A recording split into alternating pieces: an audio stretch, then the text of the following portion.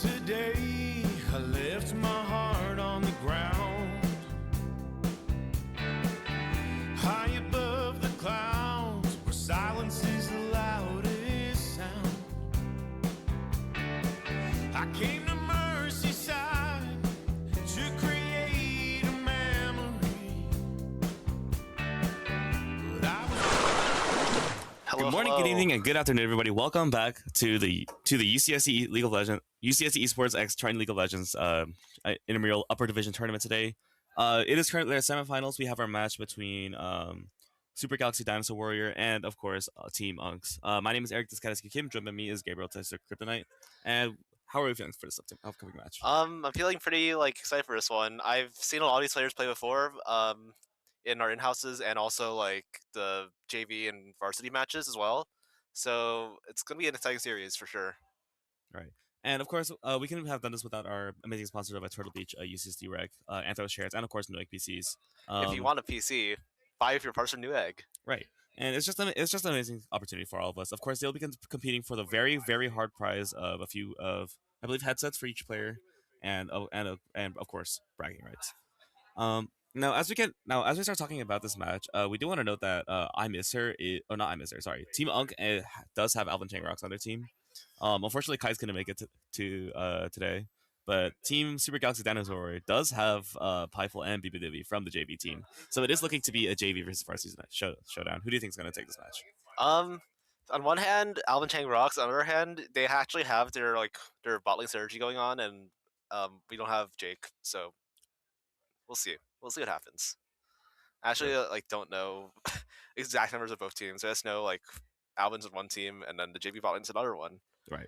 And I know a few of the players. I know Ziknex is a Evelyn Graves player. Jungleman, he went 7-0 on one of our houses once. I do remember this. He did pick Evelyn's support in our house and terrorized me in the jungle. And he played Graves jungle and had a 4K gold lead in 8 minutes. I think it was 14K gold lead, and it was was it 18 bomb kill? Yeah, or something. 18-0 Graves. Yeah, which is always something terrifying you never want to look at.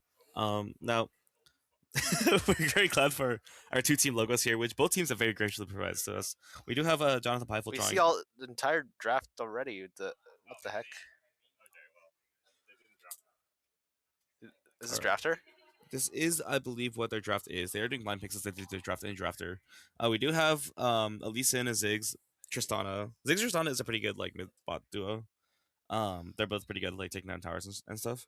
But we do also have a Malphite distance, so that's a lot of CC coming in from the side of Team Unks. They just go in, this team. Right. They have so much they also have Ziggs support. They're engaged with poke. They can just whittle them down, and then they can just one shot half HP enemies with Lisa and Tristana.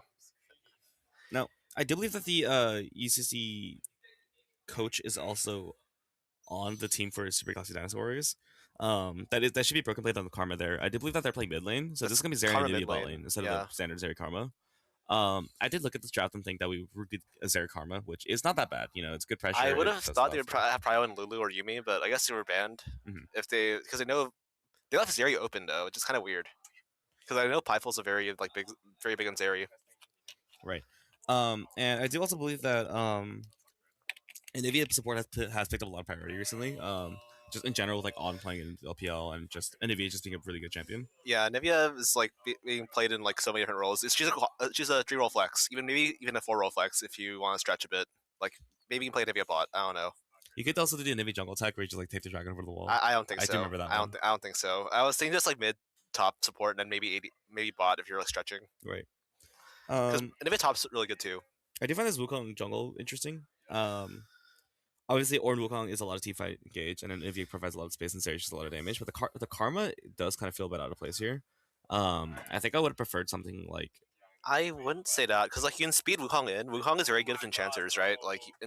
Most bruiser junglers are good with enchanters like Karma, and Xin Zhao as well is also very good with enchanters. Yeah, but I think I would have preferred the Xin Zhao here because Xin Zhao is a lot stronger in the current meta. Yeah, it was probably banned because I think Xin is broken, as I found out yesterday. Right. I think another thing is that I think that Xin Zhao is a stronger jungle. We can also maybe see Jarvan. Jarvan is also very good team fight setup. It was probably also banned, but I think that I do prefer the Jarvan and the Xin Zhao over the Wukong right now because I don't think Wukong is the strongest at the moment for 80 junglers. He did that buff this patch, I'm pretty sure. It did get buffed on a W, but I think that's just for his clear. And just like to use W more often. And I don't think that's exactly the kind of buff you're looking for if you're a Wukong player. Why am I seeing 2 Tristanas on the league's client?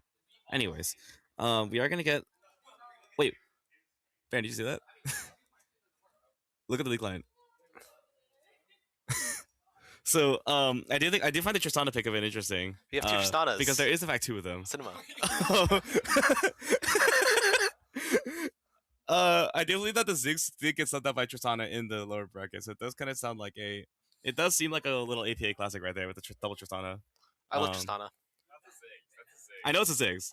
It is supposed to be a Ziggs. I do believe the client in our. Right I games. do believe the client is a bit bugged right Right now. games, You right see 2 games. Tristanas. What the fuck? 2 WTF 2 Tristanas. Yeah. So I do think that the double Tristana is a bit strong because they can proc each other's bombs as one for all. Yeah. But I do find it funny that our overlay perfectly showed the Ziggs fine. Like our stream, I don't like you can't see it on the stream because the stream overlay, someone crashed. Okay, so we do have a game crashing, but the but the stream overlay did show Ziggs. We're gonna get Ziggs Tristana. I'm assuming it's gonna be Ziggs mid and Tristana bot lane. I do believe that Alvin is gonna be on the UC actually. Yeah, I don't think that the Tristana mid is very good anymore. Their base MR is very low, and also like I think their base touch is I like, don't think it's gutted. Tristana mid. I think it's Tristana UC. Yeah, I was just saying like why we're not seeing Tristana mid anymore instead of like yeah. 6 mid is also a niche pick now, but it is still viable if you're good at it, as we know from the LCS. Right, A and famous mid laner. And I do believe that Ziggs and the Karma should be pretty easy for both sides because both sides can just get to free farm. Yeah. Ziggs will have a bit of an advantage when it comes to push because of the EQ just doing a lot more damage than Karma's Mantra Q. Yeah. But there's gonna be a lot more jungle support from the side of the Karma, so I do think that Team Unks does have a bit of an advantage. Or Team it's the Team Super Young Dinosaur has a bit of an advantage there. Yeah, but I think so too. Yeah. I do want to talk more about this little rivalry we have going on between the JV and varsity team right here. Yeah. It was supposed to be Kites. We didn't have Kites show up. Unfortunately, he's a bit busy right now.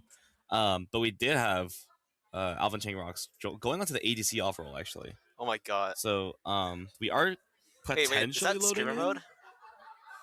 We do see that people forgot to turn off streamer mode, which we did not nag them about. Production team is having a bit of a laugh right now. We kind of just. Is that Tristana? Wait, is that actually Tristana mid? It does seem to be Tristana mid actually. It could also just be them out of order. I don't think it is, but it could just be Tristana mid. It is just a big comfort pick. It is kind of just whatever.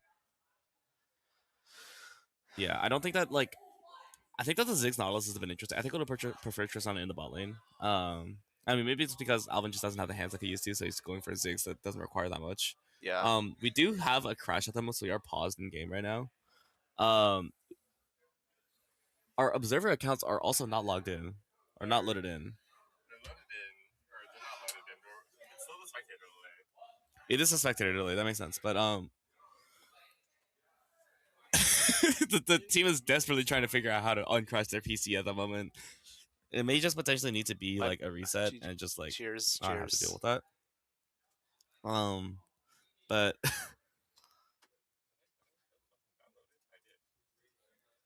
of course, we do need to talk about a certain missing bot laner here. I don't see him, thankfully, in this game. Maybe they'll pick it. Maybe they'll pick it just for us. I hope so too. I would love to see the reaction, Eric's reaction. Yeah. I'm very glad that we have the photo just on here in case we need it. I played Corky in our game. This is true. During the lower div group stage, me and Gabe were on a team together. We were forced to play the Quirky mid. Just as a handicap, which I found pretty funny. I didn't. There was a handicap. I feel like, anyways, the lower div did go pretty well. I do believe that Rice Eaters did take home the trophy, and they played very well. They were a very strong team. Yeah, they were very like coordinated. Yeah, I feel like after a nail biter game 3, or a nail biter game 2, and then going to game 3, which they were able to like successfully somblin. I did not watch game 2. I also did not watch game 2. But it was a lot of fun. It was just, I do believe it was team. What was it? It was one of the teams was able to take it back to Rice Eaters. Yeah, it was run down mid. Right down mid. That's right. Yeah, it was a And- lot. It was a lot of stuff to do. And we're the official third placers. Unofficial. Unofficial third placers. Yeah, we had a bit of it was a bit of fun doing the third place match, but I don't think that it's both fourth place for both Us and Big Fifth. us and Big Fair. So big congratulations to our lower div teams that were able to make it to our it's a big thing that we're able to make it to our in-person at Tech 2, which you can find here at Goodies next to Marshall or at Marshall College. Opened April 3rd. Which yeah, it's May 17th, but it's I said opened. Past it's a lot of fun tense. thing that we can. It's a lot of fun that you can have here with our Anther shares. Which I find that it's kind of funny that nobody really knows how to work them because there are 4 levers, but I think because I built some of them, I know how like each of them work. Goat Yeah, behavior. which they are very comfortable and very. I was a hater at first, but I'm very glad to have them now. I am quite a big fan of those shares. I was one of the people who go inside for grand opening. I'm the goat. I was one of the people. This is John true. let me in. Yeah, until a certain, it was a lot of fun until a certain. We're not gonna say who bumped into the servers and then had a little bit of a mishap, but it was a lot of fun having that show match. Apparently we are still having issues, huh? Bring him in an interview. Now it is kind of hard to say, but we are still paused right now, even with the spectator delay. We still have a lot of issues to deal with right now. Yeah, so we do need to, so we will keep talking about just game state as a whole. We do see that it's gonna be Malphite into I'll fight into. what was it? Ornn? Is that Ornn? So it's gonna be tank top lanes just all Yeah. around. So not really much I happening. think Ornn is like favored in that lane because like he does a lot of magic percentile magic damage, right? So Right. like he can actually like win trades with Malphite. It also doesn't really matter. You're not going to kill Malphite in lane as Ornn anyway. This is correct. I Now guess it does matter, but like not that much. it does, but I think it's also just like they're kind of just gonna farm and not do anything as your tanks do. Maybe we can see some action just with like an Ornn solo kill. Yeah, the famous Ornn solo kill, as happened to many players. Right. Well, I think it's just that they're very happy. I think Malphite is just very happy to just sit there. So is Ornn. I do believe that they are finally into game now. I do see some action going on with Lee Sin. Maybe they just went to a different. So our back back in, they're gonna now as we are going into our game, the Ziggs into Zeri is gonna be pretty interesting because it's gonna be pure what is it? It's just gonna be pure scaling. Even with the knowledge, even with the Nivea, they're gonna be poking. This is gonna be supportive at this point. I think both are gonna be like trading to. They're gonna be trading like there's no tomorrow. But meanwhile, the I bot lane is both I contested. think this definitely favors the Nivea because like technically you can wall the Nautilus hook mid like hook to like block the hook and you like just like Nivea wants you to go into her. So like I don't see how this will ever like favor Nautilus really. I think it's also just nice at the point of click like ultimate just for later team fights because I think the whole point of having Ziggs with engage, the whole point of Ziggs bot lanes, you want to have an engage support to keep them all in one place, so you throw bombs at them. Yeah. So obviously we prefer the Luna here, but it was probably banned because Luna isn't really as countered by the Nivea as you were saying the Nautilus is. Yeah. I don't know. Who knows? Maybe we can see a Blitzcrank in there as well, Or like Pike. or Pike. It's just any hook that doesn't get blocked by a wall. So like all of them says Nautilus. All of them says Nautilus. That's correct. Swain. Maybe it's Swain. Yeah. Darius. I believe that Pivel is a Swain player, so it would be a Swain ADC instead of a Swain Darius. support. Darius. I think if there was a Darius support, then something has gone terribly, terribly wrong, and that they need He's to got percent armor. He has half armor penetration. Alright. I think to go. Anyway, we're now getting into game here. We do see that. We do see that. What is that? Two players forgot to turn off streamer mode. It was this nameless Tristan and this nameless Ziggs. Right. I wonder who they could be. So that is something that we'll have to be very, very aggressive towards the players about. Because I would like to reiterate, two players forgot to turn off streamer mode, and they cannot hear me right now because they're also locked in. And we can so we can talk about the jungle matchup here. So I know both these players, they played in their in-houses. Dunkspot is a famous Master E / Kane player, but he's on this Lee Sin now. And he's got a pretty standard page. Conqueror, I assume it's very secondary of free boots and insight. And yeah, like I think I would have to match up Lee's favorite in the duels, and can also like make more pick plays of his insect. But I think Wukong's just like easier and more straightforward to play. Just like get in there, big AoE ult for team fights. Right. Oh, we do see a level hook coming in, and they are able to get that, but since the enemy has a stun, it's not well coming in. But I'm sure that the enemy is happy to just trade away with the eggs. Ares gonna get a lot of poke damage, has to lose his level 4 proc He's already. running down. There's no way we're gonna get a level 1 kill already. There's a flash and ignite already burned, and it's gonna be a first look over the pipe this area. It is It is a fiesta in the bot lane. Totally. Yeah, so we already know Pipel's very famous for like being a very aggressive Zeri player, as Eric famously called out in one of our JV matches. Don't know what you're talking about. It was a banger call. It was a banger call. Anyway, first melee matchup. Oh, Tristana's already You see jumping the rocket jump coming in, and the exhaust is already tagged, down. and the play is like blocking exhaust out all the way so back. But it does seem like they're not gonna get anything too much out of it, and it is a free trade of exhaust in the mid lane. Yeah, and like soften matchup. Ornn is Ornning this Malphite. I think that he's very happy with, like playing safe with his Malphite, because I feel like Ornn is just like, well, Malphite is like simpler to play. Ornn gives him seeming like 5k gold worth of stats. I'm pretty sure, right? From the passive. That does sound about right. I mean, it's just the Malphite armor is already a lot, but again, it's armor into an Ornn, so Ornn's like only physical damage is his Q, I'm pretty sure. and it's on attacks. Oh. But because that's what Ornn does. I find it doesn't interesting have like who has magic damage auto attacks? I guess like Mordekaiser, Inara. Gwen. Inara has like a portion as well. Right. I do find it interesting that Malphite opted for the Arcane Common here. I think if I was Malphite here, I would just go for the Grasp. Yeah, I don't think you're gonna like poke down this Ornn, especially if D-Shield. This guy's really opting for a Winter Ornn. I mean, I've seen that, but I haven't like seen it like too. I don't know if it's tank builds. I think it maybe is just like so that it's maybe a QTP lanes here. You never know.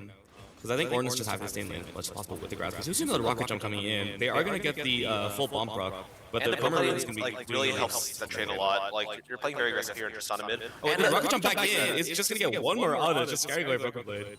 But unfortunately, there is happening to this karma, and Tristana will be walking away very soon.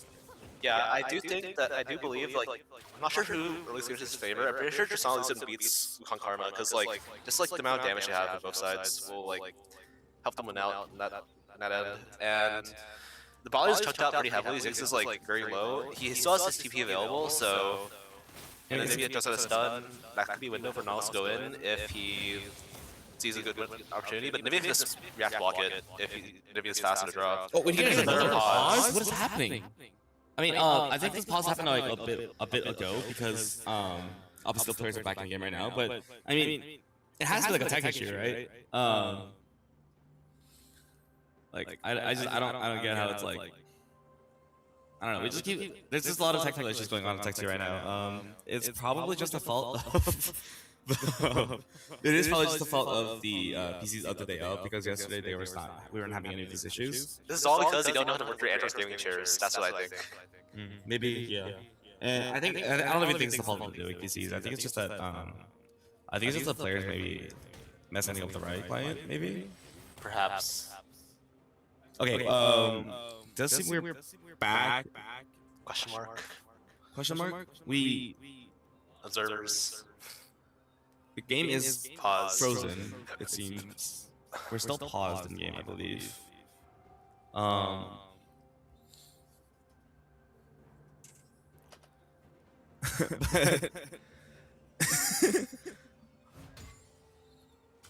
we are going back into the game here. There we go. There is just a few trades in a nowhere actually. It's just a 400, 500 gold for this area, and nothing else.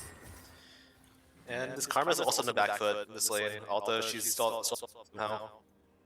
Sana has to try them with Karma. I guess she doesn't recall it. It does seem that way, yes. Nautilus is kind of resonating with here. BBB is also looking to maybe potentially max this Robo for something as well. Ornn does have the tier, but it's fully out of mana at this point, and there's kind of just like not really too much happening at this point. I do believe that the Wukong Evolution should be about like 3 or 4 camps away from their level 2 smite for the first dragon. It is 2 full clears and a scuttle, 2 scuttles that gives you that full, that gives you that The smite. that gives you the level 2 smite. That's right. But if you are able to wait for that second pet, then you don't have to worry about the second scuttle.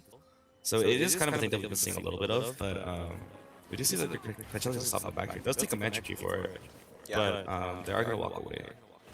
As long as Lee Sin is able to like get, as long as both Lee Sin and Wukong get to first smite, I believe the smite fight should favor Lee Sin because Q2 smite is like a lot better of a smiting tool than like whatever Wukong has got, like probably like auto Q smite, if I had to guess. Lee Sin's Q2 is very hard out smite unless you're like Kha'Zix or like Nunu or Echo. Right. And they are. Lee Sin does seem to be like trying to put the drag right now. Chewy on the nose is looking to get some more vision up on the bot side. You know, Ziggs is just perfect to just farm away. You do see the tier very hard. Yeah, I think Sarah's strength in this game is like they have like a lot of defense to Ziggs. They have Warden ulti, they have Wukong, just like getting onto you. You have Zeri, and we all know how powerful Zeri is. Very aggressive fellow. I just kind of disagree with the tier by for Ziggs. I mean, I feel like you want to go full damage already against an Ornn and against the Wukong. You see Ziggs is starting to dragon right now. It's just that I think I would have preferred something like a Blackfire versus Shadow for the Series for a second. I think he might just be going Sarah's first if anything. That's what I'm thinking. Because like that's also a viable first item if you some champions like Orianna can do it. Right. You go Sarah Shadow from Orianna. I assume this thing's gonna do the same. I assume he will be going like voice staff or Shadow Flame. It just feels weird not seeing it with like a Black Factor for this, you know. I think it's like perfectly fine to not go Sarah's second item. You can go first item on a lot of mages. Yeah, I'm just like I think I just personally think that I think the Seraph just inhibits your damage a little too much for what you want to go for. By the time you fully stack, it's like comparable to the other items. Well, that takes a while. That's exactly my point. I just think that you don't have your sacrifice a lot of early damage, which obviously if you're going for a scaling lane anyways, it's this area. But I just think that the Seraph just doesn't we see a trade in top side. Ornn gets his E knock up on the pillar he created, and nothing happens really. He gets brittle proc, so nothing happens. And Ornn is building another item for himself. Let's see what he gets. Loot box. He got he got a Root Skull, and he jumps in. The Vajra Q and W are doing so much work for his karma, but trade seems to be even anyways. I think this favors karma overall because like Asher maybe not. She has no mana. This does seem about right. There is gonna be like Adalis is moving mid to potentially look for a dive here. Tristana does burn the root already, so I think this is a good angle if they're able to get the hook up. The wave is already like basically gone at this point. Another match kicking since Tristana is taking a lot of damage here. The other rock jumped in though. The Karma's not done as a walk back. There's exhaust coming in. The exhaust is doing so much work to keep making sure Broken is able to walk away.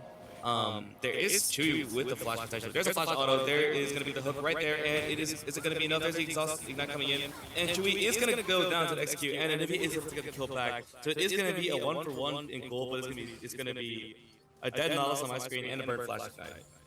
Not sure if that was worth it. I mean, maybe it was because it was maybe a kill and not Wukong or Karma or anyone, but. So I think this Ziggs not stack here very quickly because like if you hit champions with your spells, you can stack tier like a lot faster because it's double stacks per hit on champions. I more like play Kassadin for like tier users, so it's like kind of rare to hit champions as much because like you're not like a range mage as like a Ziggs or Nivea or like Ezreal's also another tier user who can stack it pretty quickly. So I feel like Ziggs can actually like by the time he gets Seraphs, he can actually like finish his tier, maybe. Probably not. Another rock pitcher coming in. Does get the bomb. There's just so much trading going on to mid lane. Does get the full bomb rock. I mean, there's just like it just seems like a lot of domination already. Tristana does not look like the nerf champion that they were already. Who knows? Maybe if they were as strong as they used to be, then that would just be killed. But yeah, I think also like another part of why Tristana is so strong is the sustain. Runes are like a lot stronger back then. Remember Absorb Life?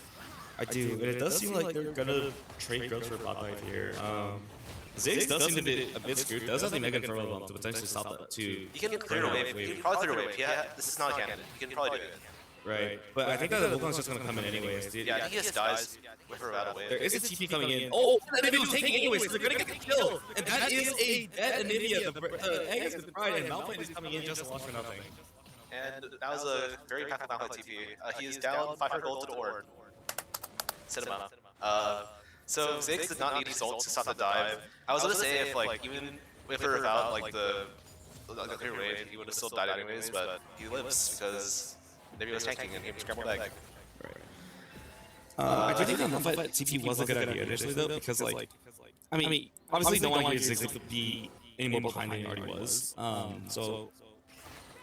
I mean, obviously, Malmo being down gold sucks a lot, especially since Horn, who does a lot better with the gold. But we did see another bomb has been popped onto Roku right. There's a wall coming in. Oh, and it's looking to Ziggs ult, and the Cyclone takes down Tristana. BBW gets another kill on the board. And this is comes in to punk out Tristana was doing way too much and wasn't able to escape. Yeah, we're down some to Tristana, are we? Yeah, we are. No, wait, splashes up on Tristana? You could have survived that, no? I don't think it mattered anymore at that point. Yeah. Anyways, like I was saying about the top lane matchup, I don't think that Malmo really needs that much gold. So I think that TP is fine, because as long as he has ultimate, he is a champion. Right. Zeri is still recalling is building Triforce? Is he building Trinity Zeri? Oh, Hexblade. Yeah. Which I'm not too familiar with Zeri myself, but I do believe that Zeri is more of a crit ADC. So I think that having she got like a Reaver to like her old state where she built bruiser items. That makes sense. Thanks, Zeri. I do think that the user Zeri does a lot more health, especially since that pump that has the Tristana and Endless. And we do see another trade coming in. Zignax doing a lot of damage onto this. It should be a dead Tristana, dead Nautilus right there. There's an excellent blocking coming in from Zignax. We do see the Black Torch has been taking his legs, so he is going to be able to get a bit more damage back, but it's not just knocking enough. Yeah, that was a really well-timed gank from Zignax, and Dog Squad is just getting like outmaneuvered on the map, but he is getting the dragon. I'm not sure about this one, but I guess like junglers jumped out. I think he can like get dragon here.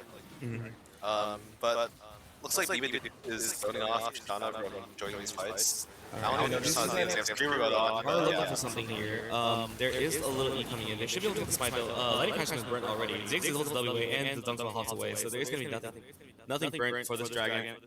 Super Gauss Dragon Warrior is that. And Dragons tried 1-1, but they are already up to 2k gold at the 11 mark, which is a very like favorable gold lead for this squad. And Pipo Zeri, we all know how driven they can be in the champion. Oh, this is Leeson is coming in for this block gank here. He does have the kick available, does miss the Sonic Wave. And it's just going to have to walk away. There's a flash. Zeri is going to have to block like from Nautilus. And that is exactly what you're looking for as a jungler. You should be able to come back bottom with no issue after back and get your item. Yeah, we have the clips for Lee Sin and training for Wukong, so both junglers are at their first item as well. So there's the Death coming in already. There's the W coming in, and it's going to be a kick and a dead Zeri, and Nautilus should hook his way out, and he does. But Orin is here to potentially clean things up. Flashes forward, it's going to be able to get the call towards the potential, and it's going to be a deadly Sin. And they're looking for more. Nautilus is going to be going down, it looks like. Even if he's out of mana, but is not out of the kill just yet. There's a stun landing, and Orin gets a double kill, and that is 2 for nothing. And that is exactly what we want to take top TT down to the bot lane. Malphite has no idea. So yeah, Orin is like well on his way to clean the winter, and there's definitely a coming in, and does flash forward, is able to get on the other side of the Buster Shot, and the Cyclone is going in, and that is another kill over to the Wukong. This is exactly what you want from your hyperactive team. Yeah, this Orin and Wukong is running the map, like Orin's already up 1.1, taking on as an alpha, so, and the side lane just belongs to Orin now. He's king of side lane now. I don't think he can stop him. Like, who's gonna stop him in the team? Right, but even if you look at the gold graph here, we just see that Pipo is still ahead of the Ziggs in the gold, but it's not looking too much because both bot laners are just so ahead in gold. Yeah, even if he is topside, he could look for another dive, but Leeson could potentially follow up. Also, this is a very rich jungler. Zignax and Wukong, very rich. Very well feeding. Right, the Trinity Force has been completed, and while both junglers did take the magic footwear, they're probably not going to complete it for another. I want to say another item or two. Another grass proclamation for Orin. Orin is already like. I really just don't like the comment on this Malphite. They really should have just on grass. Could have got this grass race. Yeah, the college just like doesn't really make sense here because like. How are you going to bot lane? There's a Machuki coming in, but now it's going to be able to max range hook out. And again, these rogues from Karma just shows how like this team is. There is just so much that they're trying to get done, but because of the awareness of Alpha Chang on Ziggs, he's just able to walk away. Yeah, Kara's a pick. You very much pick to just like facilitate your teammates in mid lane. You don't play to like. I mean, you can mid lane obviously. She's Karma. Strike onto the broken blade in the bot lane, flashes away, and he's on the court. There's no flash. The W comes out, and Leeson is able to just walk away, and they're very close attempt on the dive, but is burning both summers on the ball onto the mid lane right there, so it's not going to get too much down. Yeah, Karma's very good at all these games, and there's another all in the bot lane, and I think it's Nautilus. Nautilus having a rough game. And this, maybe it's very big money. You have Zoroa almost completed with Nivea. Right.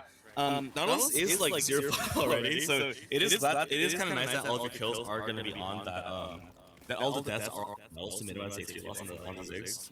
Now we are going to get into there is this thing here, and we do see the stun cut out just from the Nivea already. Zeri got able to unload all their damage on there, and unfortunately the Glacier Storm did take the kill from Hyphal, but I think that Hyphal is okay with just having Hyphal's just okay with getting the kill assist in the first place. Yeah, and also just having gold in Nivea is nice too, because like we have this Roa already for Nivea, so she can start stacking it a lot faster now.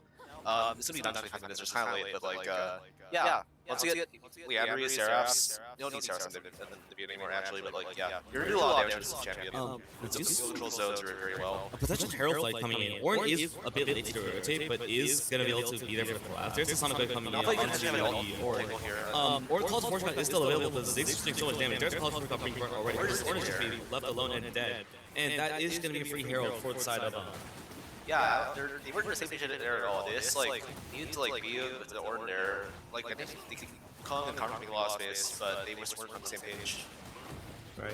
And now as Zeri is able to get those 3 pop points on the bot side at least. Yeah, you get like a lot of gold into Zeri, and Zeri can really run away from the game. I saw a stat recently stating that Zeri's like one of the highest rate ADCs. No, actually highest rate champions in the game for sporting, and she was the highest ranked ADC there. That does make a lot of sense, especially when you consider how good Zeri Hyphal is. Alright, take a guess who is the highest rated like Smurf win rate in the game. I don't know if that's the most relevant here. We do see he does dodge the Nivea Q there, but we are going to get the Herald. This is going to be looking to be another bot dive, but they are going to get a lot mid here. So I think that that's a trade you're happy to get as the side of Monk. And that's the Herald charge for Sana, and it's harmlessly knocked up the bowling ball of Wellington. Right. Yeah, and Ziggs wasn't waiting for a dive yet again. I mean, I feel like Ziggs just doesn't really want to look for these dives. But Nivea has the eggs, they could like potentially look to just trade and get it out. Yeah, I think like okay, so they have looking to start the dragon, and they're kind of like zoned out of the pit by Nautilus here. I feel like they should be letting these dragons go, considering they're so far ahead. Right. But their team's like not on the same page on this dragon. I feel like they should have Karma and Zeri here already. There's a second burn away from Ziggs already. It does have to get back, but it's gonna have a second Nautilus. It does get a knockdown onto the Nautilus, and it is like another dead Nautilus on my screen. Tristana is up on the opposite side of the team, so they need to walk away. And there should be another free dragon on the side of the Dragon Warrior. Yeah, at least it's not on for Q2, the Sonic Wave skill, but yeah, and this Orange is still running inside versus Malphite. Can't really do much versus Malphite at all. I mean, this Ornn at all, like this Malphite here. Yeah, Malphite is about. And this maybe still called the Ziggs even. Oh, it's gonna be a heal forward and is not gonna be able to get that kill. Ziggs is safely able to walk away. Thankfully. And Nautilus could be looking. Alright, now we're gonna head to we're gonna see Nautilus got a bit too antsy here. I mean, really great cycle. Banger. Mikix. Mikix Nautilus. Yeah, it is just a dead Nautilus right there. That is what I have to say. It does seem to be a Mikix Nautilus, as you were saying. Yeah, the 2023 Mikix Nautilus. Famous. It is very. Wait, was he also playing Rel that series too, right? Rel Nautilus. Yeah, I remember he hooked the wall, and he like missed Palafox or SBI, and he cost him the game. That does sound about right, considering, and it does seem to have a bit of a leg up onto EU. But we do see a small, not really much happening. We just see that Tristana Ziggs did opt for lane swap, which I don't know why Sports is still bought. But there's a double force coming in. It's going to be able to get the kick back potentially. There's an Ornn knockout coming in, but Wukong is here as well. The Cyclone's doing a lot of damage. Wukong's here at the same time. But it's going to do just enough damage to make sure the Malphite is going down. Hyphal's also here to make sure it's good. The flash forward and the lightning crash comes down. And it's going to be a dead Lee Sin and Ziggs comes down as well. Double kill for Hyphal on Super Galaxy Dragon. Yeah, that was a really good call from the Wukong and Zeri to both be there, because like Wukong being there made it so like that you can just turn to fight. Malphite's just so weaker to Ornn, and Lee Sin is also weaker than Wukong in these fights, because like he's more of a single-target champion, and he's like they're just able to like kill both of them and follow both of them to 80 carry. If I was 2k gold up on this Alchang Rock 6, right? And now nameless 6, And now, as you were saying, with Zeri's with how good of a Zeri skill this ready is required, Does have the highest win rate. Win is that's perfect. Yeah, We're getting his replay here. and he's surfing on these fellows. Yeah. So Lee Sin, he's just not doing any damage to his Ord, and Wukong comes in and interrupts both their offense, and Lee Sin gets his kick too late. Orn's off to safety, and Zeri comes in, flashes forward, and just cleans out their ultimate steroid. Yeah. And I don't. This did have the kick available, so I think that was just like a pretty. I think he did kick the Ord. Right? Yeah, he did kick the Ord again. That is a very short look alone. Yeah. He just, I heard it last minute, or he just used to wait too late and got down to safety. Maybe. I probably would have kicked the Wukong away. Maybe that's what he tried to do. But Yeah, I just but maybe bad targeting. Right. Anyway, the highest win rate is X side cinema. Anyway, No, I don't see a permanent kill again, so they're probably not going to be next, I think. Another wall hook. The wall block the hook, like you were saying. I can front of him is going to clip the rifle. and okay, I also highlight the one shiny light on this team. It's 1-3-1 Tristana with 1.4 get pulled up on the karma. Right, but if you could look at the total gold graph for each of the characters, we do see that the Tristana and Ziggs are still behind Zigzag's Pipeline and Trippy on the top lane. Yeah, Which I find it really funny that Ornn has more gold abilities than Tristana. yeah, because Orange is dominating the lane. Look at his CS, and look at his his how well he's fading into the Malphite. Like he said, I do not agree with this concept at all. How are you ever to put that on the beach door as Malphite? I'm assuming he has second win, right? No, Malphite? I'd have to assume, yeah. I don't know how to take playing the champion. These are second win. How are you ever going to poke out Ornn? Right. And Ornn is a full level ahead of Malphite. It's just like looking like a top gap right here. Zero damage coming in from Tristana here. We are seeing the TP shield is soaking up all the damage. Right. And there's no LDR just yet on this Tristana, so it's going to be really hard to poke that to be able to kill that Ornn.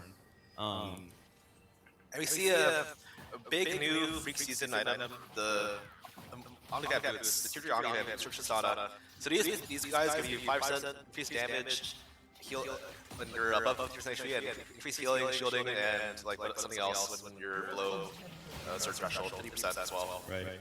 So they're very strong Tier 3 boots for mid lane. I don't think you can ever kill this Ornn. I'm being fully honest, because without you're not gonna have a voice until maybe 4th item on Ziggs. You're not gonna have. Yeah, you don't really have the best for killing tanks. Tristana is more of a research champion, good at killing squishies. Maybe Lee Sin can Black kill Clover tanks as well, but you need LDR for that. The issue with Black Clover for Lee Sin is that it's just Lee Sin and Tristana AD. Maybe if you had a Kai'Sa, maybe Black Clover a lot better. If you had a Malzahar, you could use Bloodletters. Chewie does miss another hook there. It's gonna go wide. And if Cyclops just takes so much damage again, Val has to flash out. There's a call to Fort coming, not coming through. But the wall from Anivia is selling them off more than they could do. Cyclone is not gonna get enough boost speed to heal his breath for Anivia. There's also a really strike coming in. And are gonna do the 3-man match with the Ornn coming in. Running track, nothing but is it the buff. Up, it's gonna also for the back. But no, it's not done already. There's so much damage going in, not enough damage taken from Super Galaxy as a warrior. And Wukong is able to walk away with this life. Tristana is still alive, still crying, and is able to get the kill. Ziggs Hex Lines are doing a lot. The egg goes down, and the bomb is doing so much damage. The buzzer shot is knocking away 5-0, and the shifty is that Anivia is able to walk away. Dashes away, is getting knocked out, and Ornn goes down on the top side. Malphite was able to get the double kill onto the Zeri, but this is looking like a clean. Everybody died except for the tanks for both teams. This kind of really flashbacks to early season 6 tank meta where both tanks were just unkillable and ran the fight. Look at this Malphite and Ornn, they both carry that fight basically. Right. And it is kind of just you can't kill the tanks because they don't have pen and either carries yet. Right. Zero team comms, and I think we want to get a bit more zoom in onto Tristana for our upcoming replay. Because that Tristana just does so much work here. Okay, so let's look at Tristana here. So Tristana, okay, so Tristana dodged the Ornn knock-up, so that's one thing already. And those Ziggs, field is zoning off the rest of the carries, so they're all these load. And Tristana's just free hitting the Ornn. It's free hitting everyone, she's not getting hit by any of these spells. And Tristana's just getting so much work in these fights. They're not targeting Tristana at all. And yeah, and Tristana's just getting so much work done. She's just free hitting all of them. Right. She's getting a bit overzealous here, but she was free hitting for the majority of the fight. Right. And that buzzer shot's not with the Zero, such a lot. And if it's an Ornn flat, it's Ornn flash out, and that's how she dies. Right. And it's just like that buster shot's not it does show a bit of the mechanical prowess that this Tristana has. We see that Zeri has killed Nautilus yet again. There's another Dragonfly coming already. The Resonating Strike is able to take down Karma. And this looks like a very, this looks like Pimsy Poop Nuggets is not going to get anything done back. But Tristana yet again gets a kill onto the Karma. And everybody is run down except for Nivea. What just happened? Big comeback for Unk. And like the gold lane for the Zeri, the Zay's is like shrinking. I mean, Zeri, yeah. Right. And this is going to be another Baron tank for them. Right. Now we're finally going to be able to see this full play as our replay.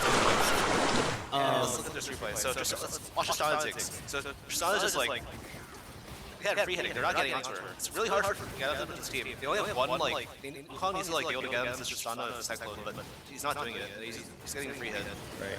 But there's so many targets to hit. They have Ziggs, they have Tristana, among many other fellows, and Nivea's just like getting some work done under Glacial Storm, but it's just not enough. Right. And this is just so much damage already. I think Ziggs just wasn't able to find that angle onto the backline right there. Because we just did not able, they just were not able to burn on the Malphite instead of onto your Ziggs or Tristanas. Yeah, kind of like weird target selection from Zig there. Right. It was just a very, it was just a very disjointed fight. Yeah, bad team fight from both sides. The gold lead has now fully stabilized. Both teams are about with actually 200 gold lead for the side of Unks after grabbing the Baron.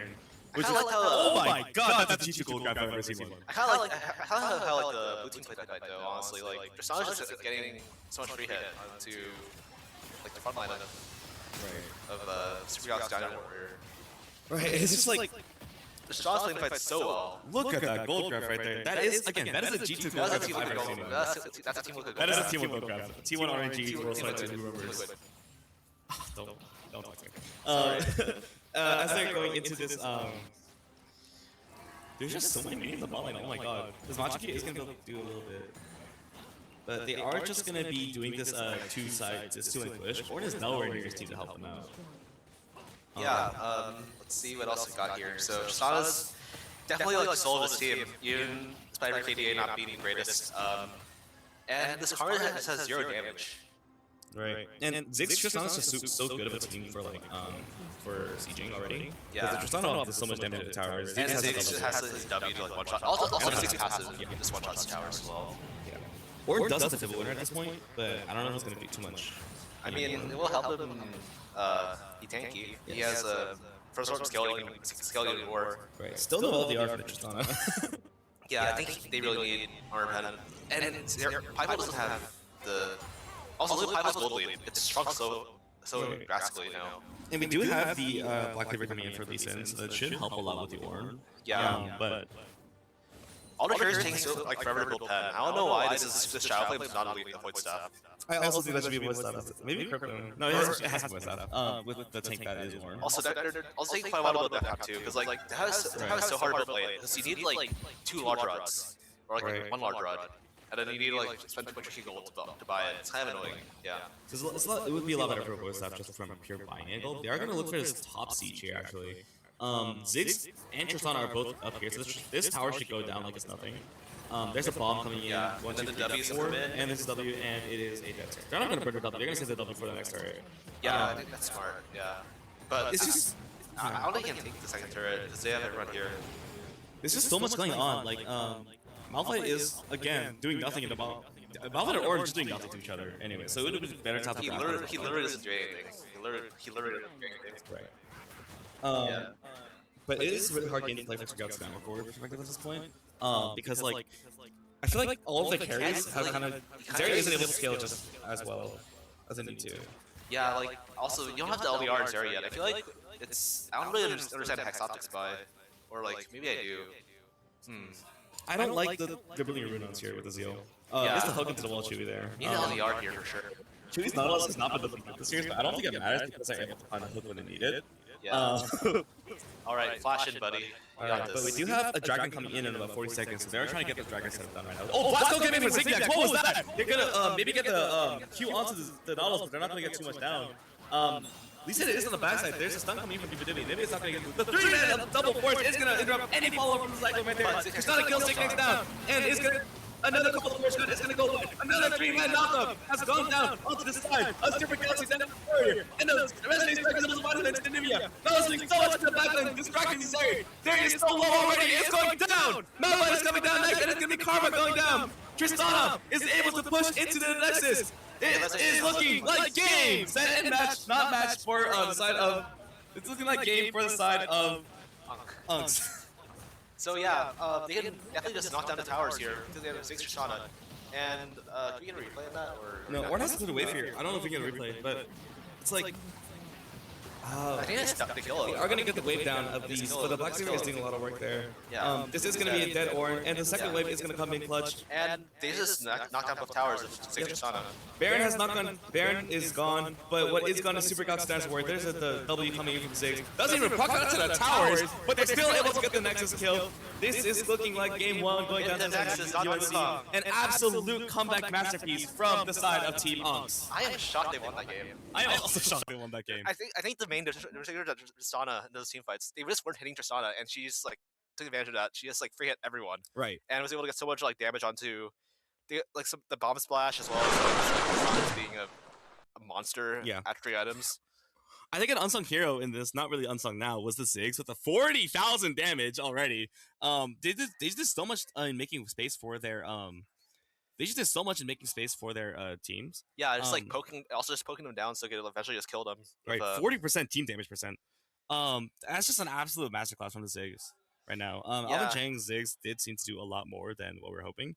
Even without the voice stuff, I think that even if they bought a voice stuff, it would have probably been a lot more of a domination that we saw already. Yeah, we don't really agree with the build choice, but we can't deny the Challenger 80 carry. Right.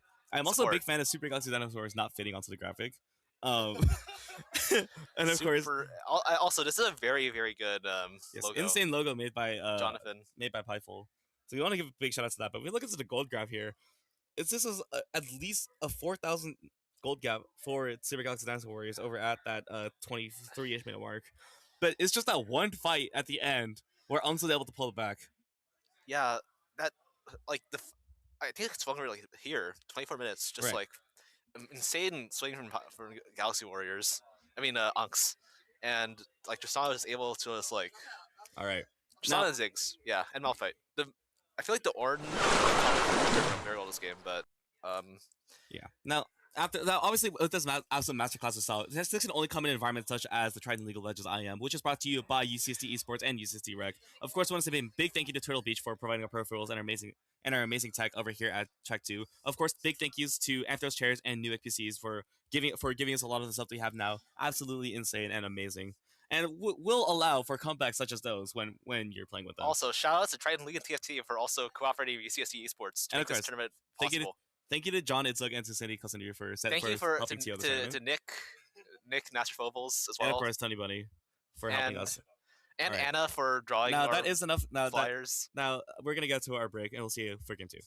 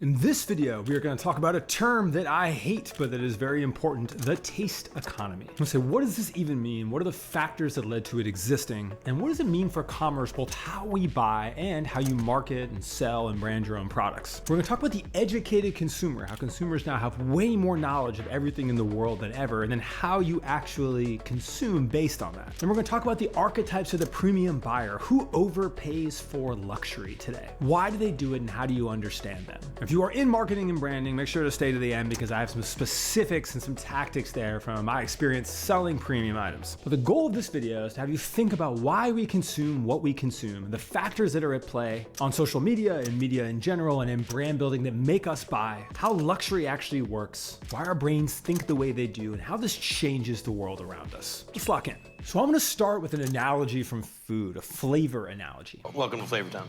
You may have noticed in recent life, everything has started to taste amazing. Raising Cane's, Sweet Green, Goop Kitchen. There's a new generation of food that's basically engineered so that our taste buds just love it. It's like when you first had a Dorito as a kid. You never had a chip that tasted that intense before. And all of a sudden this feeling came over you. You're like, why have I never had anything that tasted this good? We had those hyper strong flavors, at least in my childhood. Mountain Dew, Doritos, like the high sugar candy before this whole natural food movement where you would just be shocked by the efficacy of flavor of this. But now we have all of this really refined flavor all around us. Way more global flavors, all these hot sauces, everything in the world. Why do I bring this analogy up? Because in that world, where now if you want to have like a piece of white bread or like a single vegetable, it feels like life with the volume off because everything around it has become so amazing. This is why so many people will get an Uber Eats now or do the easy thing because it's also that much better. And this ties into the non-literal taste economy. And let's start with, what does the taste economy even mean? So we used to buy what we need. I might need a new jacket once every couple years.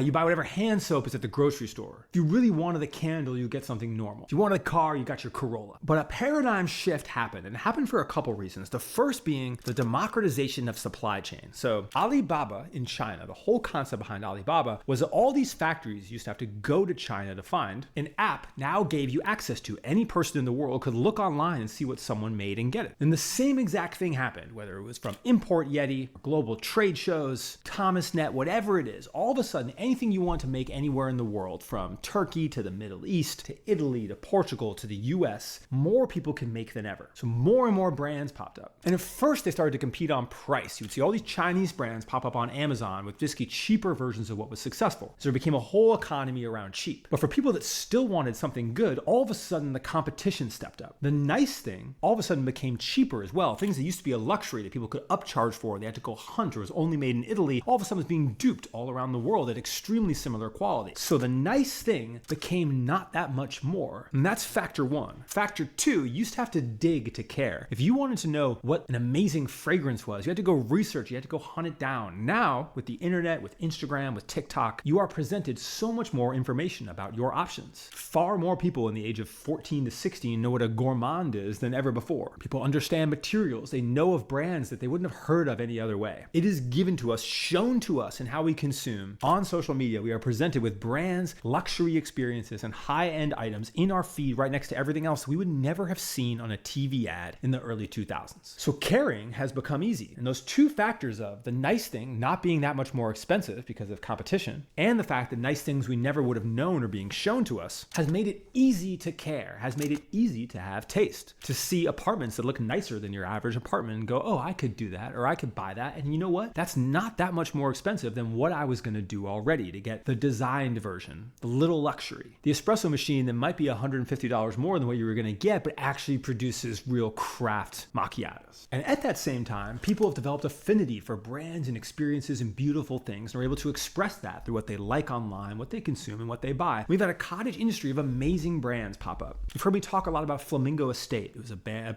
that was founded in the pandemic, but they have a beautiful estate the brand is based in. Feels like it's been around for a long time. They sold vegetable organic local vegetable pickup to people in LA. And then they began to add on hand wash and hand soap and honey and treats. And now it's curated boxes from around the world, extremely high-end versions of strawberries or olive oils or whatever it is for people that have begun to go down the rabbit hole of, yes, I like organic vegetables. Yes, I love what this brand stands for and their care about it and how they go into these things around the world and create this amazing iconography. And now I can buy in. And guess what? Buying in is just a couple dollars more than whatever I spent on my soap. And we've democratized quality. I made a really viral video about rugs, right? Which rugs should you buy? Because you always buy crappy rugs. There are tons of crappy rug companies out there. All the big D2C rug companies don't make great product. Then you have companies like Nordic Knots or Benny that make really good rugs. Benny in particular makes an incredible, like, life-changing rug. Now, without the ability for a creator to be like, hey, here's this amazing thing, here's this amazing brand, look, they show their craft, look what the quality looks like, you may have spent a similar amount of money or decide to spend more on this new tasteful thing, and you enter the world of that brand. And the algorithms know that. You buy the Benny, they now know that you are often a luxury consumer, and they show you more content around that. If you just browse, they show you more content. So taste is brought to us. This is an important transformation to understand for how we consume and how to sell. Fragrance is perhaps the best example. You will see boys 14 to 18 are obsessed with fragrances. They have whole fragrance setups, and they are learning all this from TikTok. And they're learning more about the notes and the samples and making it part of their identity, who they are, how a sense gives them a bit of happiness. All this education, all this taste, for lack of a better term, gives us identity. And there's an economy around it where people are participating in buying things they didn't buy before, spending more on traditional things than what they spent prior. And the industry is so massive. There's so much dollars that have come into this in different ways. And then so many people that are paid to promote it or influence it or develop branding around it that it is worthy of a title like the taste economy. So now we're going to talk about what that means for the consumer, because the consumer is educated with all this content. What does this mean for you? How are things sold in this world? Then we're going to go into the archetypes of the luxury buyer who buys the really expensive stuff. And then we're going to go into the new economy to sell them.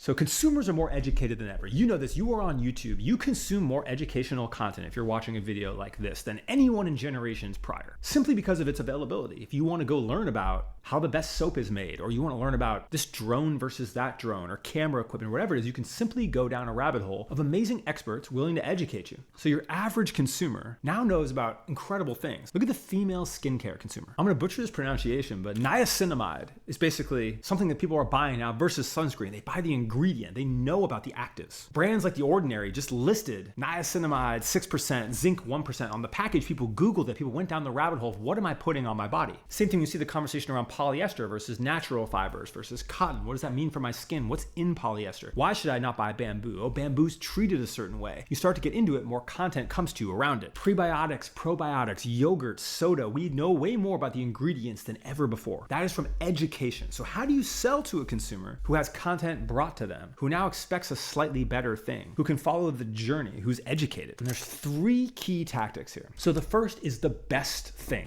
You will see an endless storm of videos online of like, I quit my job in private equity to fulfill my life's dream of creating the perfect prebiotic yogurt. We've all seen videos like that. People going on a quest to solve a problem is a content type that works really well on social media and in brand stories. And a lot of the reason this works is about consumer habits. So when you go into Google, I used to do SEO as one of the core things I did when I worked in marketing. And one thing I would always look at is you search the term. So for instance, I used to do this in surf. You would search for best foil surfboard, worst foil surfboard, reviews for foil surfboard, the different brand names. Those are all search targets that people would be putting into Google because that's what people actually type. I want the best thing. I want the cheapest thing. Which one should I avoid? What do people recommend? That is a habit of how people search. That habit hasn't changed. They will type the same thing now into TikTok or into Instagram. And the algorithms now know if you type it into Google, they send signals to each other. So that if you're looking for the best thing, it gives it to you. So brands now build around that story. Comfort is an amazing example of this. So Comfort hoodies have built a huge brand. They have thousands and thousands of creators making content. And it's all around the softest hoodie because they recognize when people are buying hoodies, that might be, oh, I want the heaviest, I want the cheapest, I want the coolest, I want the softest. Guess what? The softest is a huge market, whether you were searching for it or not. Do you in your mind want the softest hoodie ever? I'm intrigued. So this concept for the educated consumer of the best, and then we can show them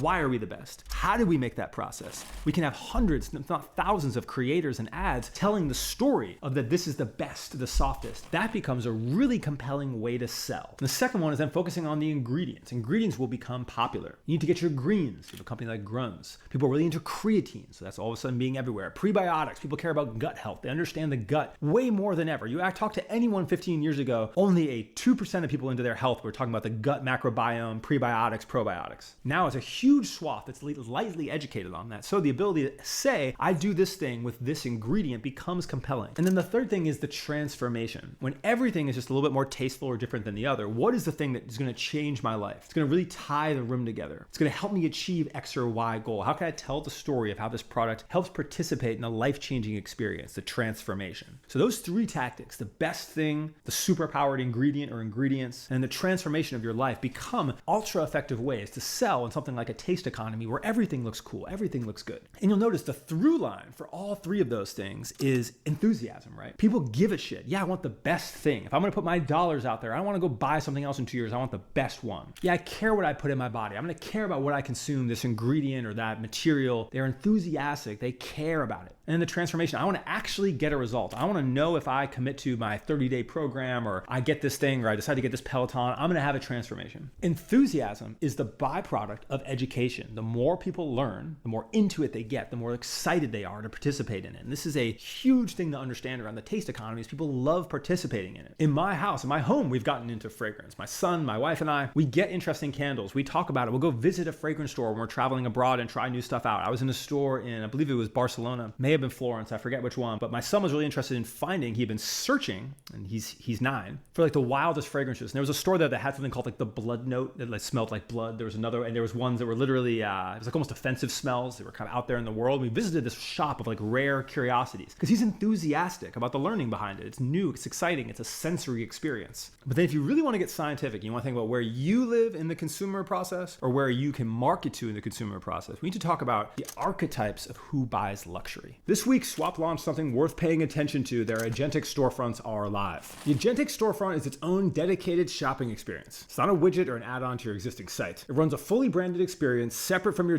.com, where a shopper can go from product discovery to virtual try-on to checkout inside a single uninterrupted flow. Simkai, Retrofret, Obmuse, Studio Nicholson, and Manners Golf are already on board, alongside 20 plus more global brands. And here's the problem it's solving. LLMs are building their own commerce layers right now, and their incentives are not your incentives as a brand owner or marketer. They want the shopper to stay inside the LLM. You want them to convert, come back, and belong to you. Every purchase that runs through a third-party AI layer is a customer relationship that you don't own. So Swap flips that. The storefront lives on your .ai domain with your brand voice, your data, and your customer history. AI is trained on your catalog, sounds like you, and every customer interaction, purchase, and preference stays with the merchant versus a third-party platform. The numbers from launch have customers seeing up to 2x conversion rates, 3x longer time on site, and returns down up to 20%. So pretty impressive data. And this is the window to be ahead and be working on these things before agentic commerce becomes table stakes. You can check out what Swap is building at the link in the description, and thank you so much to them for sponsoring this video. So in the taste economy, we talk a lot about things that cost a similar price to what you would normally buy, to a median product, but they're a little nicer or more interesting, have more interesting branding. That is a separate economy, in my opinion, than the luxury economy, where things are radically overpriced in the name of some obscure quality metric or selling you the story of luxury and the luxury brand. This is when we talk about La Piana, we talk about Louis Vuitton, we talk about Hermes, we talk about Rimowa. These are luxury brands that really, if you are not in the 1% of consumers, you have no right buying, but more people consume than ever. So let's talk about why and the archetypes behind it. So I've sold a lot in the category right below this. And now over the last few years, I've spoken a lot at luxury companies, including like at the source in Italy, about how the new world interacts with this. So I've firmly been implanted in how these work and how they translate into purchase decisions. And I'm sure the luxury brands wouldn't love this, but I call it the 4 archetypes of people that waste money on luxury, because it is truly you're overpaying for something.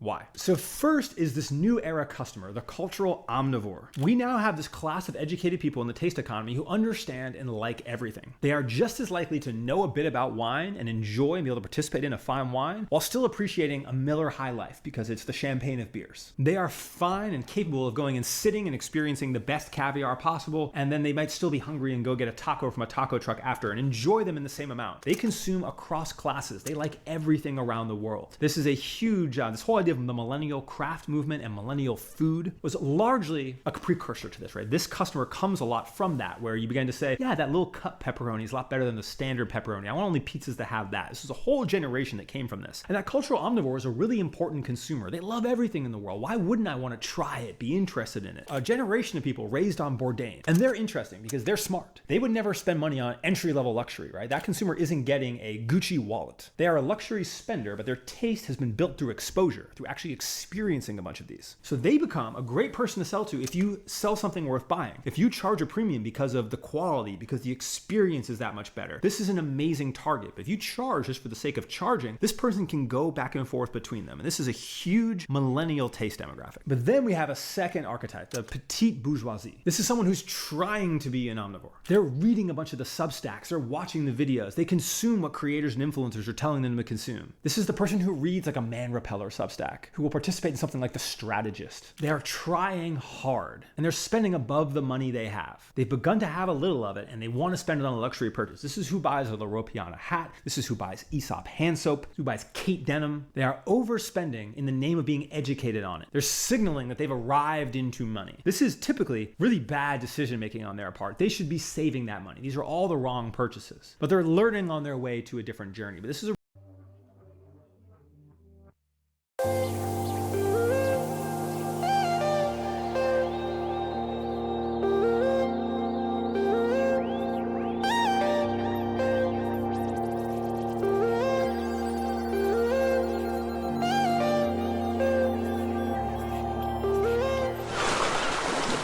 Hello and welcome back to our UCSD Esports X Triton League of Legends Intramural Upper Division semifinal bracket between Super Galaxy Dinosaur Warrior and Team Unks. Well, Team Unks did come back in and make a miraculous comeback in Game 1 to be able to take down the 5 kill Zeri, and they're looking to make this a quick 2-0. Yeah, and we'll see like if they try to target like several picks again. I think like I heard some discussion about the same bans from the teams, and we'll see if they want to like change it up. Maybe ban Tristana or Ziggs. It's fearless.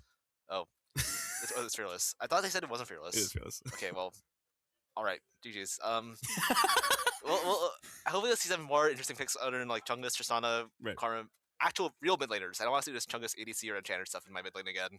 Right. Only mages, only assassins, only Yasuo, Yone, Aurelia. If you're a tank, get out of here. Or an ADC or an Enchanter. So we are going to be seeing the Sion mid, I believe. I want to see the Alvin Vayne. I don't think he plays any ADCs. I just know that Alvin Vayne sounds like Alvin Chang, so I think the Alvin Vayne rocks would be really funny. But he did say he's gonna stick with the APC, so we're probably gonna see like a Hui or maybe like a Victor, or maybe a Brand as well. Brand of Deathfire has been pretty good recently. We will maybe see another engage support, maybe Leona from Chewy. Hopefully they turn on streamer mode at this point. I heavily disapprove of Mage Bot. I also dislike the mage bot, but it does make sense when you're playing support for so long. Yeah. You do want to play someone who's less intensive. Yeah. Super Galaxy Dinosaur Warrior 0-1 is in fact not fading on the overlay. So small issue with that. I can see it. Yeah, it's like Sure. it's a And we do see our very, very amazing logos provided to us by the teams. I don't know who made the Unks logo, but I do need that Pyfold make the Super Galaxy Dinosaur Warrior. I'm a big fan. Yep. I like the Rumble inspired aesthetic. I do like the Rumble aesthetic as well, He's got the drill. which is kind of funny. Cause Super Galaxy. Yeah. That makes sense. Where's the Rumble done? Who knows? Wait, He was playing support yesterday. wait, why are they banning Zeri? I thought this is fearless. Because I think it's that they're just doing like, they're restarting the draft. Yeah. Okay, they made a mistake. Right. GG's. Maybe they're just banning like Chungus. whoever they were, not playing already. So we'll see like what they decide to pick this time. Again, no ADCs, no enchanters, no tanks, only mages, assassins, Yasuo, Yone, Aurelia. So I did believe that we're gonna stick with 80 mids at least. I do think they're gonna stick with 80 mid because of how everyone wants to play an APC. Maybe we'll get like a Kai'Sa for spot lane. Yone? Yone mid? Maybe Yone. We do see an Urgot ban as well. I don't know why they're banning. I don't think it matters that much. But they do. I think they're just opting to ban some of their because they did their banning and picking in the on Drafter, the website. Wait, So they banned Zeri again. they probably don't really care too much about the bans in those as long as they're not what they're actually playing. But yeah, I so see there are Victor. there's a Victor, so we're not gonna get Victor at least. No Victor mid or No bot. Victor bot. I don't believe the other popular APC is Hui and Brand. Hui, Brand, Karthus. Maybe Karthus. Alvin Karthus would be kind of funny. Isn't Luxbot also quite good? Xerath Luxbot bot. is also playable. Xerath is playable. You can play any mage bot really. Pretty much, yeah. Syndra. We do see Ashe coming from Prideful, so it could potentially be Seraphine as well. We could also just see a Seraphine APC from Alvin. Okay, so we get there's Seraphine the Alvin denied. Seraphine takeaway. I'll let you finish. Sorry. My bad. And I don't know what they're gonna pick for their jungler here because they're not really picking in order. Lilia. Interesting. The Shen and the Rel are also coming. We just see a side. Hopefully that's top lane. I'm praying, bro. I saw Poop Nuggets OPGG, and it's actually no. That was the other top laners OPGG. It was mostly just tank top laners. I don't know what Poop Nuggets plays, but we'll see. Yeah. And I do think the Shen Sion match is a bit hard for Sion, just because how the taunt, just how much damage Shen does early game. So this could be a bit of a rough game bot for the laning phase. We do see Syndra band. Looks like Sordax kind of came in clutch here. Yes. Oh my god. We do see Victor and Syndra band, so I do think Sordax did play a bit of a ban here. What's next? Kassadin? Maybe a Casa ban. We just see a Kane ban. Yeah, because both junglers do play Kane. Wait, huh? The Sivir insta-lock for Alvin. So we are actually going to be seeing Sivir, Alvin on an ADC. But I think with the Lilia, that does open up the possibility of an AD mid. And we see a Diana locked in for Zignex. I'm surprised they didn't go for Graves here, honestly. Smolder mid. Interesting. So Smolder mid, they're blind picking Smolder mid. I don't know, like, I think the answer here, it's kind of bad to pick AP here though, because like you can't really pick AP here. I don't think. Right. Vhagar. They do offer the Vhagar. Interesting. I guess this is free scaling for both sides. I think Smolder comes out on top there, Mhm. because like Smolder is just a better champion Vhagar. Right. And also the scaling for all members of Team Onyx is pretty big. Sivir, Seraphine, Vhagar, Smolder, Sion, Right. and Lilia are all quite good late game. This team is like they're kind of putting all their eggs in one basket. The Smolder here. Mhm. Smolder is like probably the most broken champion in the game right now. Right. 53% win rate, highest most picked champion in the game, like most banned champion in the game as well. After hotfix, it like hurt him a bit, but he's still like one of the best champs you've ever seen in League of Legends. Right. What was the win rate again? It's like 55, I want to say? It was 54.54 to hotfix, now it's like 53-ish. Still high. It's still, he's also the most picked and banned champion in the game, and also he's like not super easy to play. Maybe he is. I don't play Smolder. I've never played this game in Smolder in my life. Is he super easy? I think it's easy. Yeah, he's like very mechanically easy. He's like a mage bot Yeah, lane, exactly. but 80 mage. But we are seeing the smaller mid lane at least. It's like so- Jin, but he doesn't suck. That is true, actually. I do agree. That is exactly the comparison I was going to make, actually. He's like he Jin, is like Jin, but he doesn't He's suck. Jin, but easier, and he's good. Right, he's easier and he doesn't suck. Exactly. Because I think Jin is like he's pretty easy, but he's got a bit of depth to him. But Smolder, you just hit 25 and win. Yeah. That's correct. I do wonder, like, how this Ashe is going to work out. Because, like, Ashe is kind of more of a quote-unquote supportive ADC, like a facilitator. Yeah. But he does do a lot. Ashe does do a lot of damage, given the time. Yeah, you just need the Q that stacked, and as well as like you need your IE rush from Panna. But we are going to see a Black Fire Torch, not Black Fire Torch, sorry, the Death Fire Torch follow with Black Cleaver on Smolder. So I do think that the Black Cleaver should do a lot of work in making sure that they are able to, they're able to do damage to Sion. Yeah. So, and then obviously Ashe is probably going to LDR anyways, so Yeah. that's going to be a lot. They are also not moving to interaction until like later on.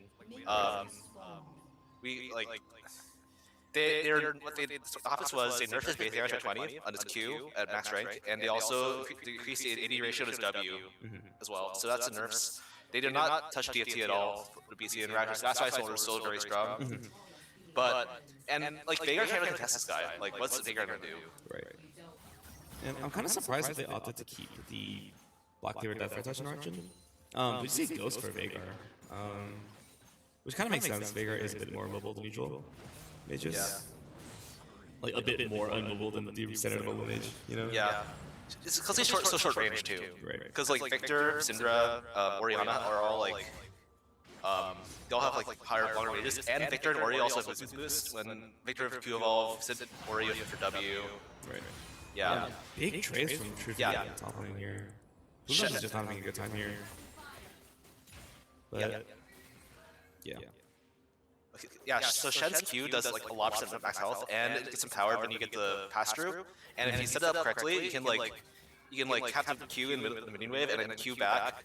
You can like get 3 autos, and then you can E to get another, and then Q again to get 6 autos, 6 powered autos. It's very strong.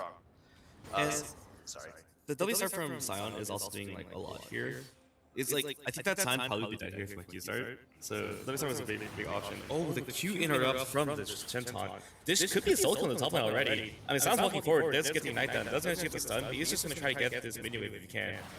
This is looking like Poop Nuggets has gone down. Truby gets a solo kill and is happy to just collect this wave from the start. So yeah, Shen's actually one of the strongest early game top laners because he's balanced around like not having a combat ultimate. So his basic moves are all very strong to like compensate. He obviously like, it's like a bit worse 6 it's not combat ultimate, but he's very strong early game, like versus a lot of champions. Yep. And Sion is helping the TP back, so he's not gonna lose too much from here. He didn't actually catch the wave on Victoria with his passive, which is another one of the strong points of Sion's early game. So you kind of don't really care too much if you die. Like obviously it still sucks, but it's like not worst. I'm looking at full stats here. Is it 7 or 17? That does look a 7 there. Okay, I thought it was like a 1. Yes. But 17 stacks at 2 minutes might be a bit concerning. I don't know how fast full stacks. But it's usually the AoE and his Q. Once he get AoE is at 25. Once he gets the AoE, it starts being a lot easier. But I think generally, I guess towards around the 5 15 minute mark, it minutes. starts going 10 per minute. I see. But early game is kind of hard, especially because you're only getting to one person here in the mid lane. Because like every time you hit someone with an ability, you get one stack. So having that with the bot lane is a lot easier with the W. Yeah. But we do see that Tool already does it to 21, so he's getting close to the AoE already. Also, given that he's in a coordinated environment, I do believe that Tic-Tacs will eventually start donating Raptors to Smolder, just to like accelerate it even more, and like get him that spike faster. It's so huge, if you do that to your jungler, he'll start running it down, but Right, but it's a coordinated play. yeah, so this is why I think Smolder's better, even better in these environments. Right. And the bot lane kind of isn't getting too much done right here. It is kind of just farming like both ways. BBW is kind of just stuck on the rel doing nothing. Yeah. Meanwhile, Alvin and Python are just happy to farm away. Yeah, I think like this definitely favors Sivir, like if you just want to like free farm in both carries, because Sivir is like one of the most famous scaling carries in the game. Right. And the Sion Q, oh, he's not going to get too much there. It does manage to trade grass potentially. Another solid trade from Truby up here. Yeah, he has to pass through again in the Q. That was like what I was talking about earlier. If you get the Q, pass through without the E, you just get so much extra damage. Right. And I believe that if the Shen Q passes through you, whenever Sion tries to walk away, it'll be slow. So it makes it even easier for your Shen to trade. Yeah. Small stun from BBW isn't going to do anything really. Meanwhile, the ricochet from Sivir is doing so much damage. The Spell Shield doesn't need to be burned on anything, so it just uses to get the 3 health with the Ash W. Yeah, it's pretty solid trades coming in from the weaker bot lane, supposedly. I mean, Sivir, I feel like Seraphim's better in Rel early game in this sort of situation. Yeah, Rel isn't hard to play into those range supports, especially one with like as much early game damage as Seraphim. Yeah. But it is just kind of a farming game. No one really needs to do anything. Boulder and Vigor both happy to trade stacks. Sion and Shen are both happy to trade grass stacks. Diana and Lily are both fast 6 junglers. Meanwhile, Ash and Sivir both want to just scale. Yeah, I think they're in a very like favorable spot right now for sure. As a cage from Veigar. Veigar is 6 already. It's not gonna happen this like this next cute, but Right. and we can solo the dragon here. Right. The last one already bought for Diana is going to be able to carry them through this. Lilia is top side. They're not going to look for anything here. Yeah, this is going to be your first drag donated away from Team Ups. Super Galaxy Warriors is happy to get this. Yeah, Cloud for Super Galaxy Warriors is quite good because you get to like get a lot of move speed on your pretty booster line carries like Smolder, Ash. Yeah, you don't really have dashes. I mean, Smolder has the E. I guess that's a dash. Right. Rel has come into the mid lane here. Does manage to get the crash and the Q's done. There's a bomb coming in. It's going to be able to do a lot of damage. And the Ignite will be enough. Flash forward from Rel is not necessary, but is enough to get the kill onto Veigar. And that's a first blood over Super Galaxy Dragon Warriors. Yeah, now Smolder is like 4 times his stack. He has his AoE Q, so he can like definitely like prep his entire wave for a really like accelerated Smolder. I think he can hit 25 pretty early. Right. Dude, this team name is going to kill me. Super Galaxy Dragon Warriors. I have to say it every time I see it. Just call it Super Galaxy Rumble. Why not? I mean, SGTW is already so many syllables already. Yeah. Super Galaxy Rumble is kind of hard to say when there's no Rumble in my game. But I don't know. But yeah, I think they're working just as hard to making sure that our job as cast is hard, so that we get a boring early game and that we have to say their full title every time. She had a raise for this. That might be the play. We're currently unpaid, but you know. We do see an Ignite coming in. The Taunt is doing a lot already. Flashback from Poop Nuggets is going to get him away. And again, just pure lane domination from True V on this gen. He's still down CS though. He is down at CS, but he's up in a kill. I don't think he's too upset. Yeah, I think you're fine. This is Shed. Wait, double kill bot. The Crashdown is forcing the flash out of Chewy and is going to be able to get that done. So maybe Zignax could look for some of those Moonfall here, but Albanchank is just farming, trading all the way so much back. But again, nothing is happening. It's early game. Yeah, it's just a very like handshake early game from everyone besides top lane apparently. Right. And with the mini change, there is another damage. There is another Q3. Is going to be doing a lot of damage, but the E from Sign is going to be able to slow them down away. Shen does have the flash ability. He could look for the top flash. He missed her little special, but is going to get the Q flash, and Zignax has gotten a kill on the Poop Nuggets. And yet again, this Sion is getting so far behind. Yeah, I also like to point out that, like Eric said, we did not burn flash from Shen here, so we can use it to look for E flash plays later on when we get the ulti. Right. I guess the reason why I didn't use flash. Right. And this is such a massive way for True V2, so you can just collect the entire thing. And Sion TP's back. Right. And another Q crash down coming on. And the Magnus Storm does do a lot of damage here, but the Encore is going to get flashed away from Pipeful. And again, nothing is happening! Flashes are burned, ultimates are burned, but nobody's dying! That was a really cool engage from the bot lane, but just didn't amount to anything. And Lilia's evading the Diana. The move for Dunks up, but the little flash able to get him away. And yet the double going down to keep away. And again, ults are burned, nobody's dying. Dunks isn't level up. We do see the Hex Slash coming for up potentially. The crash down got what? The crash down got nowhere in that play. Rookable is here getting away from his jungler. But flash forward and the ult is coming down. Primordial Burst does manage to get the Vanguard on. Ignite is taking onto the Vanguard, and Vanguard has been killed by Pipeful. Pipeful and Broken Blade are looking to clean up this fight, and these ADCs are doing so much damage. There's a flash forward from Smolder, and this Pipeful has just gotten 2 kills. Finally something happens. Yeah, I'm just surprised, like, Rel earlier there didn't, like, just Q EC2 instead of Crash Out. I feel like Q is more reliable there, no? Yeah. And we see another fight in the top lane. I think Sion might have to ult away, it seems. Shen can still stop this, right? Right. Shen did burn flash, so this is a bit unfortunate. But the Doran's Helm, I don't know if the Doran's Helm has done too much for him. I mean, Doran's Shield isn't exactly the best item for him. Yeah. Now, as I get into this replay here, I do want to note that the Sivir did not rotate to the bot fight at all. Yeah, and I'm just for it. Okay, let's see the replay. So looks like Seraphine just whips her root, and we get a kill from Veigar. Veigar's getting kicked out by Ignite, and Lilia is getting a kill on the backside. But Smolder is just running down this Lilia, and is flashed forward and gets another stack. Do you get any bonus stacks for getting kills with Smolder? I actually don't know. I think if you kill something with your Q, you get a stack, so it does technically kind of stupid. Because you're hitting the ability and getting the kill. Okay, so it's technically bonus stacks, so like, okay. One bonus stack. Nice, W. Yeah, but exactly what you're looking for in this early game from Super Galaxy Dinosaur Warrior. Yeah, we're starting with Smolder. I feel like Smolder's gonna be like Thanos later on. Right. Because he's just broken this patch. Right, and yet again, double. Oh, missed the cannon Pipeful there, unfortunate.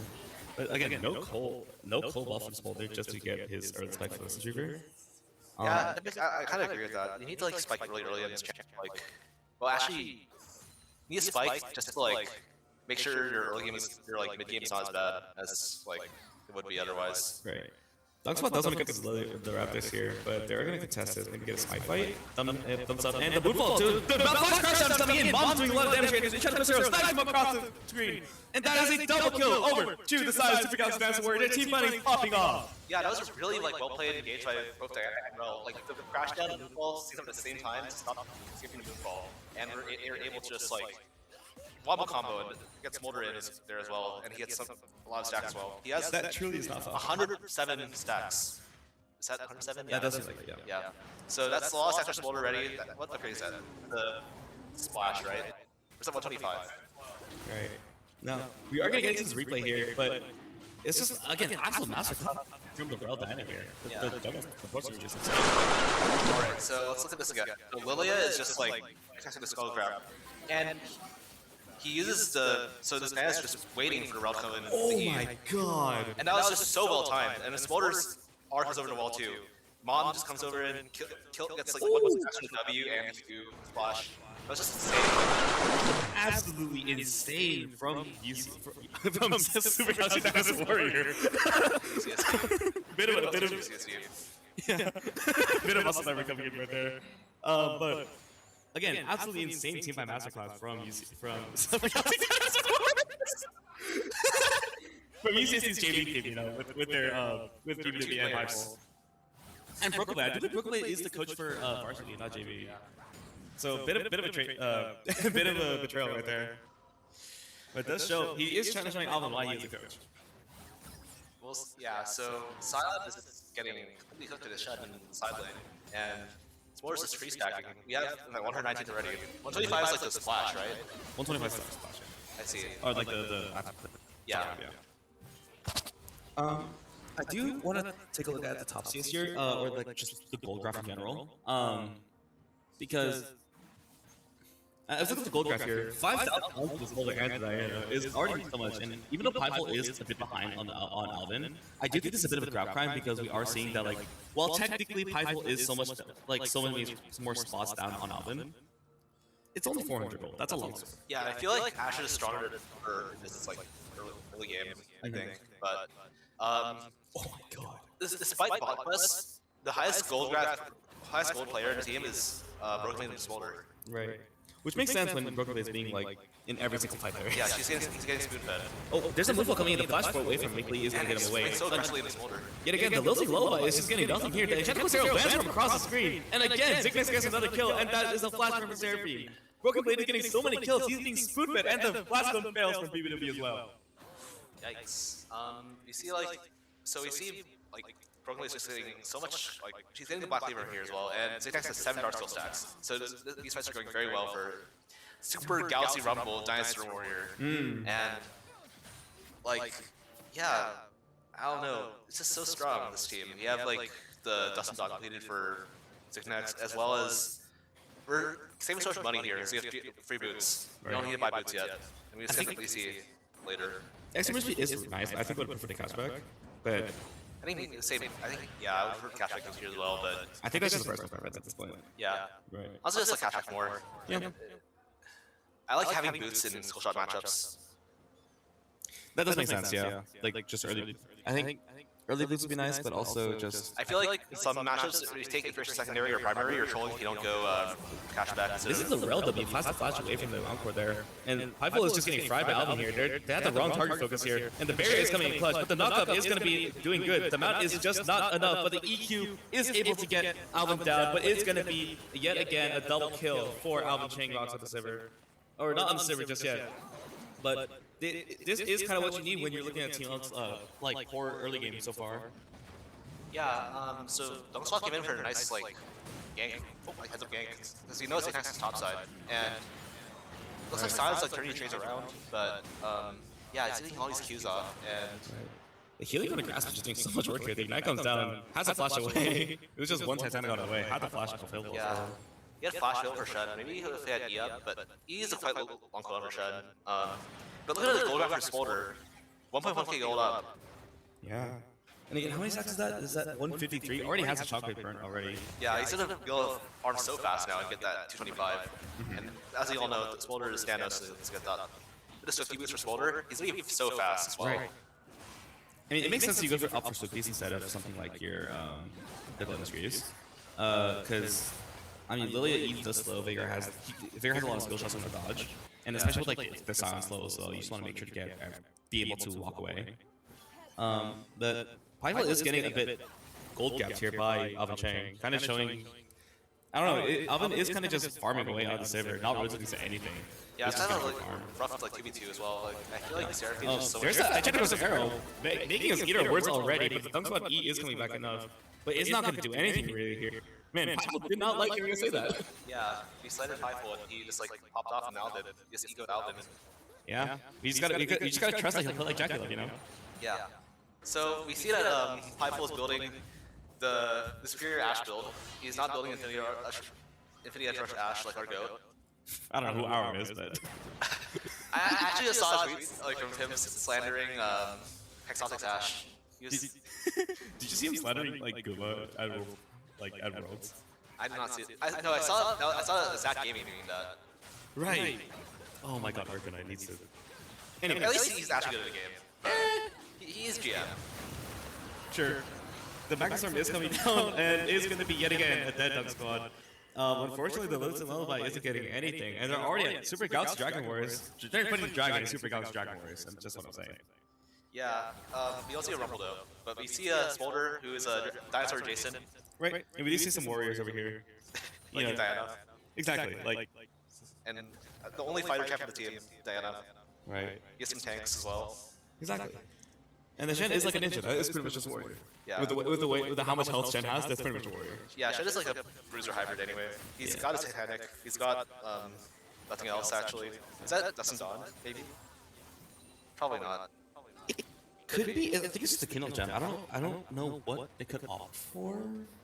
Maybe it's more damage.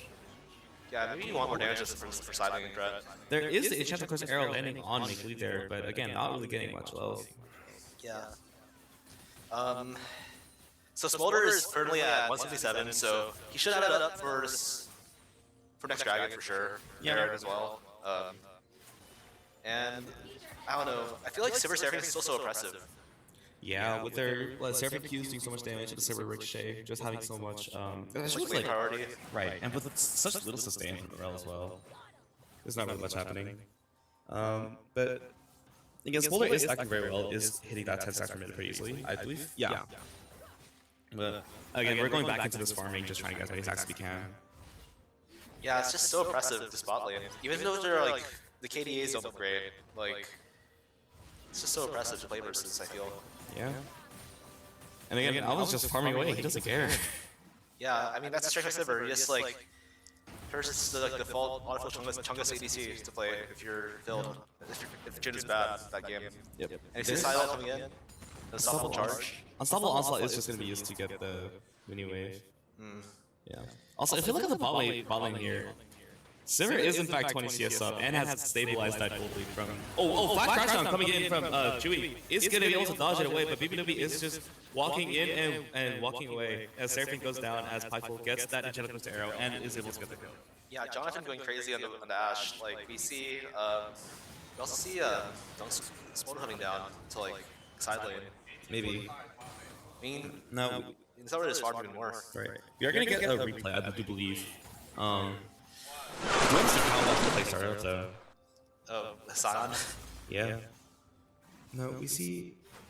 We see a volley coming in, and we see a Nash arrow coming in here as well on the crash down on the Mana Storm, and we see you see like Seraphine just got exploded. Even though they burned a flash to dodge the I forgot what the Q was called, the Rel Q. But like Shattering Strike. the Shattering Strike sounds alright. Yeah. The Shattering Strike was dodged by the flash, but it was just caught out by the Enchanted Course arrow. So it's just really well played from Python BBW, showing that like just it kind of shows that they've been playing volley together for the past year. Yeah, and we see that this bot was cobbled together in the last like 30 minutes. Right, and we do see that again. Mickley and Bokobit are kind of just farming away. Zigzag's gonna kill us Seraphine somehow. Getting caught out already. Really not what you need when Baron is spawning right now. So we see 206 in a Smolder, 208, 206 on a Smolder. Around that range. Yeah, and he should have it very soon for. I imagine they're not going to go for Baron yet, but Dragon's up in a minute, and he'll definitely have it for that fight. Right. And as we know, and we see this sacred combo here. There's the Black Cleaver onto the Smolder. The Deathfire Touch is going to do even more damage. Especially with the Ashe not having LDR yet. It's really important buy. Yeah. Also, the Smolder doesn't have so much HP, because he's mid lane, so he has more XP, and he's also, he's just like, he's gonna build Shojin, I imagine. I think the build is like ER, BC, Shojin, and then just like have so much HP on your build. Right. And his Red Shield is getting a lot of work done right here. He is able to get those, was that 4 plays for Zignax already? Which is really what oh, steals the 2 minions away from, stole the cannon. Stole the cannon away from That is the solo he's I've seen it. Yeah, go. I mean, honestly, I feel like Diana can use Google better than Shen does. Maybe I'm a peasant, but That's fails, I think. But Dragon is coming up in 18 seconds. This is going to be sold for Super Galaxy Dragon Warriors, but they could absolutely just opt to take for the Baron. But I think they're prepping this Dragon anyways. Burgerblade is about, what is that, 2 waves away from getting to execute. This should be 219 right here. So if they're able to get enough hits onto the enemy team, they should be able to get that execute ready. Yeah, it's not quite ready yet, but they should easily be able to get it, like... I guess it's like waiting for the wave here. Yeah. He does have TP, so he's probably just for that. Yeah. Even if he's down. They are going to into this dragon standoff right here. But Dunk Squad is just kind of walking and trying to keep his Q stacks up onto this dragon here. Shen does have the ultimate if he wants to get stand united with his teammates here. The Brooklyn's mom's coming in right now, and that is going to be one person hit. He's one stack away from getting executed. There it is. There's a flash back store coming in, but the Encore finishes the Brooklyn. The Hostile also lands on the folder, and the dragon has been played by Team House. Moonflow is coming in and not getting anything. Dunk Squad is able to do a lot of damage onto Zignex, but Boom Squad is able to also take down BBW. Zignex does take down that Lilia. It is getting so much damage, but Avalanche Rocks just has skill, but Pyro shots him. Who is the superior ADC is? UCSD plus JV is wiping out the support from the varsity team. Super Galaxy Dragon Warriors takes the fight, and they're looking to maybe get third as well. That flash forward fight was insane, and like we got, and also Zid has so much space for like Fightful to like clean up. He was so tanky. Look at his items. He doesn't have any resistances, or he has bricks, but he has a lot of HP, so and like DB healing as well. He has like so much pressure. Right. Yeah, I feel like Diana's like. I played both Bruiser and like equally Diana. The difference is night and day in terms of like how much space you take up for your team. Right. Now, as we're going into this replay here, we do want to focus. I really want to focus on the Ash here on this fight. So yeah, Rel's just getting choked out, but we see Ash like on the side, and like Lilia is just like getting her stacks as you said before in the breakdown. But and we see Diana like moving forward here. Spoiler's getting his execute from hitting them, and Diana's just gonna like being in space. Gets a big ult. Zodius to like dodge sleep. Right. And it just like negates sleep from Lilia, and Diana's just like in there, and he's bringing him so much space, and Ash is just hitting everyone. And since Veigar's down his ult, he just can't do anything to stop Ash from killing him. Right. Again, an absolute team fight masterclass from Super Galaxy. I mean, like you're saying, the Diana creates so much damage, Smolder does so much damage. Even though they got caught out, it's just the flash engage from BBW is enough to keep him alive. Yeah. And again, Pyfol's Ash was just left untouched that entire fight. It's just been the thing every game. As soon as Pyfol gets an LDR, he has the last throw already. He's just been shredded. Yeah. Yeah, like, and like even without the LDR, they all have much armor. Yeah. Shit. Oh, arrow landed onto Veigar. Yeah, big damage. Oh, but there's Pyfol getting shut down by the Little Nova already. Alvin Chang's well, he's gone on a hunt and it's just getting a lot of damage back. Yeah, Alvin is also playing DC pretty well in the Sivir, despite it being an off roll. And we see Truvy in the fight with just Scion. I really dislike the Dunk Squad. I mean, Baron is available. Smolder is just rotating down. I really think they should go for the Baron here. Assault Onslaught does land on the Truvy, but is able to flash out of the Deathmatch Smash. Smolder is here to potentially bail out his top laner here. There's a Chu coming in, and there is so much damage from this Scorch's Breath. This stun is coming in, the Ignite has been burnt onto the Scion, and this should be a dead Scion right here. And the execute comes in clutch, and that is the Dragon practice right there. Yeah, we see why he's the most broken character in this patch. That Scion is melted like butter. And the Scion doesn't even, he's stacking so much armor, and he still does absolutely cooked with a Smolder. He is building an Overlook Blood on that, which I find a bit interesting. I see why it has Silent better, it's like more AD, but yeah, interesting. We do have an Abyssal Mask coming in for Shen, which kind of makes sense considering that Smolder does do a decent amount of magic damage. It's obviously not his biggest source of damage, but he does do a decent amount of it. And as well as having the Diana just doing, already creating so much space with how much health she has. It's just that damage is doing so much for their team. Also, personally, Power Shen as his Q is primarily magic damage stability, so it also powers him as well. It's something to consider. Right. Now, both teams again are just kind of posturing around doing nothing. Veigar is trying to stack off of their jungle camps right now, but instead, Dunk Squad calls him off, as he should as a jungler. But yeah, again, 700 gold bounty onto the Smolder. I'm surprised there's nothing like Pyfol just yet. He did die earlier. That would do it. Oh, the dash is interrupted by the Destiny Smash, but okay. Lily does miss a W, and should be able to just maybe be away. Again, gets interrupted by the Destiny Smash, has no energy left. He's trying to get as many initiatives as he can by autoing. And Smolder has arrived. This carry is here. And there's the EQ. Ensemble Onslaught does get stopped. And this is yet again another free kill and stacks over the Broken Blade. 6-0 and 9 on Smolder. He's just doing absolutely so much work. Yeah, this character's broken. That's all I have to say. Wow. Oh, Alan Chang Rocks is also farting like, very competitive with Pyful. And like, look at Pyful's goal. He's so ahead of his like already very advanced Smolder, and they're hitting Barret. Right, they're starting with the Baron fight already, and there's so much gold already for Pyful. But this smite should be an easy smite. Burst the Magic Storm for kind of nothing. There is the... Oh my god! Moonfall into bombs up! Does so much damage! That is a 2-man taunt following up just as well. This is an absolutely insane wombo combo. That is not Falco on my screen, and that is looking to be the game for Super Council Dance Wars, and they're trying to take this a full game 3. Yeah, it's not really shout out that I think Zaynex Diana has been insane this game. Yeah.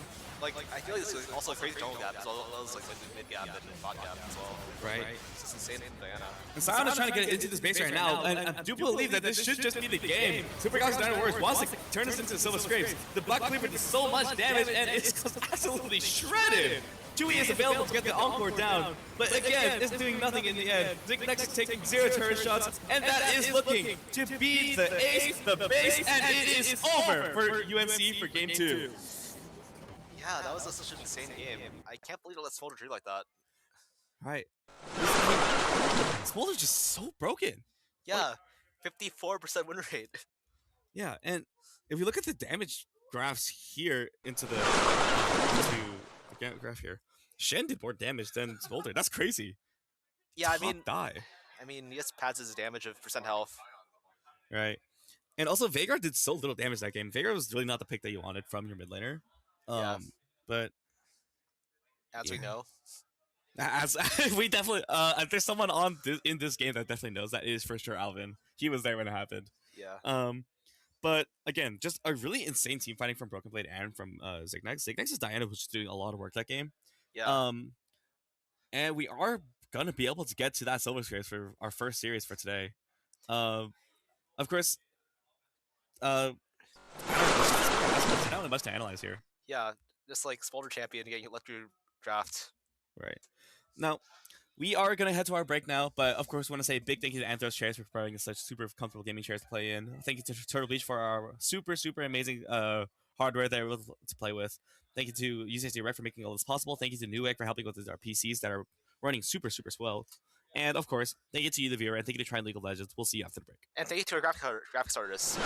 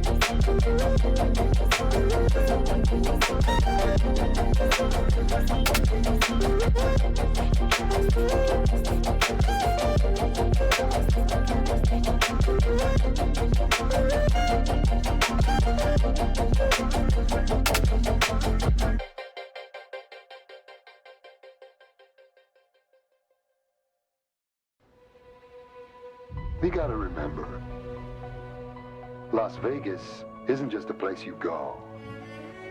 Las Vegas is a place where you let go.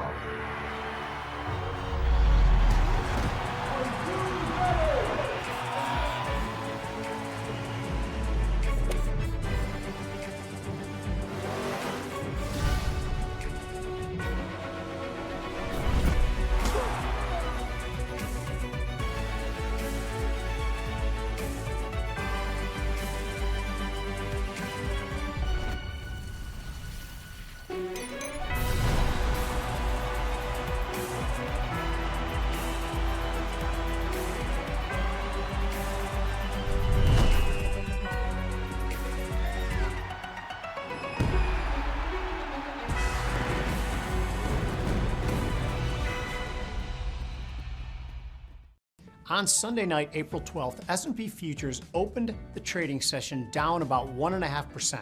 Now, the catalyst was a breakdown in diplomatic discussions with Iran, which sent WTI crude rallying above the $105 a barrel level. The prevailing market logic is straightforward. If crude prices stay elevated, they feed into inflation and limit the Fed's ability to ease rates. Last week's CPI report, first inflation reading to capture the recent surge in crude, came in at a very uncomfortable 3.3%. But something curious happened throughout Monday's session. The S&P began clawing its way back, eventually erasing Sunday night's losses entirely and pushing well into positive territory. Now, that kind of resilience in the face of triple-digit crude may have a direct link to the labor market. So 10 days ago, the prevailing view was that the labor market was slowing. The reasons were hotly debated. Was it a productivity boost from AI reducing hiring needs, or something more economically troubling? Then the April 3rd non-farm payroll print landed at 178,000, a massive beat against expectations of just 60,000, and it reframed the conversation entirely. To tie it together, perhaps the market is less worried about stagflation than it was, and now believes we're on a firmer economic footing, capable of withstanding the somewhat higher rates that may be necessary to combat crude's inflationary impact. Now, if a trader believes that the market could rally over the next 10 days, they could buy the E-mini S&P 500 April week 4 Friday that expires on April 24th, 7,020, 7,040 call spread for 9 ticks with the underlying June futures contract at 69.90. Now, this trade would cost 9 ticks or $450. That's $50 per tick. That would also be the maximum loss. The maximum gain would be the 20 tick width of the spread minus the 9 ticks paid. That would be 11 ticks or $550. Now, if a trader believes that the next 10 days could be difficult ones for the stock market, they could buy the E-mini S&P 500 April week 4 Friday 69.50, 69.20 put spread for 9 ticks as well, with the same 69.90 underlying in the June futures. Now, this trade would cost 9 ticks or $450. That's also the max loss. But the maximum gain is 30 ticks minus the 9 ticks we paid, or $1,050.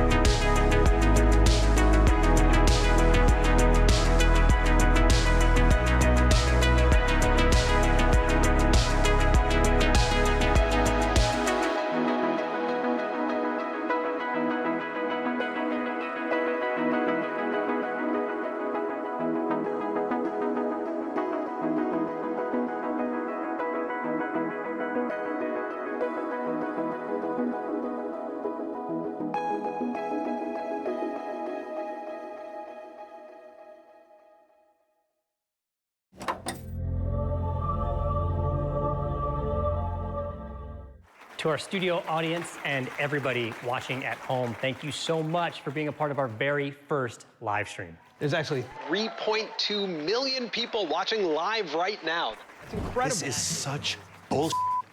I should be out there. It's part of a women in marketing series. So what? I know plenty of women. And just admit it, the only reason why you're getting all this buzz right now is because you locked me in my trailer.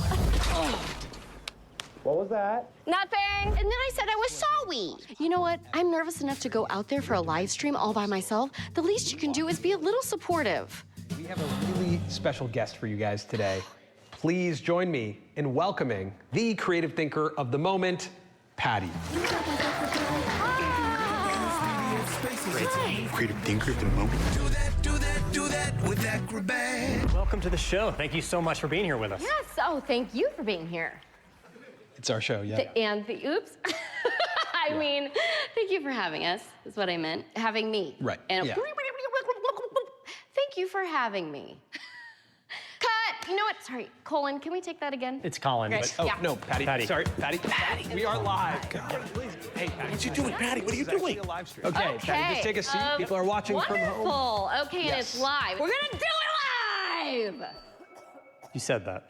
Oh boy. Patty, why don't we start over here? First, you had the wildly successful and very catchy jingle for Adobe Acrobat. I'm sure everyone here knows it. Do that with Acrobat. Glorifilmy. Fun part. Yes, so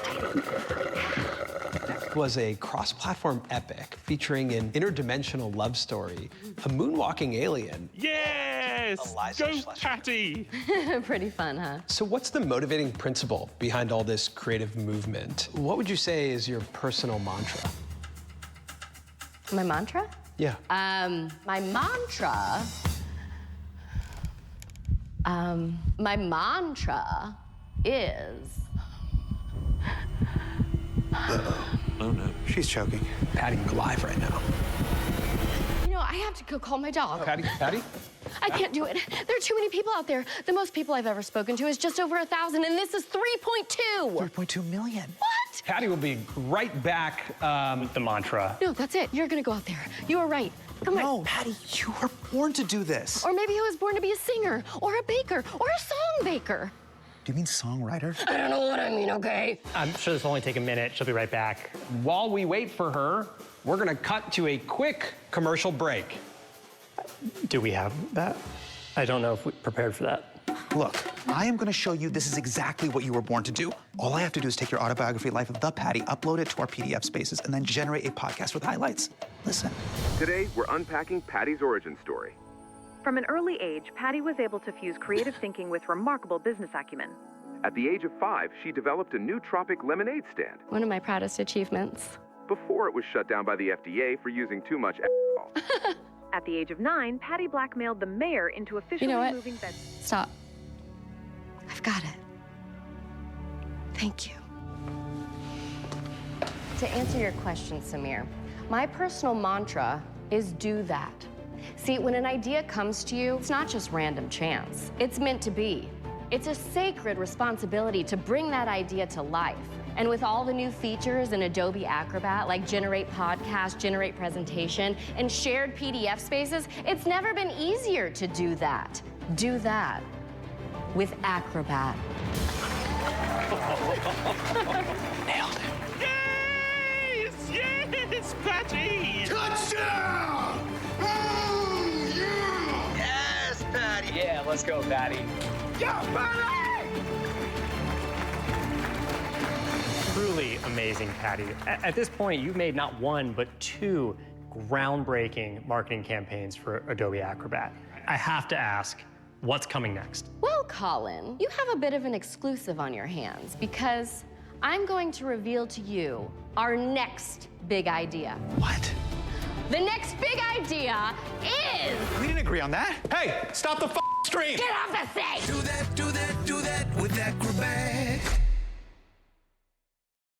Smoking inside put my family at risk, especially the kids. That's why I smoked outside. But I started to wonder about the smell that stuck to my clothes and hair. I learned that smell is actually a toxic residue called third-hand smoke, and it contains the same cancer-causing chemicals as secondhand smoke. I was bringing it inside with me, contaminating everything I touched and putting everyone around me at risk.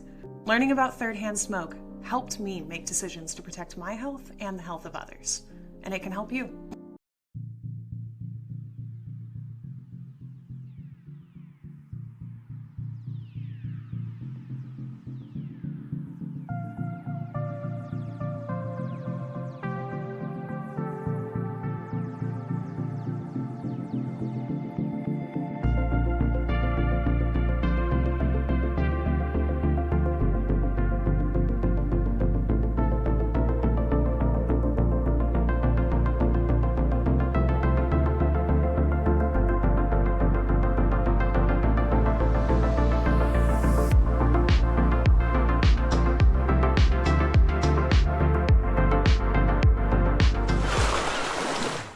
Hello and welcome back to our Triton League of Legends X UCSD Esports International Intramural League of Legends tournament on the upper division between Super Galaxy Dinosaur Warriors and, of course, Team UNKS. Super Galaxy Warriors did manage to get their early game lead back just in time to make sure that they actually got to absolutely stomp UNK through their Smolder. I believe Brooklyn had a 9-0-12 performance on the Smolder there. Yeah, insane performance. Also, they picked Smolder. That's also another thing. Right. Also, another thing that we found out is that it's not fearless. Okay, so Smolder's on the table. I hope they learned a lesson this time. I do believe that they did, because I think I saw on UNK's screen a B1 Smolder. Okay, so I know who's winning this series. Right. Chungus Smolder champ. Anyway, That being said, yeah, let's see the draft, and we can decide who wins this game. Right. That being said, I do believe that the Smolder is definitely possible to lose on. It's not really smoldered broken, but he is definitely still broken as heck. Yeah, 46% of people lose in Smolder, so it's possible. I don't know how, but it's possible. Right. I mean, obviously, people remember really Smolder, right? When pro play, how people get like pentakills left and right, where pentakills didn't matter anymore. I'm sure Sandy remembers. I remember double lifts. There's a famous double lift clip of him playing Smolder, and not only autoing once and getting a pentakill. Right. And if something has happened, but what's even more important that's happening right now is that Game 3 is just about to start.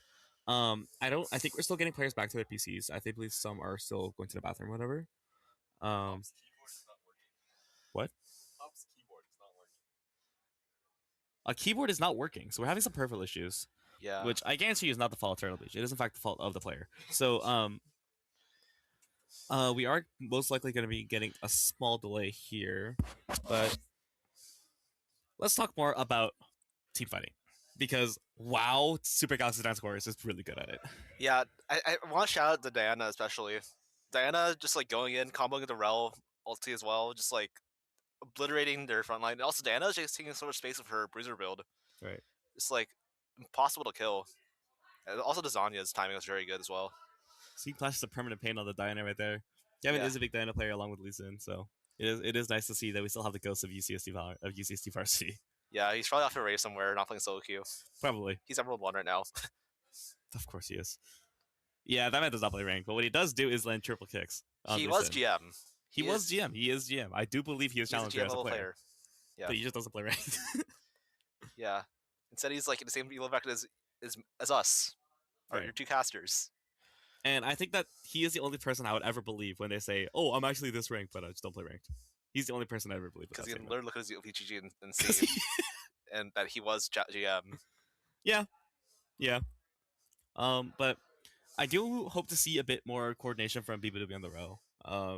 He's not playing Rel this game, but he did have some oopsies with his flash and then W in place. I think which I'm quoting him here when he says this was Aura, but we kind of want to see wins. Yeah, I don't know. I thought he had played pretty well in some of the fights. Like timing it to the Diana was really, really, really nice. And we can see the draft here. One scores 1-1, and we can see again the Rumble cosplay from this unnamed dinosaur creature. He might be a warrior. Yeah. And Evelyn Band, Shen Band, as you should, versus that team. From the University of North Carolina, of course. And Victor Band. You can see some Flash of the Sword X's band history. Yet again. And Bard Band. The Bard band a bit interesting, because maybe is that like maybe is actually no, it is BBW Bard. So BBW is a pretty big Bard enjoyer, a 7-5. And especially with how good he's a coordinated play, especially with the bot lane chemistry you already have, it's like you kind of do want to make sure that you take away any availability of that. Yeah, Bard is very good, like both solo queue and pro play stomper if you're good at Bard. So we do see a Dunk Squad Master Yi on my screen. I do believe that Dunk Squad is a Master Yi one trick. So no, he plays Yi and Kane. He's a Master Yi one. He's 2-trick. And I guess this is kind of the early game advantage we want to see. We do see the True V Ornn coming back, as well as the BBW Seraphine. Into a Jax. Interesting. Yeah. So this is his first time not playing a tank into top lane, and not sure if I agree with Jax, but I think Jax is also just like a very staple top laner, very good in side lane, and he's also a decent team fighter too. Unlike a lot of other famous pushers like Fiora or Nasus or like Yorick. He's and now. This doesn't actually follow. This doesn't. No, this is the in-game draft. I did the draft in the drafting website. It was a B1 Smolder, so it wasn't that. That Smolder trade that long, right? Jax is also very good into the tanks, so or is actually pretty doable into tanks as well with like his just stable damage. So I do think that Jax was a pretty good pickup for Poop Nuggets. But the Ash Seraphine from Unks as well. We have already seen that Pyfle's insane at Ash. So I just think that the synergy between them is also enough to carry them through any fights that they have. Yeah.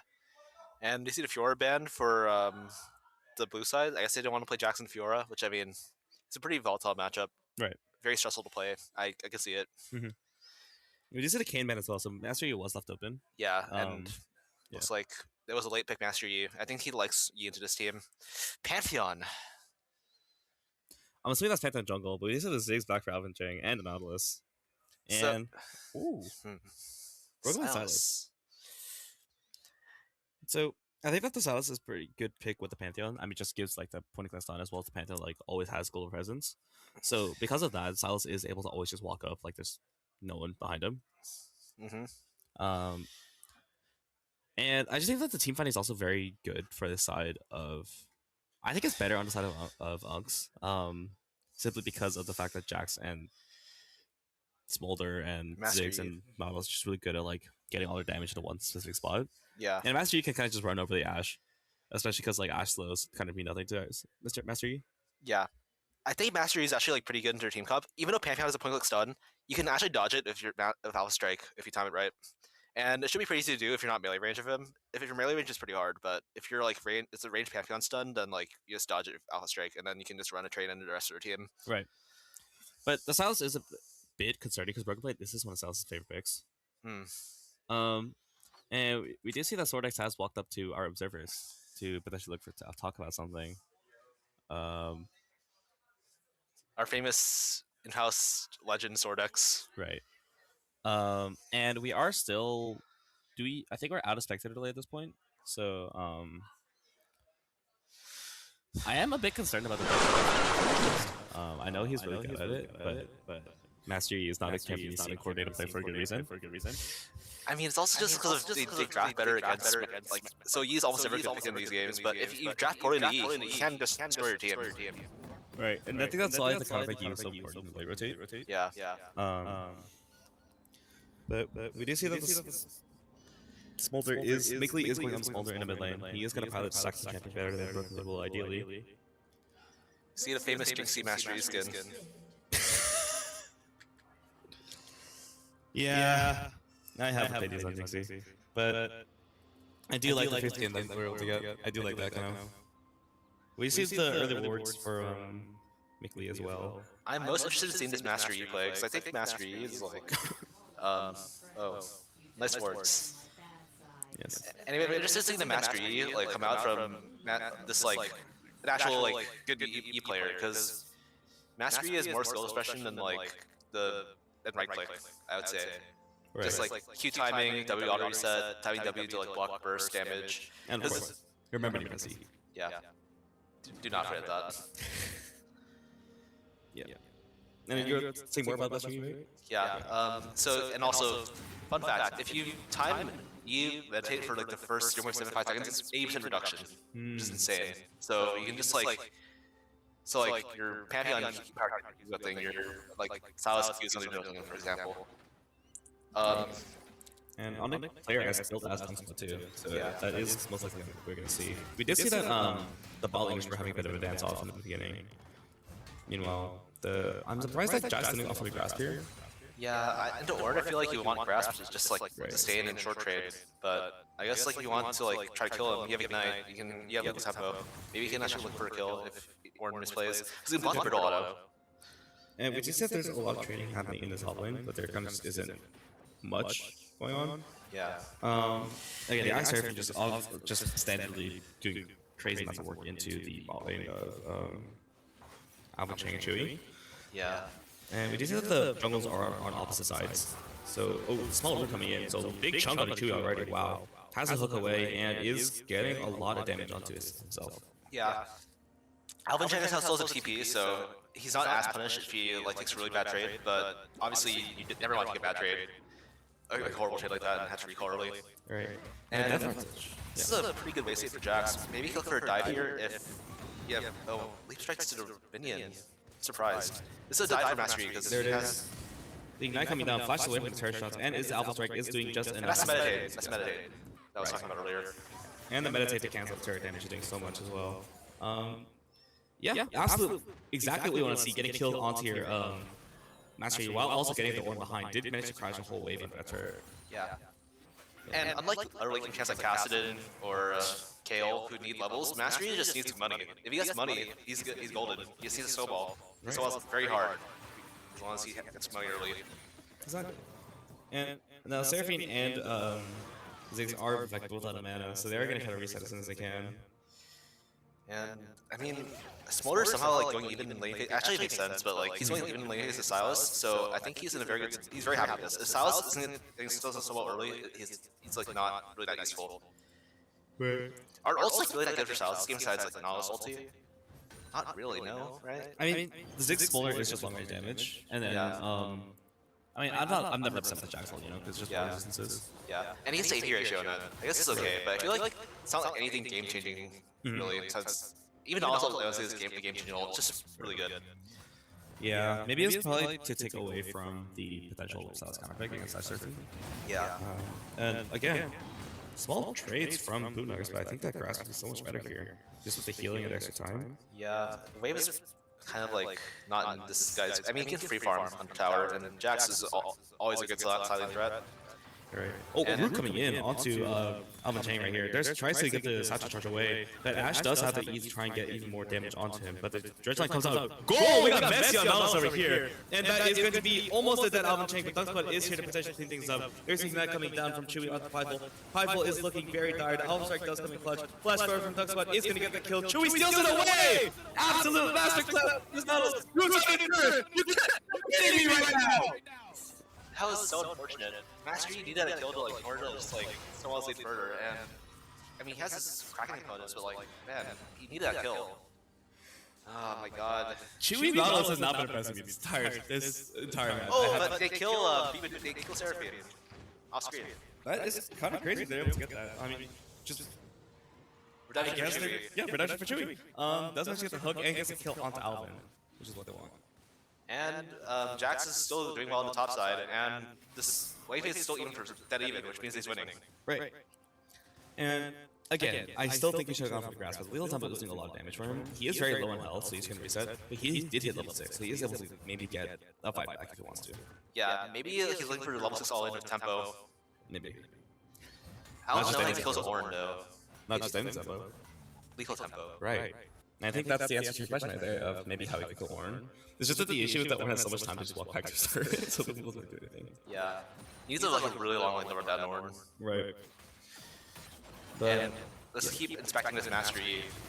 Oh, small. Oh, gets the abduct onto a minion, so Wickley is free to just get an even trade, which is exactly, well, not anymore, is what Smolder wants to see. Is this Q-Max Silas? It did look like it. If he could get hover onto Silas, but I don't think we'll be able to see that just yet. I'll just assume it's Q-Max. That did a lot of damage. That did a lot of damage. Fun fact, Q-Max Silas, Silas Q is a 125% combined AP ratio. Yeah, that makes sense. But that's also kind of hard to hit. Yeah. I personally think that it's fine to just put W Max into range matchups like the It depends. Right. I feel like I don't know. Some matches you just cannot get onto a style. It's like LeBlanc. You say it's your E, and then.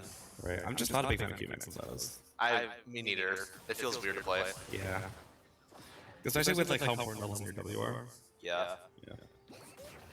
But again, Smolder is kind of just stacking away. It does have 45. It is a bit slower than Broken Lid was in the Smolder. But I think Nick is just happy to get this handshake lane, especially because it's someone as It's Smolder. Right. The most broken character in this match. And it's also someone as dangerous as Silas, because you definitely don't want to be feeding into the. Yeah.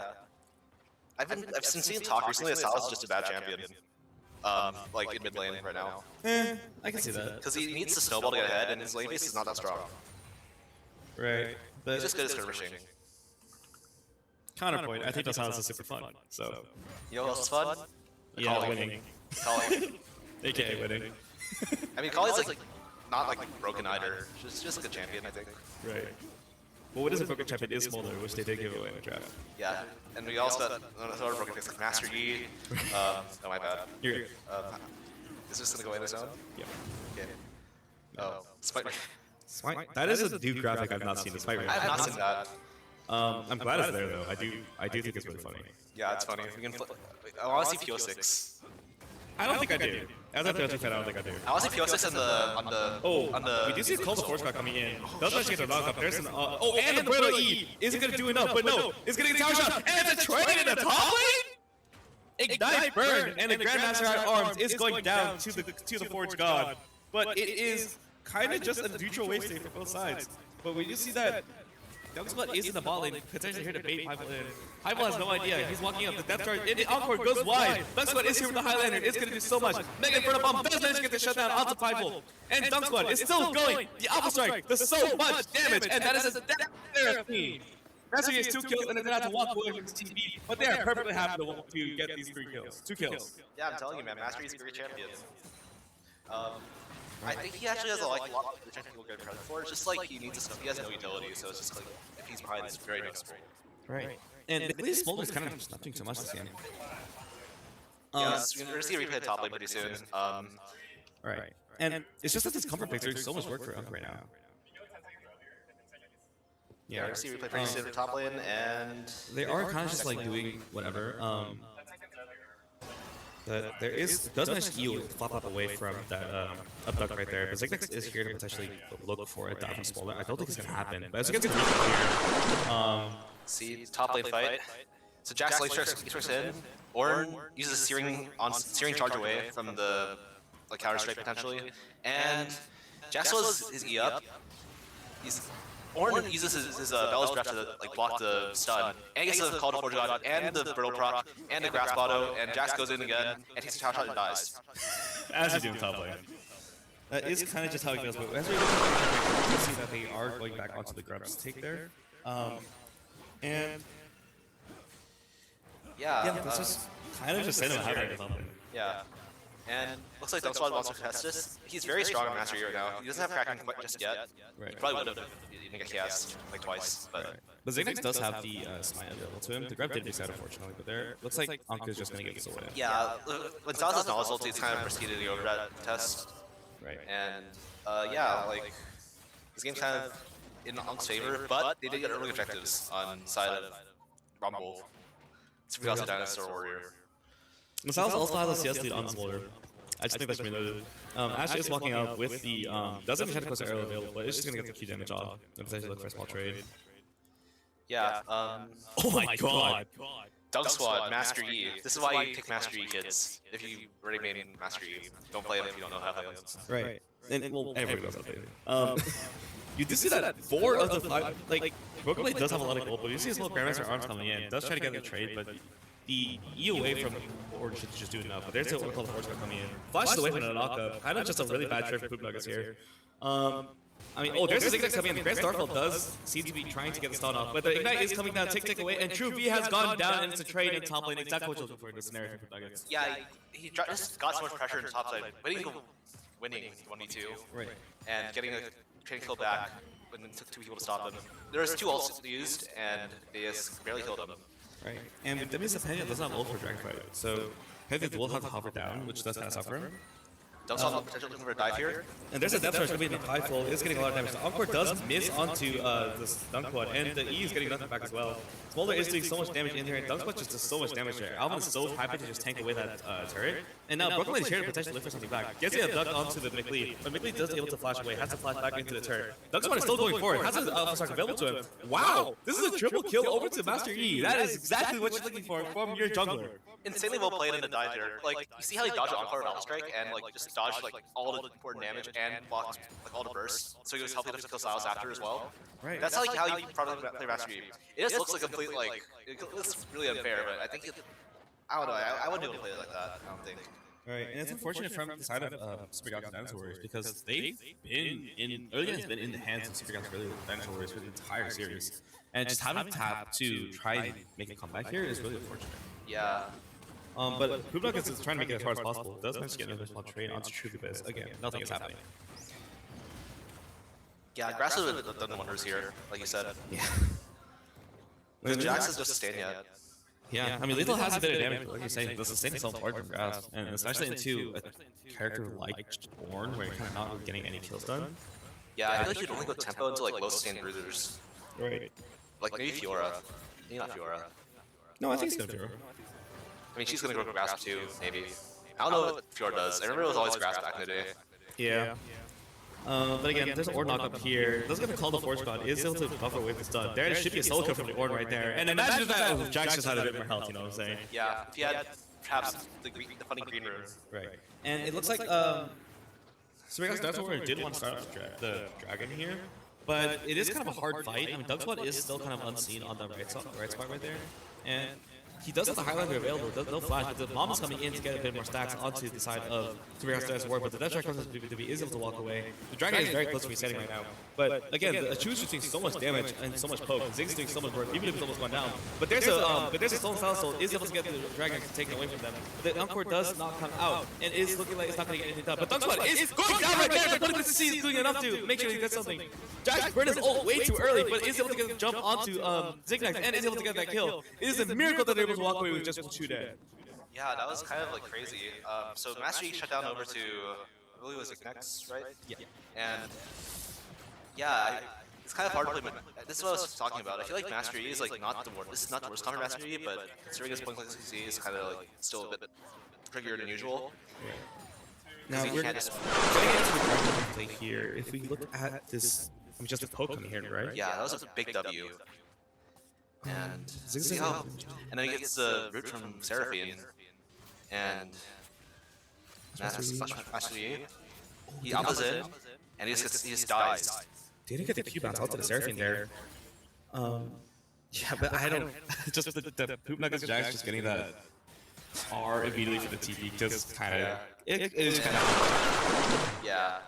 Hey, at least he's up gold. This is true. He is up by 84 gold, which is I believe more than a control ward. Go. Not anymore. Not anymore. Not anymore. Especially with the support quest being 840 now. But Smolder is just kind of forced. Does ult the wave here. I think he saw Sal's coming up, so he didn't want to risk anything. Yeah. I want to say Master Yi alpha a bit too early in that fight. Pantheon didn't have to use a stun yet. Right. And also, I think that it would have been fine if Master Yi was able to get that Q bounce onto the Seraphine, because Seraphine was about 1 hit away from dying. Yeah, it was so weird. I feel like I should have hit. Right. Buff Master Yi. Please don't buff Master Yi. Don't buff me either. Chungus champ. But Master Yi does take away Raptors away from Zignax here. Zignax does have an idea that there's something going on. Rift Arrow is available if they want to look for this. Yeah, oh, they're turning up. Master Yi still has most gold in the game, so he's still a very strong Master Yi. He has Kraken and the broken Chungus Omni-Fan boots. I believe he's going Bork next. Once he has Death Chance, it should be basically killable. I have to imagine. It could also be Gwynsu's, but I think Bork is better, like you're saying, especially into the Ornn. Wait, it could be it's probably Ginsu's. No, I think it's Bork. I hope it's Bork. Into Ornn? Yeah, true. When do you go Bork Rageblade at that point? I mean, you could, but Kraken also just dies for it. Yeah, Kraken's a really good power spec for early game. Yeah. Her back into true damage. That was when I started playing. I do remember that as well. But again, Smolder's just kind of ulting off cooldown to clear out as many waves as he can. He is at about 138 at 60 minutes, which is a bit behind, but it's still a nice pace. Yeah. And we get to see the Ziggs Valley coming in, just one-shotting the tower, and it looks like no one on the side of Rumble's team is that strong right now. Like, Pantheon is like the strongest member of your team, and it's just like, Pantheon is just not a carry champion in jungle, really. Right. And it's like, once Pantheon gets like 2 items, it kind of just falls off. I mean, all he has is the 1 3CC and the E to keep himself safe, but the good blade E does go wide, and Smolder is able to just free stack away. Yeah, especially in jungle, so you don't have the lane speed. Because like with his ultimate, he gets a lot of percent armor pen. Oh shit. Seraphine is looking to maybe look for something here, but Chewy is going to be safe here. Chewy does show up to bail out McLean, so again, not really too much happening from the small scaling bot lane. I'm more impressed with Chewy Nautilus this game for sure than the last one. The last showing his Nautilus. Yeah, it was a bit unfortunate to see the Nautilus, but they were doing quite well. Besides chaos. Right. And we can see that Mastery is clearing his jungle again. He can maybe look for top lane. No, he's just in the back. His crop's still up. We do have Dragon in about a minute, so I do think that BBW should be trying and Zignac should work together to try and get as much as I can in vision as I can. Zignac is very close to the level of power spike, so that'll give him another 5% armor pen, middle passive. Yeah. I mean, again, he's just kind of farming away. He doesn't really care too much. He sees both people here, and the rock belt is going to go wide. Wow, excellent space for McLean there. Yeah, really good, really clean. Let's see the stats. He's at 160, I think, so he's in an okay spot. I feel like I was a bit behind Broken Blade Smolder, but yeah, that's because Broken Blade Smolder is insane. Yeah. I'm not a fan of the Silas pick, to be honest. Yeah, it was just kind of a comfort pick because of Broken Blade's just a Silas main. Yeah. I think the main counter Smolder are like long range control mages. They did Bambic. They did Bambic there. And Syndra. So. I think Ori could be good into Smolder though. Maybe. Yeah. They did pop the Herald mid lane to try and get pressure off of them. Dragon is in about 3 seconds. They should be able to burst this down. I mean, obviously Pantheon doesn't want to burn any like spites or anything, but this should be as Herald going down with maybe 1 charge. Nope, is able to get it down from Pinefold. Pinefold's half mana, so I don't think they'll look for this. And they chase this Dragon insanely fast with Mastery. Right. And that is exactly what we were talking about. That Dragon just goes down, sniper very early with Nuts Buddy yet again. Doesn't matter, no one has dared to test it. Exactly. So that's why it's fine, it's fine. But I see Rage Blade coming in from Mastery E. Yeah, I guess I'm wrong.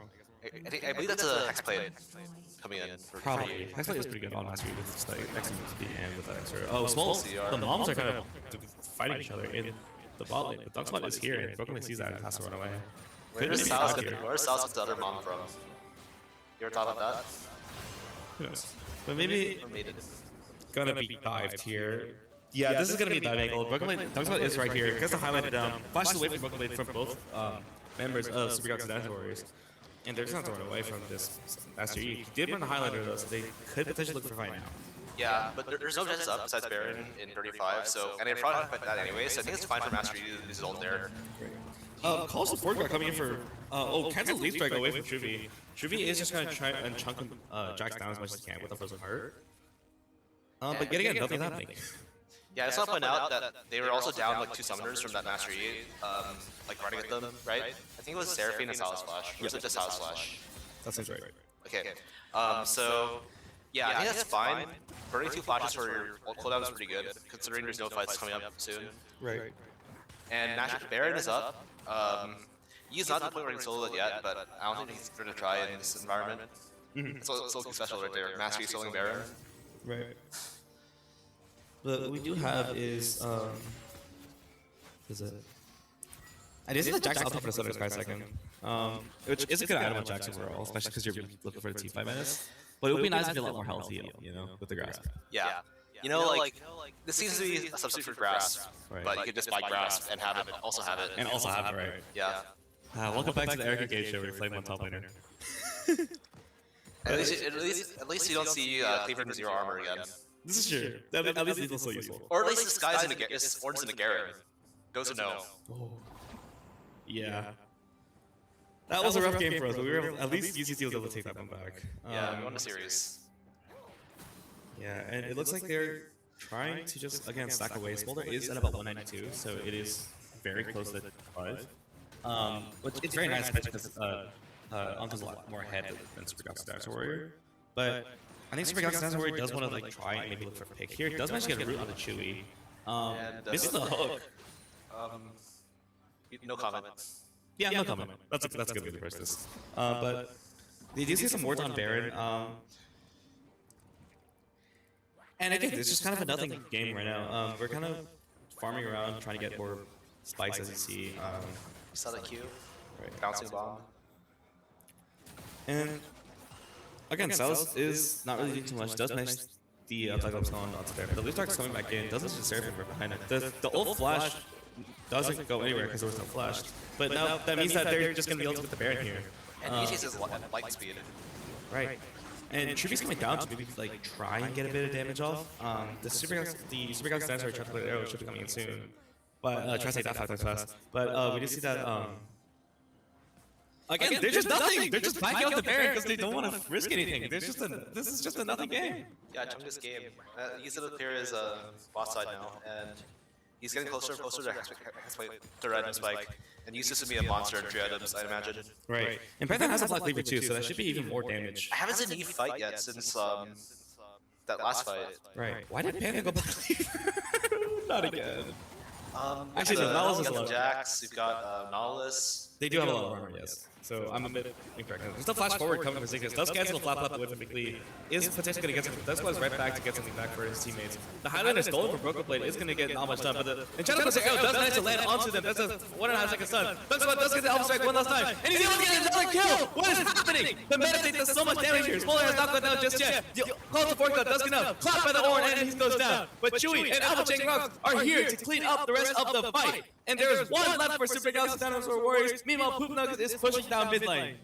Yeah, that was a really well played by Master Eater. Like, he just cut so much time with the Alpha Strike. Just like Ziphex was doing in the ban last game. Right. And Alvin cleans up with his triple kill in that fight. Right, and Alvin is doing a lot more work on the Ziggs than once in game 1. Is exactly what you want to look for here. And again, Jax is just kind of afraid to push with the mid lane. There's not really anything to contest with the mid tower there. Yeah, yes, Trinity, and like, yes, Trinity. Anyway, let's look at how it starts. So Pantheon Flash stuns Smolder, canceling the E, and Mastery comes in on the side, and he's just shredding the Pantheon, but he doesn't like exit the Alpha Strike correctly.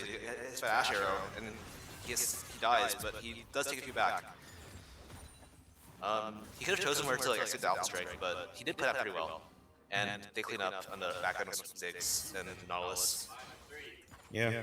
And that was kind of just a good play from what you're saying. I mean, the Pebble to Ash Arrow was very, very useful in walking down that last little bit of like damage.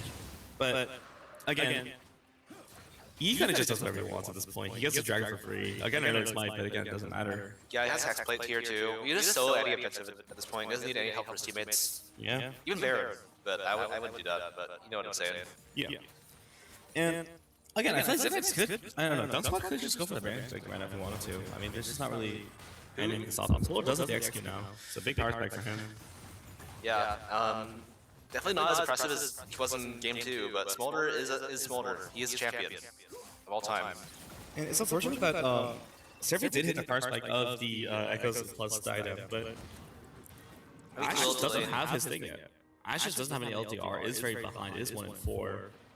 But yeah, it's just kind of looking like it's just a free farm angle, and they'll just bleed out Super Galaxy Dance Warrior.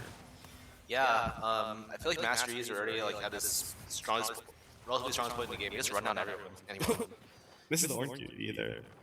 Once he has Seth Dance, I don't think he can ever kill him. Yeah. Well, the Glenn Screws too. I mean, it's not even full exact yet. We're seeing so much damage already. We're doing so much healing already. Yeah.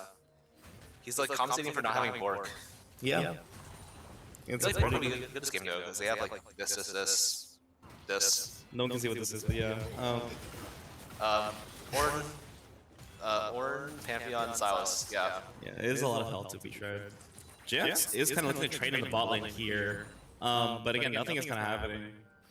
Yeah, Jax is down gold, but he's applies so much silent pressure that I think he's done a good job. Besides no grasp. Right. Oh my god! They are at a 5k goldie now for and Super Galaxy Dance Warrior is just kind of looking for ways to get back into this. Unfortunately, Ziggs is just falling off so hard at this point. Yeah. If Panda doesn't have like solo XP, he's just like so he's just so useless. Because I know according to the legendary Spear Shot, Pantheon's actually not a bad late game champion if he gets to level 16, but his mid game is really bad, and he's in this mid game. Right. Dunkspot is walking up. There's a flash forward from Poop Nuggets. That is stun and a dead Zigzags. And that is looking to be Baron for I'm Surya's stance where it's just looking for scrambling for Mystic to be able to pull back. Yeah, this DPS is so fast with E and Smolder and Ziggs, like, especially Master E. Legit, like, oh my god. It just takes so fast. I think Chewie's not even tanking, so like, E's damage getting cut, it's still this fast. Yeah. I mean, that kind of just shows you like how oppressive this Master E is. Yeah, and that's why I play more and more so competitive games. Right. Maybe not. Maybe don't. Maybe don't limit Master E. But I see that Ash did build the longsword, so they're probably going for the LDR, which is kind of nice to have just as an item. I think I'd opt for the more momentum instead, just to maybe get a little bit more tanking onto that, get a little bit more heal reduction onto that Master E, because they kind of don't have any heal threat right now. I mean, they don't have Omni Map. Oh, there's the arrow landing onto Blue Nuggets. He's able to get in, and Alvin has a flash away from the Encore right there. Yeah, but I don't think you CC for Master E now.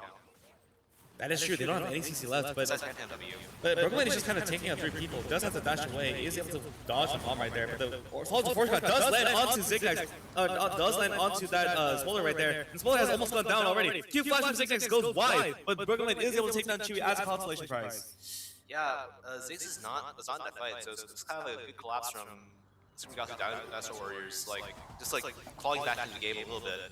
But obviously, it's still like a pretty disadvantageous state for them overall. Right. I see that the top lane gold lead is finally equalizing too. Good job, yo. This is true. But what else has stabilized? They were able to stop that Baron push. Yeah, they took out 2 Barons. Especially with the Ziggs, it's like super hard. But they're able to take it down to make sure that they had more tempo in the fights. Yeah, and Smolder can definitely contribute a lot of supplementary DPS and execute damage to this fight as well. Because Master E's gonna do so much damage to your entire team. Right. But they're also up again pretty soon. Dragon's up at 46. I imagine Ashel and Zervin will be up again. So you need to be careful to dodge those. Right. Now, it does seem like they're looking to collapse onto the Smolder and Jackson balling here. Master E is almost here to look for a rotate. They have to get this done quick. I mean, Brooklyn has Nautilus ready to go. That charge goes down onto the Jax. Mom does mention 2 people, and they go back in. Zonius from Poonug is doing so much damage here. But the 3-man Nautilus is doing so much damage here. Dunkspot is finally arrived to help the team out. The Encore goes wide for Dunkspot and is getting shredding after the rest of his team. But Dunkspot is still somehow alive. 2 Regalis and Dynamores are going down. And shows them that even though they may be older, they are the ones who are just better. Yeah, that was so only, but everyone on the team, Master E just did so much damage there. So did Smolder. 8.4k damage from Smolder in one fight. Right, and it's just the Smolder value that we saw from game 2. And Super Dinosaur Warriors, again, we're not able to lock down that Master E. And it looks like is looking to take down this series after a very, very rough first 2 games. But it doesn't matter because the Master E is here to carry. Will move on to the finals of the upper division, and Super Galaxy Dino Warriors are going down. Alvin proves his dominance as the varsity support once more, and it is looking like a free series for this team. So shout out to Master E. Right, Master E is just a really insane Palka pick. I mean, it's just Dunkspot playing Master E really well. Yeah, it was kind of a hard con to play Master E with because you had very little guaranteed CC. Oh my god, 26,000 damage for Smolder. Master E did a lot of damage too. More than Ziggs this game, because considering Alvin did 40k in the last one. Right. And it's wow, it's just insanely well played from the Smolder and from the Master E here. I mean, Smolder did 34% of the damage percentage. 20, that's a solid 55% of your team's damage just from 2 characters right there. Yeah, and Master E had 19 out of 22 KP. It's Master E, it was I don't know if it's that we can order game anymore, but it's that's his reputation still. Right. And it was just he was so oppressive in that team fight. He created so much pressure just by being there. Yeah. I mean, if BBW was able to land as air final, I think that would have been but because of that, but just because how Dunkspot was piloting the early game and just be able to snowball out of control, it was just an easy first game for Team Unk. Yeah, whenever we saw any fight where he was caught early and killed with CC, it was well, they didn't win some of the fights still, but it made it a lot easier. It made it more winnable because Master E died. But yeah. All right. The Ash ult. No, it was kind of just a big, again, a really big team fight coming from the side of Team Unks. I mean, Super that's where I had a really good team fight in the first two games. Yeah. But I'll just kind of realize that maybe they want to win now. Yeah. Yeah. And they locked into Master Yi to Right. help secure the victory, and also Smolder champion. Right. Smolder did do a lot of work in the both games that they're present. Does kind of show off how strong of a champion that was. Yeah. I mean, and a baby could play it, and it's like, I'll get my cousin to play it. He may. Yeah, they probably could do better. Yeah. I think. Yeah. But Smolder just did a lot of work. Do we have an interview ready? We do not. So, of course, I want to say a big thank yous to UCSD Rec for helping us bring this all together. UCSD Esports and Triton League of Legends for helping us put this intermural together. Big thank you to Anthros Shares for helping us with our Tech 2 setups. Thank you to Turtle Beach for our peripherals. And big thank you to Newegg for our PCs that are just super amazing. And most importantly, thank you to the viewer. We will see you for the finals.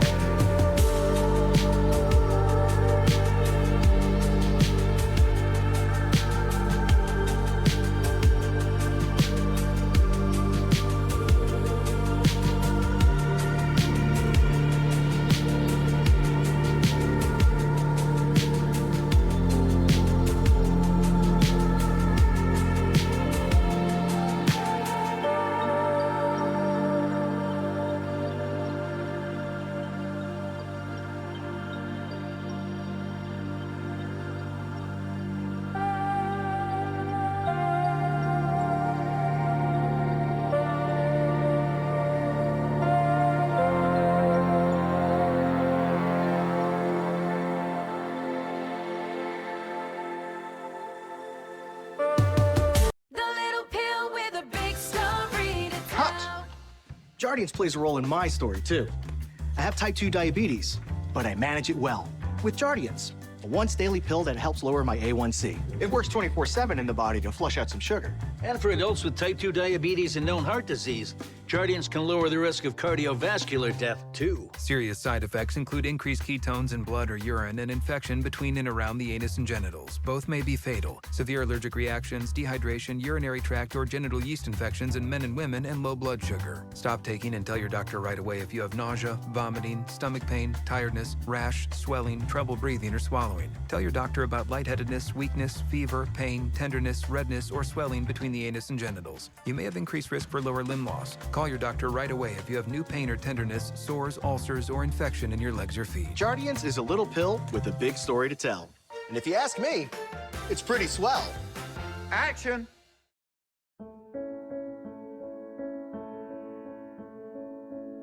When I see a tag that says 100% wool, I rarely think about what goes into creating the materials used in a suit jacket or a coat. As I learn more about fabrics and the names behind the labels, Baltali stands out amongst the others as one of the oldest wool mills that is still family owned and entirely vertically integrated. Here's how wool goes from sheep to the jacket that you see on runways across the world. It all started in 1861 in the Vittorio Veneto region of Italy, just outside of Venice. One thing that it's extremely important and made us alive, that we are fully vertical. So we are one of the few wool mills that exist. So everything is made internally. Let's start at step one, the wool. Baltali specializes in bringing together the finest wool from around the world and combining their unique properties.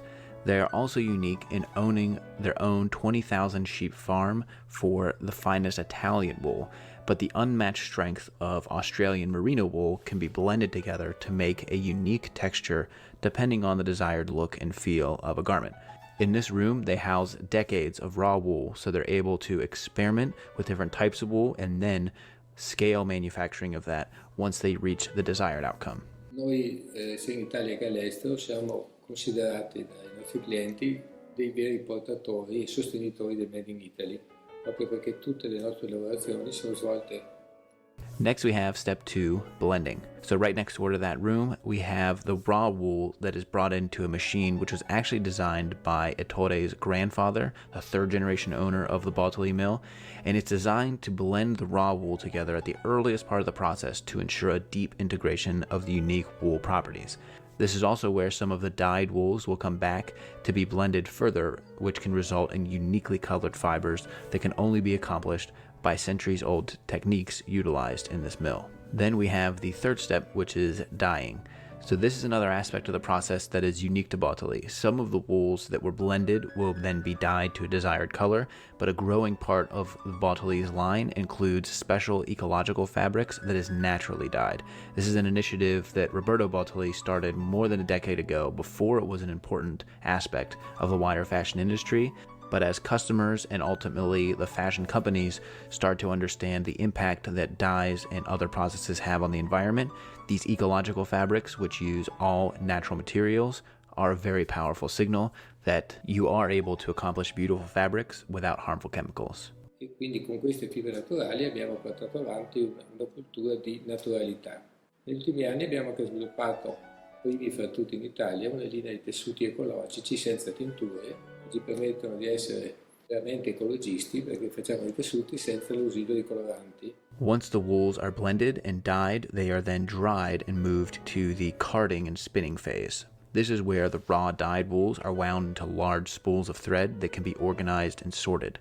The spools will then be inserted into these massive machines, which will then take the spools and then, based on a pattern developed by Baltali, will warp the threads in parallel to a beam, which brings the threads together in a much finer technique before moving to the weave process. And this is step 6. So weaving takes the warped threads and intricately weaves them together, bringing the wools, the dyed yarns, any speckled flourishes, but all of the patterns all come to life in this stage.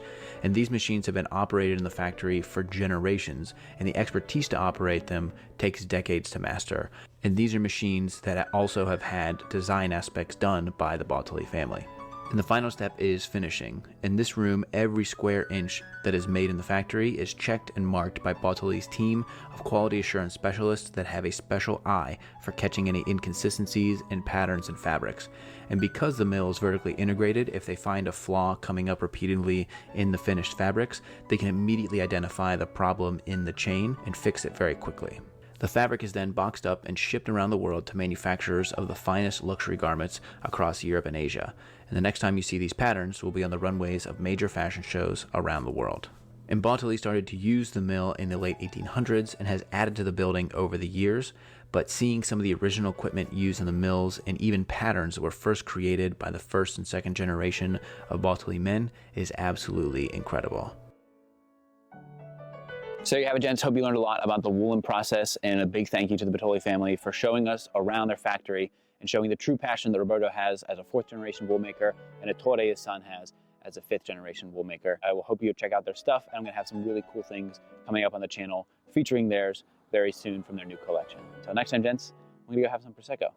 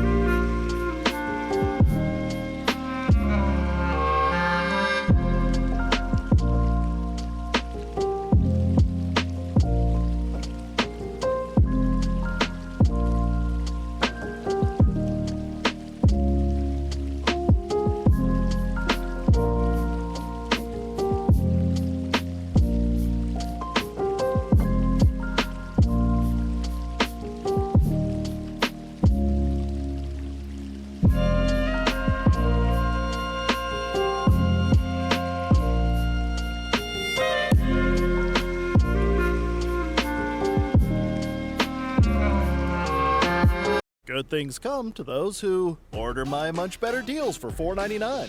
Choose between a Junior Jumbo Jack meal or Junior Chicken Sandwich meal. Some say be the change. I say keep the change. Visit Jack for a chance to win $75K. Welcome to Jack in the Box. Sprouts Myth number 3. It's just another grocery store. With fresh organic produce everywhere, it's a bit like a wellness retreat.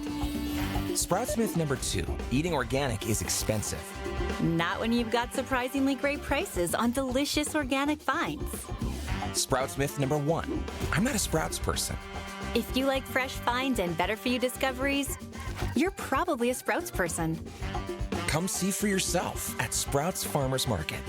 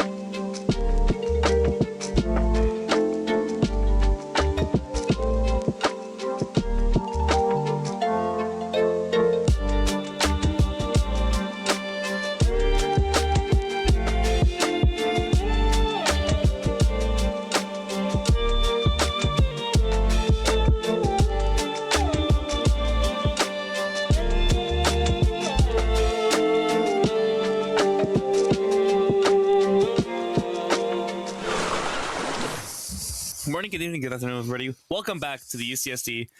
Welcome to the UCSD Esports plus Triton Gaming, Triton League of Legends, and TFT intramural tournament between the upper division finals between Team I Miss Her and Team Unk. Truly the pinnacle of league naming. Yep, and we see our incredible graphic made by the one and only Eric Kim. And yeah, hopefully you don't see that champion in our drafts today. Yeah, but they understand.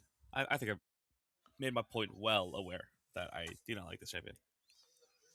But what we do have is that we're going to be seeing Team I Miss Her versus Team Unks, and Team I Miss Her did a pretty solidly destroyed Team Subway. I would hope so.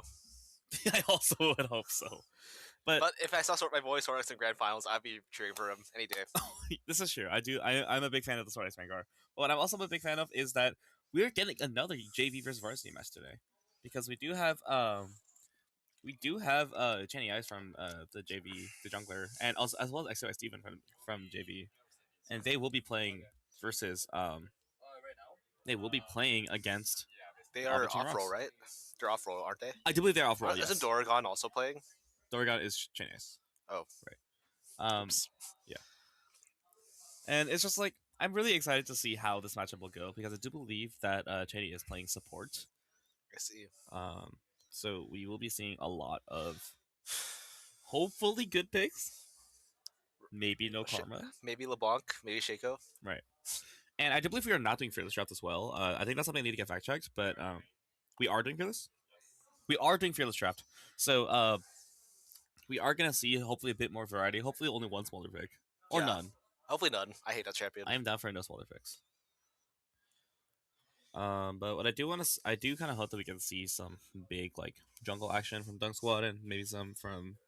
I actually don't know who's jungling on I Miss Her. I know they're mid laner, but I don't know the jungle. Is it Steven? I think Steven jungling. I think he is. Okay. Yeah, so we're gonna be seeing a lot of really fun action.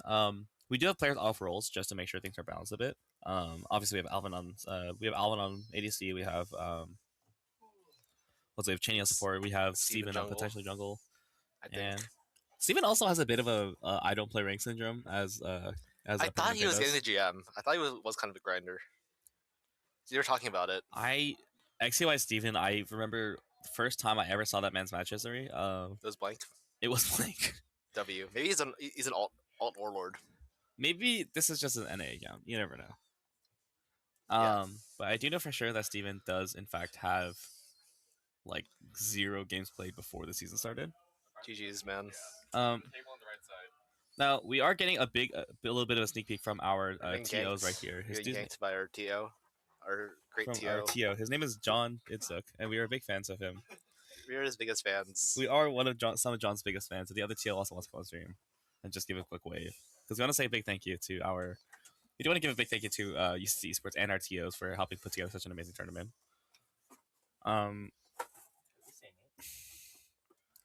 We're having a bit of issues with pricing right now, but we are going to figure out is that. Now, another thing that we do want to talk about is just meta as a whole, because I do think we're going to be seeing some Sinjaos and maybe Jarvis in the jungle. Yeah. Because AD Poos are just kind of a lot easier than they normally are. Also, I'm very surprised that we didn't see any standard control mages in that entire series last time. We saw ADCs, enchanters. Yeah. And wait, who was it? Silas. We saw Silas. That was Silas. We just see Silas. ACs, enchanters, Silas. Hopefully, see some more mages. Right. Or Silas. I'll be down to see Silas too. Right. I do see Zhang Feng is also on their team. We do see that Steven is playing jungle, as you were correct on that statement. But we do have the JV top laner as well, Zhang San Feng on the top lane, who was the Jackson in that unfortunate scenario, who did also turn around to get a near pentakill at the end of that series. Wait, what was he playing? Huh? Who was he playing in the penta? Aatrox. Aatrox. Oh, okay. Right. But he was the Jackson in that unfortunate scenario. I actually do know the mid laner for the Steven's team. He played in some of our in-houses before.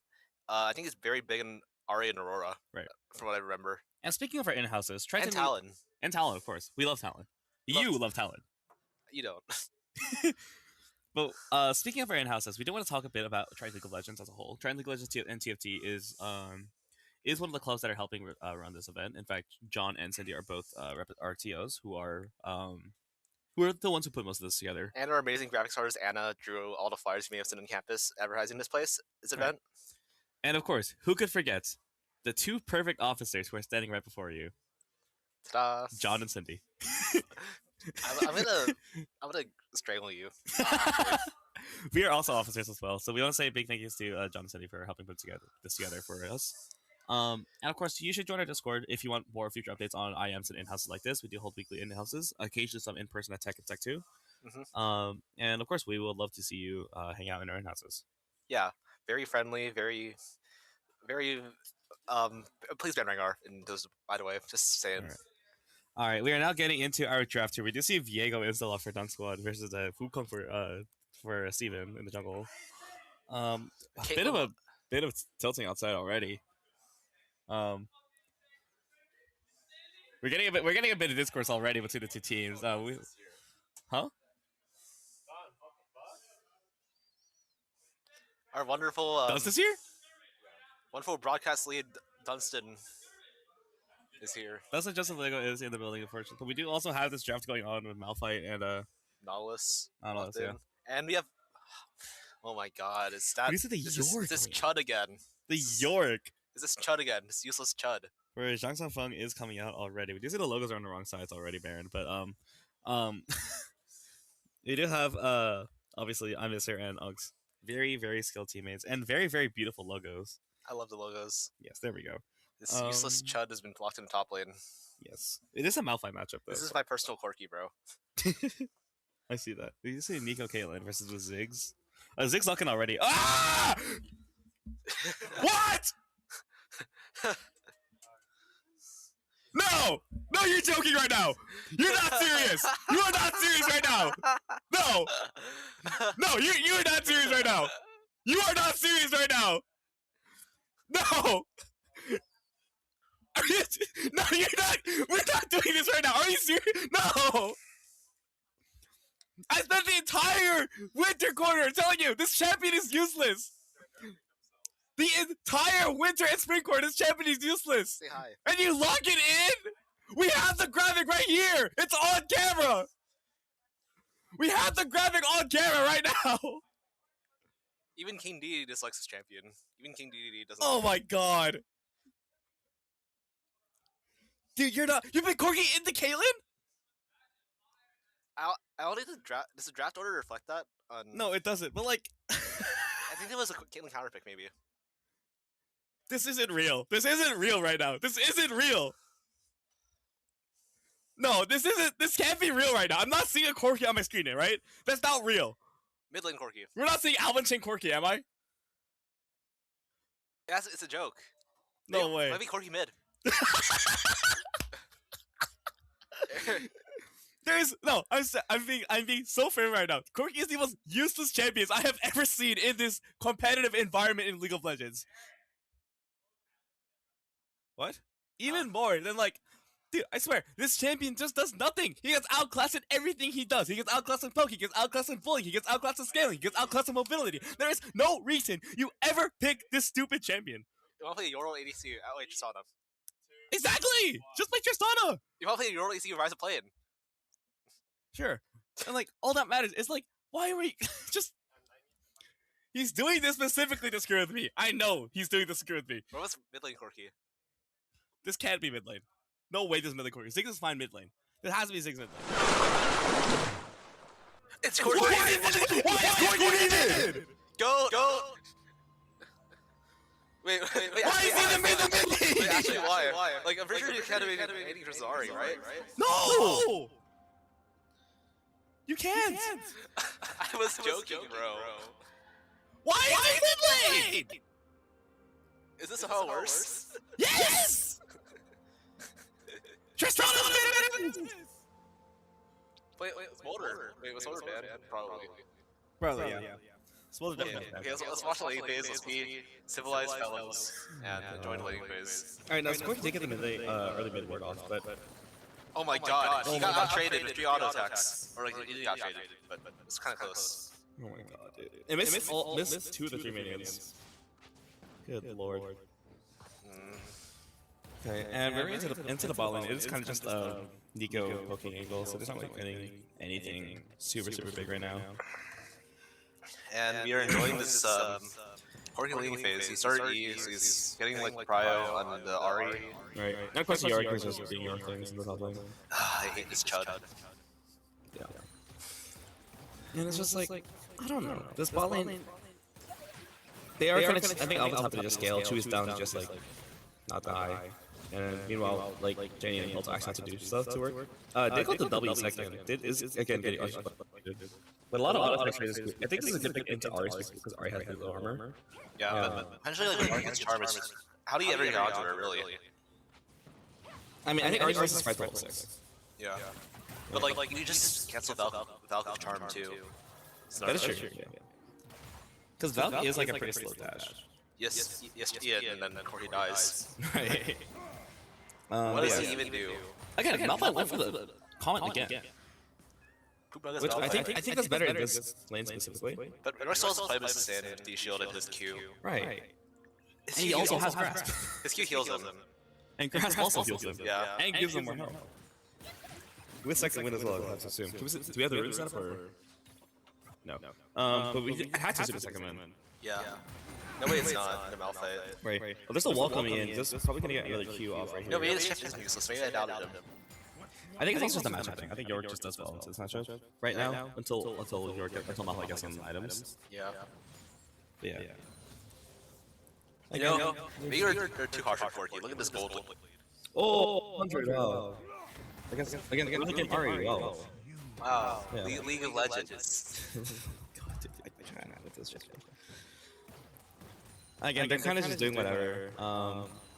Viego, projectiles are on opposite sides of the map. Viego does probably want to get a gank off of his York, especially because Malphite does have the slow as well. Yeah, pretty decent setup for Viego. And Viego wants to stop early game. Yeah.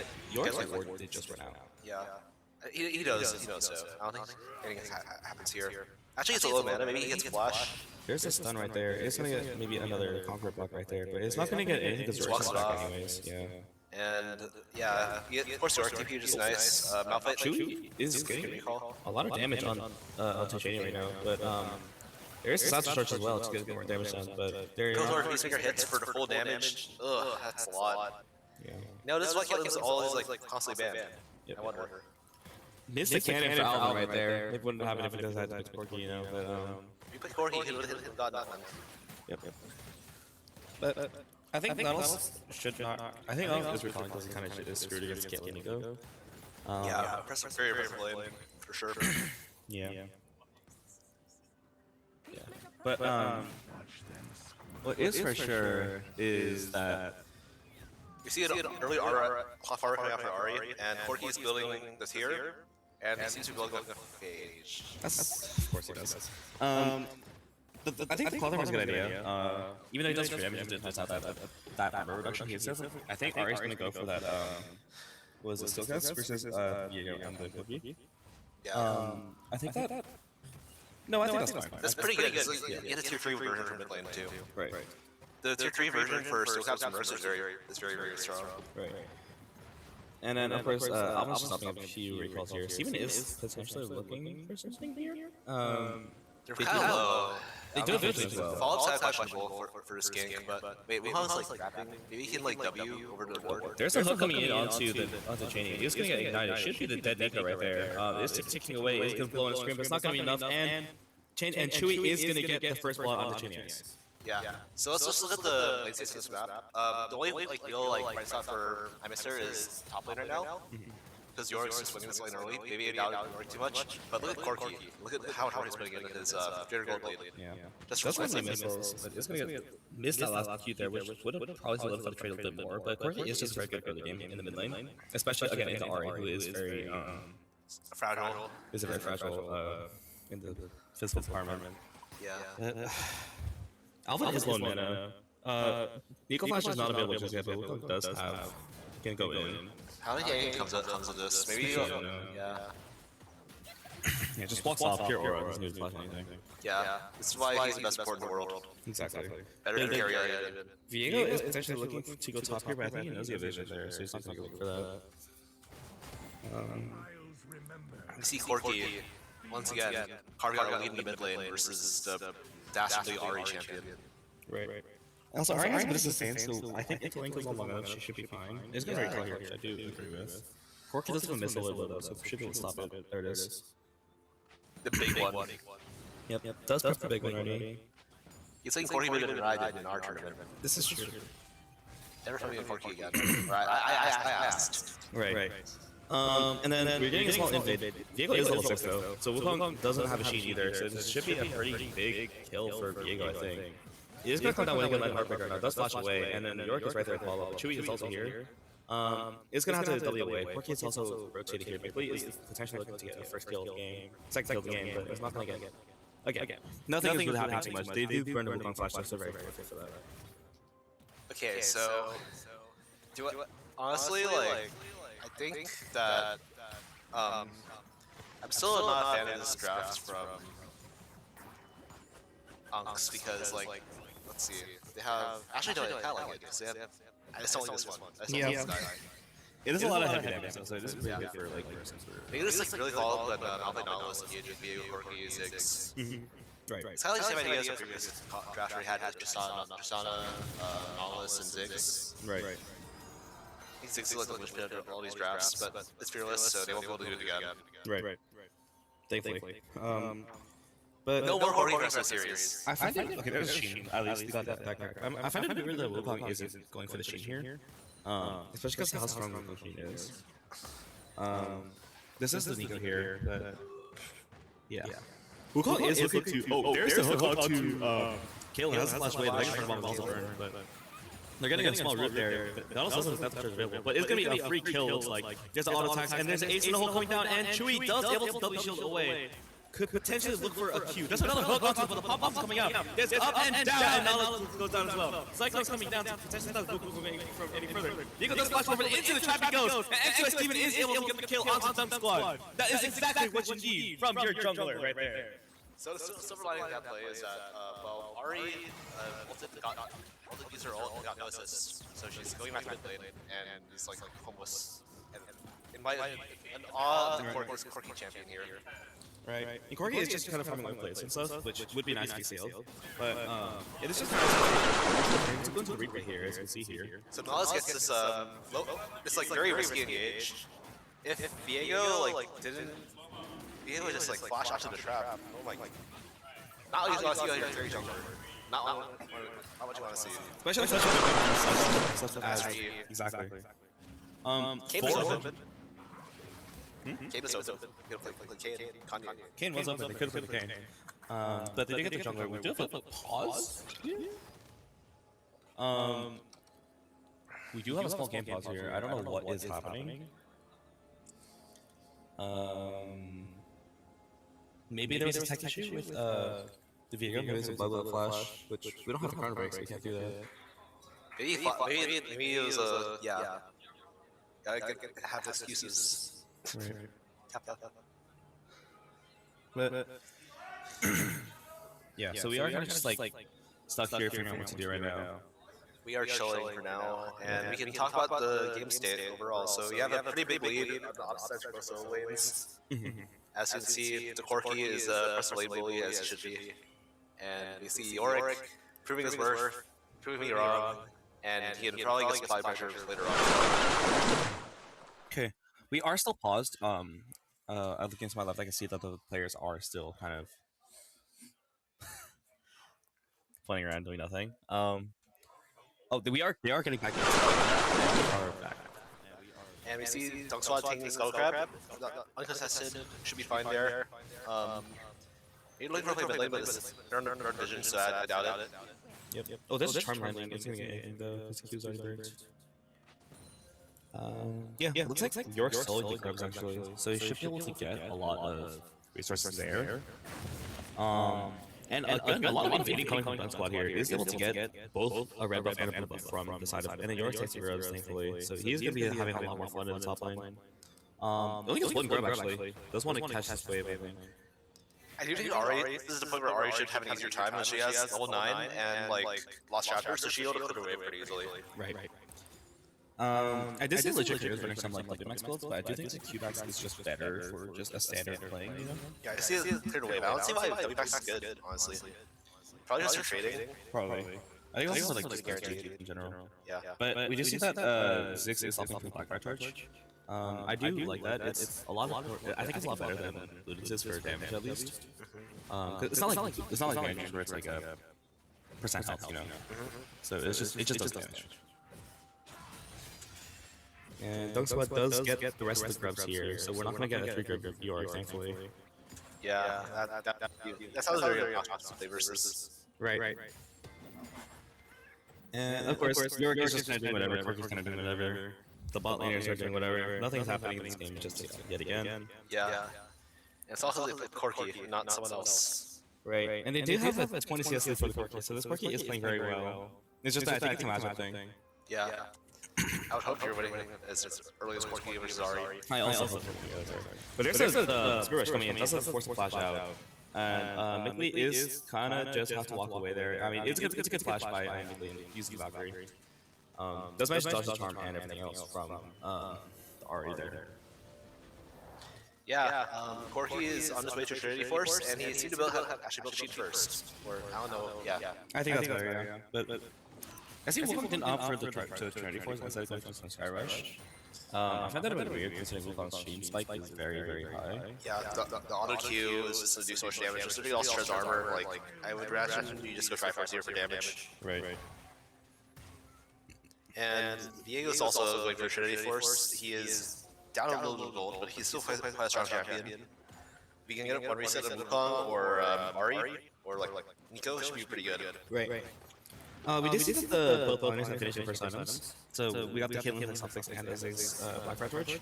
Small help from Nautilus, and he takes that chain. Still does an aftershock, but not much happening there. Chain is just not being able to land a double block onto the hooks right there. Nautilus starting traps. Yeah. Oh, it does have to flash away with the hook there. I think they saw the Diego coming in, so they knew that they had to run away from this. Ziggs are Burper, Alba Chang rocks, so it's kind of hard for much to happen here. Nico has to reset, and potentially Wukong could respond to this if Dunk goes for it, but I don't think he will. I think they might look for 5 here actually. But it's only get trapped up there. And Wukong is here. Corky's also here. Corky, our savior. Right. Oh, Steven does decide to collapse onto the Corky right there. It does have the WA though. Again, it was a very good angle to find, but unfortunately the teammates were around to keep that. Unfortunate. Big damage from Chris angle there. Yeah. What? They see a default? Pop Blossom? The Pop Blossom was burned for nothing there. I do think that was probably a misfit on the side of the chain here. I've done it a lot. Okay. I hope that was my games. Corky value? Corky value? Yeah, I hope that wasn't my games we were playing. Where you were going for the reason, right? Actually, I'm pretty sure that didn't happen. Okay, good. Now, Ari is kind of close to their Malignants. I don't know how much gold they have at the moment. But once they back, they should be able to pick that up, unless they're going to opt for the Steel Cast. Nope, there's the Malignants right there. It's about 650 versus 600 gold. And the Trinity Force was completed for Corky as well. So Corky should be doing a little bit more damage now, especially with that first item spike. I think once he gets them remaining, he should be doing a lot more. It's just the issue that's very hard for the T-Bags. Yeah, he's so short range. Right. Beyond is like our missiles, which are just like kind of like cosmetic. Right, and it's kind of the value of picks like Tristana that are in the range 80 mid lane pool. Because of how like, there's their first turret for or Yone. Yeah, or Yone. There's a first turret already. But the thing with 80 is they do so much damage, but there's a death judge coming into Cheney as well. And there's a knock coming in, and Lee gets the kill. That is... I would prefer that kill into Diego, but it does make sense to give it to the carry. And that is kind of just how this game has been going for Team Emissary right now. And they're looking to take this dragon down, thankfully. Yeah, Corey's up 1k gold, almost completely off laning. Right. That's pretty insane. Right, and Again, Malphite is just kind of trying to farm his way through the lane. It is 20 CS down. That's 6 late. That's 4 also late. sounds like that's not going to be it. Yeah. It is just been unfortunate because, you know, like, what you could have been, like, I don't know. I think that it was definitely your counter pick against Malphite. I had to guess it was North 5 yours, yeah. Probably, I would say so. Probably means like a B4 Corki. I love Corki. Yeah. It is a 1k gold for 44k already. I think it's just just maybe getting so many plates in the mid lane as well. It's a matter of time for Lead to go smething. This is true. Because I'm just picking mid laner that actually brings team by value, like an RA who gets the charm. Yeah, you have CC, you have Wave Leader, you have maybe not scaling, that's questionable, but you know. Right. No, we did see that Dora did land the route up into the Malphite, but again, nothing is happening out of it. They're gonna kill the maiden though. The score is 2-2 at 60 minutes. It is 1.6k gold maiden though, so it is like. This is LCK. This is an LCK match, yeah. You have Corki, you have Ziggs, we have Nautilus. You have many characters that are probably not LCK, like Nico, Caitlyn. Yeah, and Steven is showing up to try and thin this way a bit. But it is not going to explode the tower. One of the many valuable parts of the champion, for sure. Right, and Ziggs is like a what is it? Ziggs W is about a 20% range. I want to say right now it goes 20% and 30 to 40 for no, that's not right. It goes like 20 to 25 to 30% for tower XQ. So it is a lot lower than you would think. But I think the longer the game goes, the Ziggs is just better and better. Yeah, like I think like it's kind of hard for Caitlyn to like play the game right now because she's not that far ahead. She's not far ahead at all. She's like one point down. And this is a play of the game where Caitlyn's weakness because like she's like a very bad mid game champion. She's gonna have 24 items to like come relevant again at this point, I think. Right. And it's gonna take a long time. Chewie Ziggs have reference to help him to try and get that top turret as well. I think that's one of the big advantages of himself with Ziggs, trying to get as many openings as you can. I do believe that Dunk Squad has a Herald. They're going to pop a top here, I believe. But the entirety of this year has shown up, except for Ari, who's going to try and stop the Ari push. But the aura of the Yorick is using so much to make sure that Alvin just isn't able to walk out. Yeah, Yorick is a champion, I think. He's only been Black per second, so it's pretty good in Malphite. That's one of the cases where Black per second has good. Right. And they're not going to get anything here. The W block didn't go off yet again. Pop is coming in, but it's only going to knock up Nautilus not it's done. So Alvin just gets a free kill onto Nico. They're going to, the rest of IMSR's going to have to retreat. IMSR's going to miss the tower, and that is going to be a free. That's going to be a good for team. Stop it over so much. Banger. So we see Malphite sidelining. He is doing some stuff, and then there's sieging his tower with Ziggs, Diego, Nautilus, and North's doing pretty well. Scares him off. Malphite's just slapping Ari around. Yeah, our physical armor tank is bullying the mage, as usual. Yeah, many such cases. Right. And we could get like I think it'd be kind of funny to build like this game, but I don't think it's a good idea. But what we could get is Dragon coming up in 120, so they're going to try to rotate that. Alpha is finally going to back. Yeah, we see, I believe that's the Thunder Diego. That seems right, yeah. It should be Bruce Blast, yeah. But they are opting to... I do find the Viego Trinity Force interesting. I mean, I know that Trinity is more of a bruiser. I know bruiser are very good on Viego. It's just that I'm kind of used to seeing more of the practice there, like the assassin type. Yeah, because they try to like buff crit Viego and like it's kind of toxic to play. Right. But I think that they're trying to stick with the bruiser build this game because they only have Malphite and the Viego for fun. They've played it for line. I think it's so that does just doesn't like a pop too early versus like Caitlyn. Yeah. Maybe that's what you split all the time. Bruiser Viego. Right. He just has this comfort for him. Right.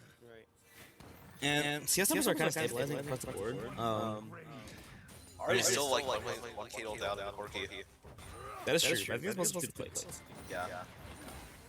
And we see that Team Unk has gone 16 plates while MSR's gone 7. And that's our Corki propaganda. These guys are trying everything in the power to prove me wrong about Corki. It's not working. Not yet. What if they win? In a wise way to Viego, not yet. Not yet. Corki is going to help us get this Dragon taken secure. What better can do this? answer that. Going back to just doing the pushing, York is getting a lot of value inside that as well. Finally, the first great smite reaction I've ever seen. Yeah. Oh my god, great. Secure. Right. God, my goat on the squad. He's the best fighter by default. That's the only one I've seen so far. Sure. So I agree with that. No, you're right. You're correct on that. It's the only great one I've seen out of the 3 times I've seen that feature being used. Exactly. The best fighter in the league. In the world. I don't think I've seen anyone else have this feature in the stream. Alright, Nautilus is trying to get this hook in, but the W from the York is going to stop that charge. Unless it just decides to charge anyways. It disappeared. Yeah. But there's it's only getting one charge off, and the trash from Caitlyn does a lot of work to like try and secure a lot of space from them. And York is potentially getting killed here. There's a Heartbreaker coming in, try and get a bit of damage on. But York is just going to have to walk away. The maiden has respawned. The charge is coming clutch. The Mega in front of him is doing a lot of work here. The pop on the flash forward is getting landed onto the Corki and to the Knowledge. Chewie has gone down. And Cyclone is doing a lot of work to make sure he gets away. All I saw is his double force. Did burn this double force just to get nothing. And it is a 1-for-0 for the side of Imancer. Yeah, Corki is proving his worth right now. Being a very good character. I do believe he did all of one miss. Yo. Anyway, wait, Malphite just also escaped, or did he just back a result? I'm actually not sure. We would have to go through a 2-2 replay for that. But, yeah. We did a Zig thing here, and again, it's still a 3,000 gold lead for Unk. So it is kind of just like fair to whatever. I see. So we have Ziggs just like farming it up. Caitlin's kind of back in the game because she's at the 2.5 item breakpoint. She's not quite there yet, but once she hits 3 items, she should be like pretty powerful. I should imagine. So the RA did build the Stork Shoes instead of the play seal cost like we're suggesting. Yeah. And it also obviously gold. I think that's a rocket belt. Chovy. That is a Chovy RA I'm seeing. I mean, rocket belt is a good item just for like mobility, but like I feel like people are kind of just sticking it onto animation that they see just to get a bit more value. I think I saw like I think it was Duck Bomb on Ziggs that pulled out the rocket belt Ziggs. Which I think that if you need rocket belt to get out of the scenarios, you should not be in this scenario in the first place. That's really big. Proto Victor. Proto Victor is also seen, yes. Oh, the Salvage Charge actually knocks the Caitlyn away from Chewie there. Doesn't have to flash out.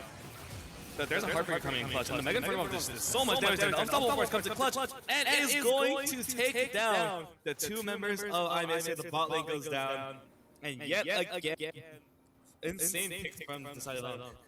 They're cutting it. Looks like you're going to go on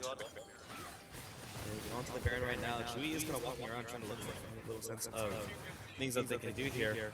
Wukong is potentially looking for a steal here. I think that they might try to get this, but they do spot him out. This Death Touch coming in onto the Wukong, and they're not getting anything done. But Alvin does get a kill onto York, and unfortunately Wukong is not going to get this steal just yet. Yeah, they tried up into York.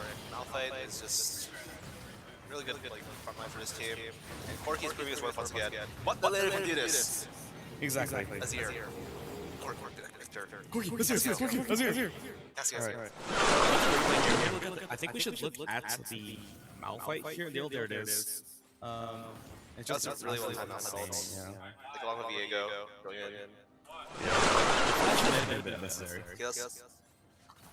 Alright, let's go back onto the map with Baron. I don't see the Baron power play. Red Bull Baron power play. Well, we don't have their sponsor right now, but we do have a new Baron power play. Turtle Beach Baron power play. Right. UCSD Baron power play. The UCSD Baron power play is coming up. And as you can see in our Turtle Beach replay, is that we just have so much going on, you know. And it's just a free pick for the side of Poop Nuggets. I think that Adulto and Chain are just gonna be caught out like everywhere they go. Yeah, it's just like kind of like, and like you said earlier, they're never blocking an auto hook as well. The W. It is a bit unfortunate, but again, the Baron is just so much to towers here. I mean, Ziggs isn't even on this turret, and he's still getting so much. And that's a Triton League in TFT, second tower, tier 2 tower. Okay. Look at that Delcios over here.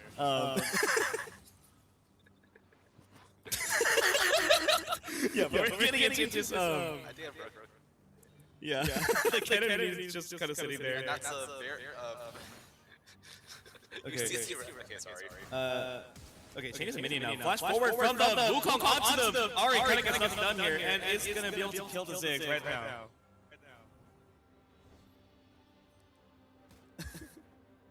But it is. It's okay. It happens. I mean, the Ari is getting a little bit of gold back. It's just not dragging for the side of Team terrible. An early miss snipe from Dunk Squad. Not very good from. Not very good. The Corky had to take the turn. That's take the dragon. That tells you how early this time was. That shows how good Champion Corky is. No. What evidence help DPS objectives? Azir, Cassio, Aesol, Name three more. Victor. We did see Swain, Vladimir. We did see Global Streams come Tristana. Real. Yone, Yasuo, Aurelia. Okay, my bad. Corky is probably like worse than champions actually. As a carry. But we do have Corky on the Global Streams, at least, so he's going to get a little bit more sustained. I do believe that is going to be a Hexalfix from his rest of his build. Yeah. Hexalfix, yeah. But yeah, a lot of what is it? Gold coming in from Corky right now. 1.3k instead of total gold graph. They are kind of just getting a lot done. Chaney is hiding as a minion right now, and since York Wave could potentially get something onto this. Does he know? There is a root right there coming in, but the kinetic root does just so much. And I do believe Malphite took a whole bit of 8 damage right there, and it just walks away. Yeah, Malphite brings us for the Yorick. That's what I'm saying. This champion useless. It's your champion. Right. What does he do? There's a ward on our map right now, but Huh? there is a ward on our map right now. I haven't seen a ward icon in so long. Yeah. But we did see that. Oh, stun onto Triton, but it's gonna have to try and charm his way out. He's gonna be able to get the Viego down away, but the Skinny Queen Nautilus just walks right past his Caitlyn Trash somehow. He's almost up for the edge to Caitlyn. Right, and I think that they definitely need an LDR before they can actually try to fight something. Yeah, they just need that LDR ASAP, and it's really hard to do that when you have the Dragons are coming in 3 minutes and the Baron coming in 2. I don't think you can get that much gold from that time without a massive miracle team fight. Yeah, it's kind of rough for the side of IMH. And Caitlyn is just like not putting in the work versus Ziggs. Right. Somehow it's worse than Corky in this game. Yeah, and it looks like York could collapse on here unless he just recalls away somehow. They are kind of just walking around like a headless chicken to try and get as much damage as they can. Caitlyn did get the Infinity Edge finally. Yeah, we're in a fine spot for Caitlyn, I think, but she's still not as strong with Malphite and Viego. Because since Viego's going to finish that stance too. I do see her as a big fan of Nico so far. Yeah. Shout out to our observer. If we look at the Wukong, it's very close to potentially getting picked onto the Ziggs here. It doesn't have any vision just yet. We do see the Nautilus here. It does get the hook onto the Ari. It does have to get the Spirit Rusher with it. That charge does a lot of damage, and it's going to be able to burst down that Ari right there. The Viego does so much work there, and the double trap from the side of Caitlyn is going to be able to get them off. But this should just be free Baron set of it, potentially free Baron. Good pick up to Ari. She has Zonius available, but not sure if it would have done anything. Probably not. Right, and we do see the most useful Nico in the world. Useful Nico in the world right here. Yo, that's the slam. I said useful. Useful. Anything else first time? I said useful. What we need from this Nico is just a big pop pulse, and I haven't seen like maybe 2 hit by one. And we are going to get into a small replay here. Right about now. So let's see. Corky. Go ahead. So Ziggs is just walking around. Malphite is here and looking for a pick to Ari. Ari's just like walking in, misses charm, and Corky dashes forward and just one shots Ari with his impeccable combo. And that's looks like York is just get collapsed on here too. The Malphite does have some force available, but unfortunately the wall is just going to keep them off, and it's going to get the slow onto the York. Wukong is right there. Yeah, it's a York's too hard to kill still for your team. And we do see the RTP in as well, but could potentially be looking for a fight here. There is trying to say the main right now. There's a Q. The Flash Cyclone is going to come up and get a double knock. The Subtle Force gets a double knock just right back. And the Mega Bomb is going to kill that Steven, and it is looking like another clean sweep for Team Unk right now. They're looking to try and get a little bit more here, but this should just be another free Baron because the jungler for IMH is dead. Yeah, that was just like a. I respect the passion, but it was one shot, so I don't know. Right. And you get squared down, help Corky, Diego, and Ziggs. They're trying to get a pick into the Nautilus here, just as like. It's also quite to die. But there's a death charge going in. York does actually get pop-ups and lands on nobody, but the Ace in the Hole is going to try and maybe get down the Corky, and the Corky has gone down. Alright, Zonius is in and is trying to get just one more damage onto the Ziggs, but Ziggs is still alive. But Kalen still has a little tempo, is still proc, and is going forward. The flash forward from Fruit is going to get a lot, but Alvin Chang is still able to run away from this very strong York. And the ult forward, the Heartbreaker is coming in with Dunkson. He's looking to break the hearts of I-Mister once more. If this heart was not already broken, then the team truly is. Now the Wukong is coming in to try and get a bit more onto Dunkson. But it's looking like they should be able to just fight this back. He has 3 levels up and he's running away. I mean, Wukong is just doing so much pressure. It's so scary. No, it's not Ghost. That was like Smite. Yeah. And a whole 9 damage from levels there. And looks like we're doing the dragon for instead of the barrier. This is soul for Team Unk, so yeah, and Soul's one of the best souls in the game. Exactly. Especially when you have someone who can pocket easy as Ziggs. Yeah, and like also like various Diego abilities, and also Corky. Corky also processes very well. Steven tried to go in a bit early. But isn't going to get anything done just yet, and it's going to be the soul for Team Unk. And that is the anti-share soul, baby. I also say UCSD Rex Soul. That is a good one. 27 mils like a fight right there. I think kind of expect here, even though it's kind of like not as useful.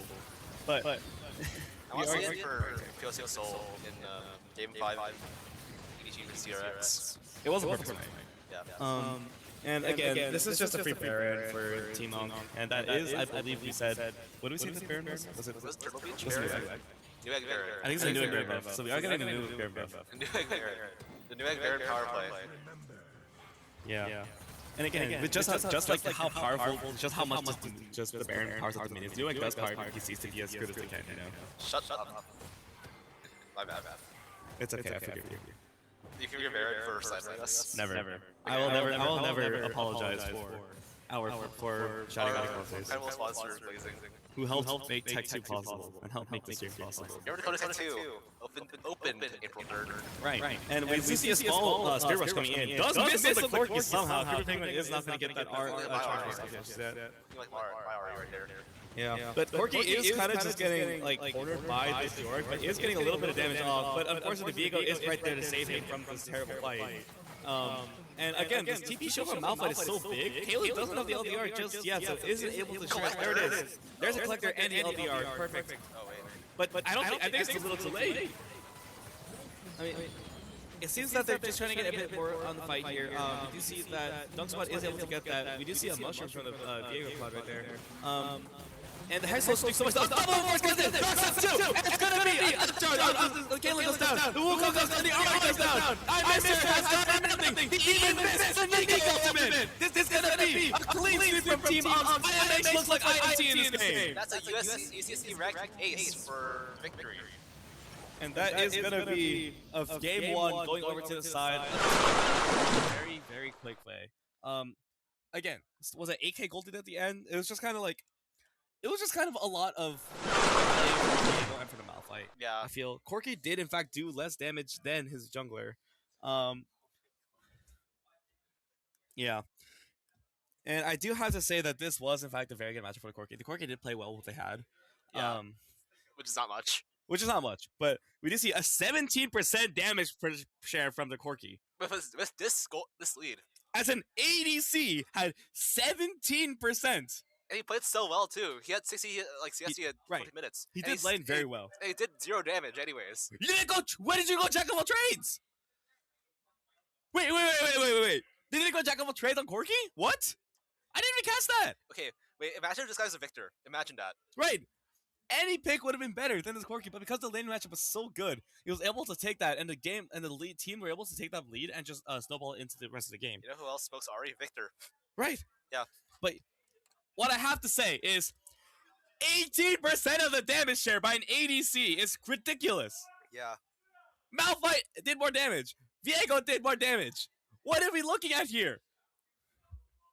Okay. But what's important is that Team Unks are able to prove that even with the champion such terrible as Corky, they are able to win just as easily. Through player skill. Through player skill. They're looking to turn this into very easy finals for them, and we'll see you all after the break.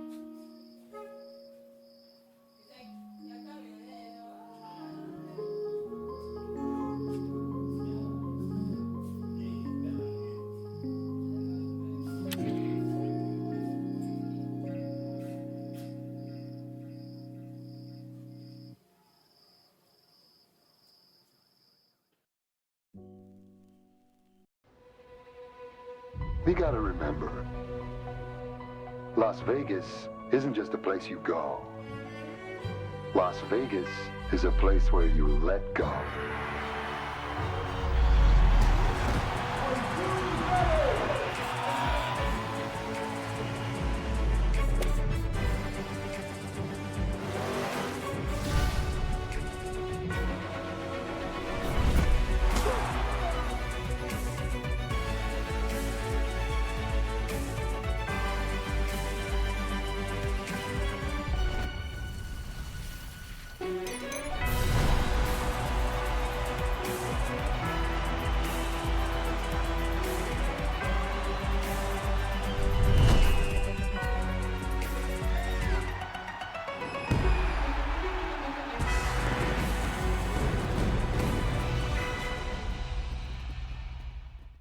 Is it time to say yep to Vyepti? Vyepti is an IV infusion that helps prevent migraine attacks. Chronic migraine patients saw 23 fewer migraine days on average per treatment. And it's just 4 30-minute IV treatments a year. Don't take if allergic to Vyepti. Allergic reactions, high blood pressure, and Raynaud's, which causes numb or painful fingers or toes, can happen. Get help right away for rash, swelling of the face, lips, tongue, or throat, or trouble breathing, hives, and facial redness. Common side effects are stuffy nose, scratchy throat, and allergic reactions. Ask your doctor about Vyepti.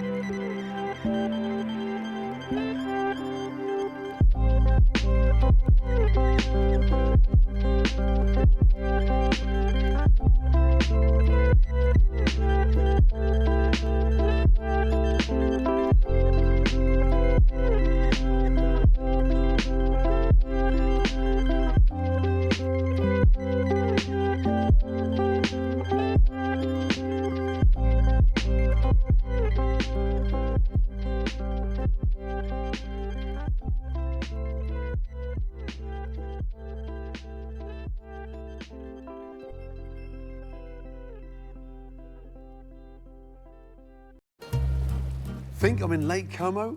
Think again. I'm not going to sit on a plane for 14 hours when I could be relaxing at Caesars Republic, Lake Tahoe. Lake Como? You got to be kidding me. Book today!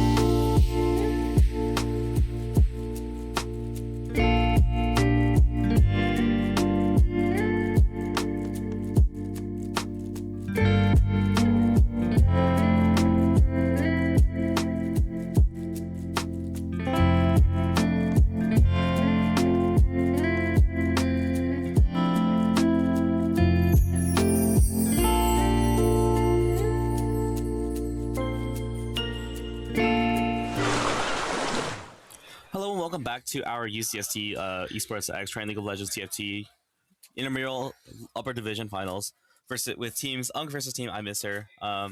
After a very brutal stomp by Team Unk over I Miss Her, it did kind of seem like they were able to make anything work, and they really did by picking in a certain ADC into their mid laner. Yeah, it was a pretty slow game at first, but eventually it just kind of like ballooned out of control, and also wasn't really close at any point, even if the kills were like kind of slow. And we're getting to draft here. We're not seeing Corki again, thank God. Right. Or Yorick. Right. But I did see a certain other ADC that people usually don't like under team. We'll see. Right. I do believe I saw a bit of Ash Surfing coming in from the side of Team Unks. Yeah, that is not who I was talking about, but we'll see. But we are gonna. But I do believe I saw an Ash Surfing, so we're gonna get that kind of stuff going on. Yeah. Yeah. Aurora Urgot bands coming out. Right. And of course, the beautiful logos drawn by Team Unks. Very, very well done. Yeah. And of course the bands are pretty standard. I mean, I got Aurora, Urgot, Victor. Like, I'm assuming that I'm just gonna assume that Pipnuggets has a very strong Urgot that Just Funk just doesn't want to play against. Yes, and let's see what else we got. Aurora band. That's a for a band for Creepy Penguin, and Aatrox band as well. Tristana band. Maybe they don't want ADC mid. I find that a bit interesting. I mean, Smolder Tristana band. there's a Good, Smolder. good. Finally. Now let's see like the rest of the picks. Recton, very standard pick. Right. Now, of course, this is reflective of the order. We do see Master Yi. All right then. Let's see it. Let's see it again. Yeah, I mean, it was a pretty solid showing in the semis. We saw the the Master Yi just did a lot of damage. Yeah. And of course, Dungzot is just a really prolific Master Yi. And we see the Xinjiao and Cinder coming in for this team as well. Nice. And the Poopnose Jax coming in versus Renekton. Now, hopefully they go Grasp. No, they should not go Grasp here. I think Little's fine in this matchup. Yeah. I think you want to get the long fights going with Jax, and then for Renekton, you definitely want to get the burst. A Kali ban I find a bit interesting because obviously this is like, yeah, this is probably when Renekton was picked. Yeah. And the Scion as well. I mean, it's just kind of like, I think they kind of just want to have fun with this game. They would definitely want to like be a lot more active. Yeah. That's set band coming in too. I guess this is like a B4, B5 for Nectin, I'd assume. And of course the set ban as well. Johnson Fight is a pretty good set. He really likes his 80 bruisers, so I think the fact he's able to run in New York is pretty nice for him because he really likes playing with them. I do wonder what they're gonna look for in this. What is it? This I can't speak right now. Sorry, their ADC and their mid laner. I think that like I don't remember which ADC I did see. We did see the Makely Hui coming in. I mean, Hui's a pretty good like control mage. Yeah, just a good neutralizer. I do think Syndra wins 1v1 early game, right? And like at both stages, to be honest. Oh. And this is the AC I was talking about. I don't. I'm not a big fan dislike of it here. He's not that bad here. He's conditional. Yeah, and the karma as well. Yeah, so it's gonna be pretty big early damage. At least he's fun. Yeah. So the Jin karma is pretty good for like early game. Yeah. Just because Jin's always very strong early. Yeah, and he scales well sometimes. He sometimes.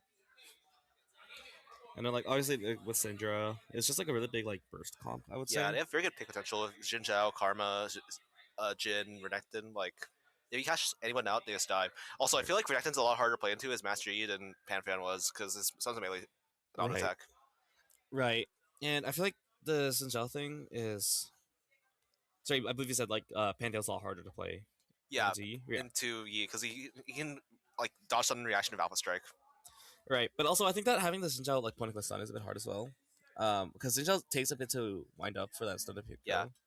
I mean, obviously the Titanic's be a bit quicker, which I do believe they will opt for the Duskend on Titanic build, which has been terrorizing the meta recently. I was like talking more like Renekton, like that's the problematic one for Yi this game. Right. Because yeah, Renekton kind of just beats you. Yeah, you just stun him and out of meditate, and then you just one shot his ass. Yeah. That does seem about correct. But as we're gonna load into this game now, I do wonder what we're gonna be looking for into this. I do kind of wonder what we're gonna look for into as juggler for this game. I mean, obviously Master Yi wants to farm, and Sinjal wants to look for ganks. Yeah. I do wonder how it's gonna turn out here, but I don't know. What do you think? I do believe Yi can actually like skirmish quite well in Sinjao early game if you have like some mid prio, which you might be able to get with Hui because like you get like QE push into Syndra, and you can just like rotate early to fights and potentially kill Sinjao with Master Yi. Because Yi's damage is not bad early game for sure. You have lethal tempo, you have like your auto reset. Right. He's pretty strong, I'd say. And right, and we're gonna be loading into our game now. We are looking to see what kind of stuff is going to go. Because Ash Champion is a very fast early game, but also very good for fighting because Ash is just a very strong champion. Yeah, Especially with like Master Yi. Like, you want any chance Master Yi. Yeah. Same with the Sinjao. So Sinjao Karma is obviously very strong together. Jin's a good competitive to Ash as well. I wonder if like Ezreal could have been better here potentially because also like one of the strongest ADCs. Maybe, yeah. I mean, Ezreal Karma's awesome as well. Yeah.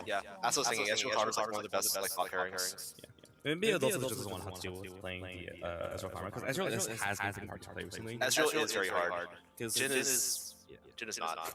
Because I mean, if you drag for example, like Ezreal is like a very strong champion who will carry games, but the issue is that we're not drag.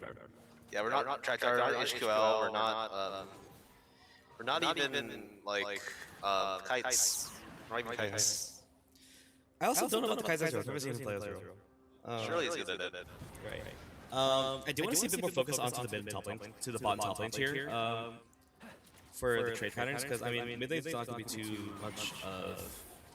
Mid lane's not going to be too busy. Yeah, so we're opting for Common Messenger here. This is like a better setup than First Strike, which I think you want this control mage matchup because, like, you need to test early game versus control mages. I find like Doran's not interesting for Renekton here. Surprise. It's a pretty volatile lane. I guess he wants to like make it not volatile. Yeah, but I think I just would like the D-Blade here. Yeah, you want the damage because you should have went early as long as you don't W the stun. I mean, W the counter strike. Right, and the level 2 base is coming clutch. That's the pillars onto Alvin. Alvin's very chunked on already. Chewie is trying to get the high notes on already, but it's not going to get too much done here. That was a interesting combo by Hui. Yep. Syndra's like down in the back of the lane so far, but he should be fine. Syndra's like one of the easier champs to get value out of. And she's like, yeah. Continue. She's like I think she's not like hard to get max value out of, but if you want to be like like an okay Syndra, it's really not that hard. Like just QE. Looking for a small mid gank here potentially, but it's just going to walk away mainly. We do see the Juggler start on opposite sides of the map, so it is potentially going to look for a bot gank here for E. I mean, I would prefer it, but it is definitely. Yeah, that's Tower Strike down for the Renekton. I mean, Jax. That's a really nice short strike from Renekton. If he went deep blade there, yummy. Yeah, might as well damage the CC. Mantra Cube is going to come in clutch and get a flare right there. But yet again, this is just kind of a farming lane. It's going to be a lot of fighting and kills, as usual. Yeah. Jin is proving his worth, surely, this game. I think Jin is like not bad to the same side as Jax, really. Maybe Master Yi is also like not preferable, but at least Yi doesn't build armor until like Death Dance. Right. Let's see. And I do think that like there isn't going to be. Master Yi's looking for a dive in the mid lane here already? I mean, Wade is going to knock out the grassing ball. Master Yi is tanking away this tower here, and it's going to get the alpha strike. It did mess it up, and looks like Syndra gets the first blood. Really unfortunate for Bugs up here. That was a dive all time, and that's the Triton TFT first blood for Syndra. Right. And Steven does have the flash. Does flash through the spear right there and force the wave flash out as well. Yeah, that was, and then you can see how pressured how it was the game. And he like, if you get hit by a W as a normal mage, you just die unless you can interrupt it with play EQ or sort of E. Right. And Change is really good with Mantra Cube so far. I don't think I've seen simple in this yet. Yeah.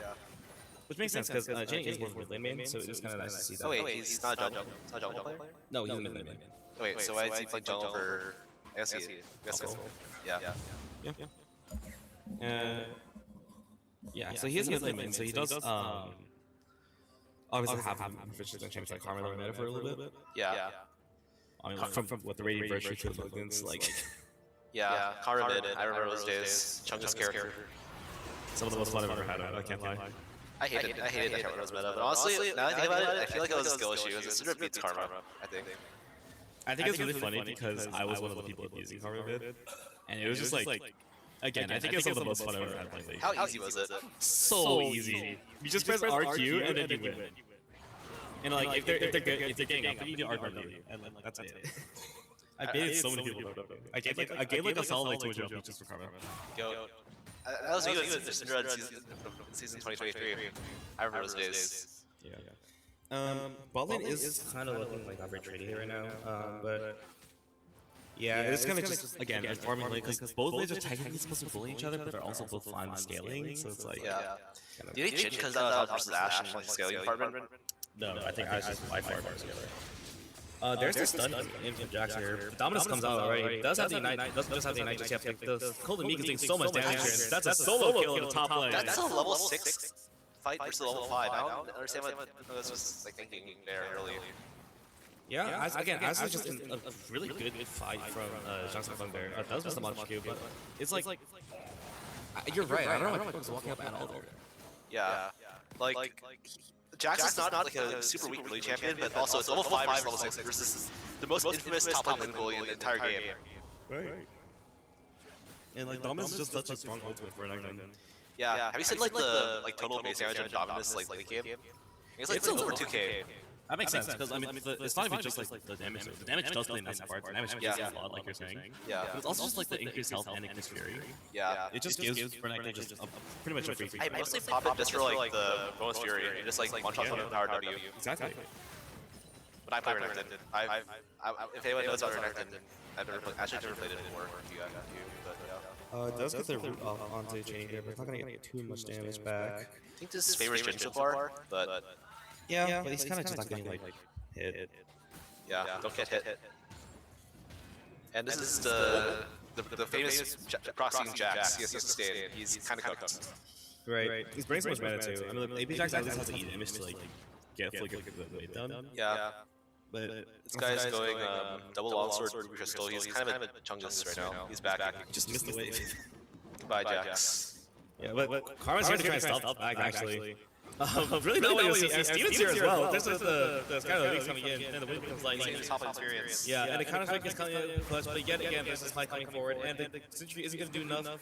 And just one more auto, and the Karma takes the kill away. Ari's for real, man? Wind becomes lightning, Jax becomes dead, and then again another really big talk out here. Bars. Anyway, so Jin's like the free farm in the tower. He is down like a bit more CS than he was up CS, now he's not, but because his Carver abandoned him. But I think Jin's okay with this. I think Jin's on the better is he's like being abandoned like roam the tower, even if he's not a mobile ADC.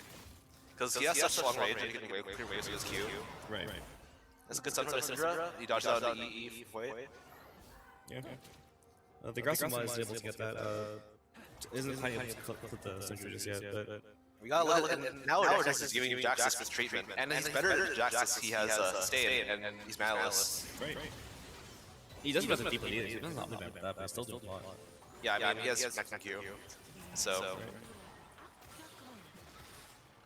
Jin is a favorite team so far, but I mean not much happening in bot lane yet. I think potentially Xin Zhao going for a gank bot when the way did for him. He is looking for solo Baron. I mean Dragon Baron. I think that like not what you want to see there. There's a Gamma Zero coming up. The Jax does ult, but isn't able to get anything out of it, even though they took the tower shot. I did believe that since that should try to probably grab her anyways. I mean, Captain Dragon is kind of fun, nice to have on your Seraphine. But it's also like, I think Grubs with such a bullying top laner like Rack, who did get ignited and burn dominance in the top lane. I just think that's a lot better to have. I mean, they could look for Q here. There it is, there's a Q, and there is staying alive. Yeah, Jax is subject to UCSD Rex solo kill in the top lane. And yeah, that was a questionable play by Jax. Actually, I mean, he was just dead there. I don't think it really mattered what he did. Right. And it's like, I don't know, it's kind of not what you want to see from your top lane here, especially in a game with high stakes such as this, because you're trying to win this game, you're trying to win the finals, you get the headsets. You're trying to beach headsets, right? Yeah, you're trying to beach headsets. And perhaps a chair, but actually it's just headset, so. Alright, now we're gonna get to the replay later. Watch the Encore there. Is looking like there's just early for killing. Yeah. Alright. And we see this short-sighted maneuver for Jax. Oh, skill if I've ever seen it. And that is an unfortunate. And the curtain call did come out in the pitch by pitch, if you can see that. For those that didn't notice, it does seem like the Jin was able to get a pretty big chunk off onto the Ash Seraphine here. But yeah, looks like they're not going to get too much out of it. I mean, Ash did burn a flash as well as a heal. That's what's looking up here. There's a Highlander coming in clutch. Not even clutch yet, it's just kind of attacking. There's an auto attack, but it's not going to get anything out of it just yet. There's the Maki coming in. Yeah, the force shot does a lot there. There's one more auto away, and the flash W is not enough. Dorga gets another kill. And this is a nightmare scenario for Team Monks right now. And it looks like Jin is proving his worth. Maybe I was wrong about Jin.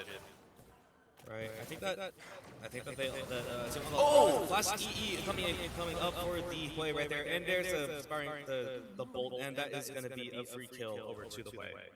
That dancing grenade did like bounce onto the Ash and like forced barrier. I was so sure I was going to kill, but barrier came clutch at the last moment. Right. And the stage from the Black Cleaver is doing a lot of work here. He is kind of just holding the W until he burns the E right there. There it is. And then he's flexing dice. There is the W. And the Pathing Colted Jax is down. And Xin Zhao picking up another kill. Getting gold into Xin Zhao is very nice because Jin is like one of the most broken characters in the game. Right. Especially when you have such low CS like he does right now. Specifically that CS number. But it is nice to have Xin Zhao getting a lot more gold, especially with your Enchanter Karma. It's just really easy to run around this game now. Yeah. And like looks like Cinder's getting more chunks away. Evanston could be good to play like standard mages. I see him more play like Cerberus, like Ari or Aurora. But he's doing quite well in the Cinder so far. He's going for the Luden's build. It's good this game. Pretty fragile overall, but I still think BFT causes are so good in Syndra. Right. And Lucid, the pure Lucid, so you move so fast. Yeah. Well, you know moving fast would be really nice with this Jax right now because holy proxy. I also like to shout out the first item, the oh my god, you're joking. No, I was going to say the Andros first item power spike. I don't. Sure, but like the Black Cleaver is such a bad item here. I just wanted our sponsor section. I feel like Eclipse was just done better for the 1-on-1. Black Cleaver just isn't too strong because there's not really much armor you're training in the first place. I guess Jack's justices. Maybe like yeah, that's it. Maybe just like the Jaxel. That could be it. I feel like that's just still better though. I also think it's better. But there's the Yi coming up top to teach me a lesson. Population should do it. But there's the Ignite coming up, and it's gonna be not enough to take down that squad. Unfortunately, flash away. But Steven is coming up into this top side to potentially look for the Master Yi. He is still out of jungle, but is not gonna be able to get the Yi reset just there yet. And recall it just like complete some time and Master Yi's out, and he gets a big shutdown for Zax. This is maybe what sees you get back in the game. This is like the one winning way for Unks now, gold-wise at least. Yeah. And Steven is able to get the red buff away. Yeah. They have a dragon, iMage doesn't, so this is potentially still winnable. It's not like hopeless yet. Right. Especially since you gotta kill onto Master Yi. Yeah. That's pretty big too. Master Yi is one of the strongest like carries in the game. You see how they like avoid an W, and you should be fine in these fights. Right. But it looks like another Poop Nuggets death in the lines over here. But it looks like he is just going to try to off. No, he's going for a reset. I think he needs to go for XP here. There's a Warthog, and it is looking like he's going to try to take a bit more minions with him as he goes. But instead of opting for the execute, he instead greets for two-way minions.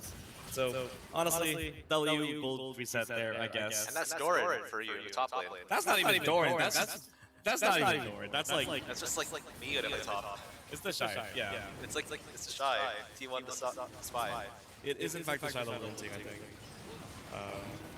I think it's this dragon here.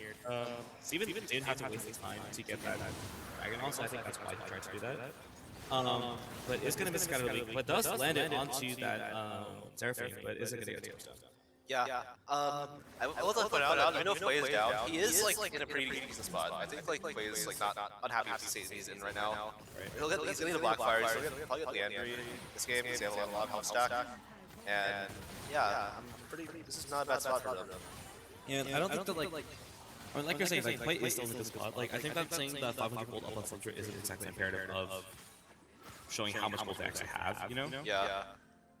So it is nice to see that. At least I do believe Sidra outscales Wave, but I think Play is also better like in the 2-out mark. Sidra is coming down here. Sorry to interrupt you, but the Deadly Force is coming up clutch, and there's a Scatter Leak already down, and Syndra has dead. There's a Curtain Call coming in. There's one shot, it's going down. There's two shots, the flash forwards. There's three shots, it's gonna hit it. There's the fourth, there's a double kill over to the side of Adolso, but the Highlander is coming right back to clean it up. He's looking like maybe he can go for more here. There's a Blue Smoke coming up, and he should be able to get in range of the Karma here. Can't be slowed during the queue. The heal comes up for chaining, but he's going to walk away. There's one bullet in the tank. There's dodges the Deadly Flare, but there's a trap to slow him down. Is he going to get two more shots? No, he is not. He's going to walk away, and the Jin is happy to walk away with kill himself. I think this is actually net positive for Unks, because Master Yi's getting more gold.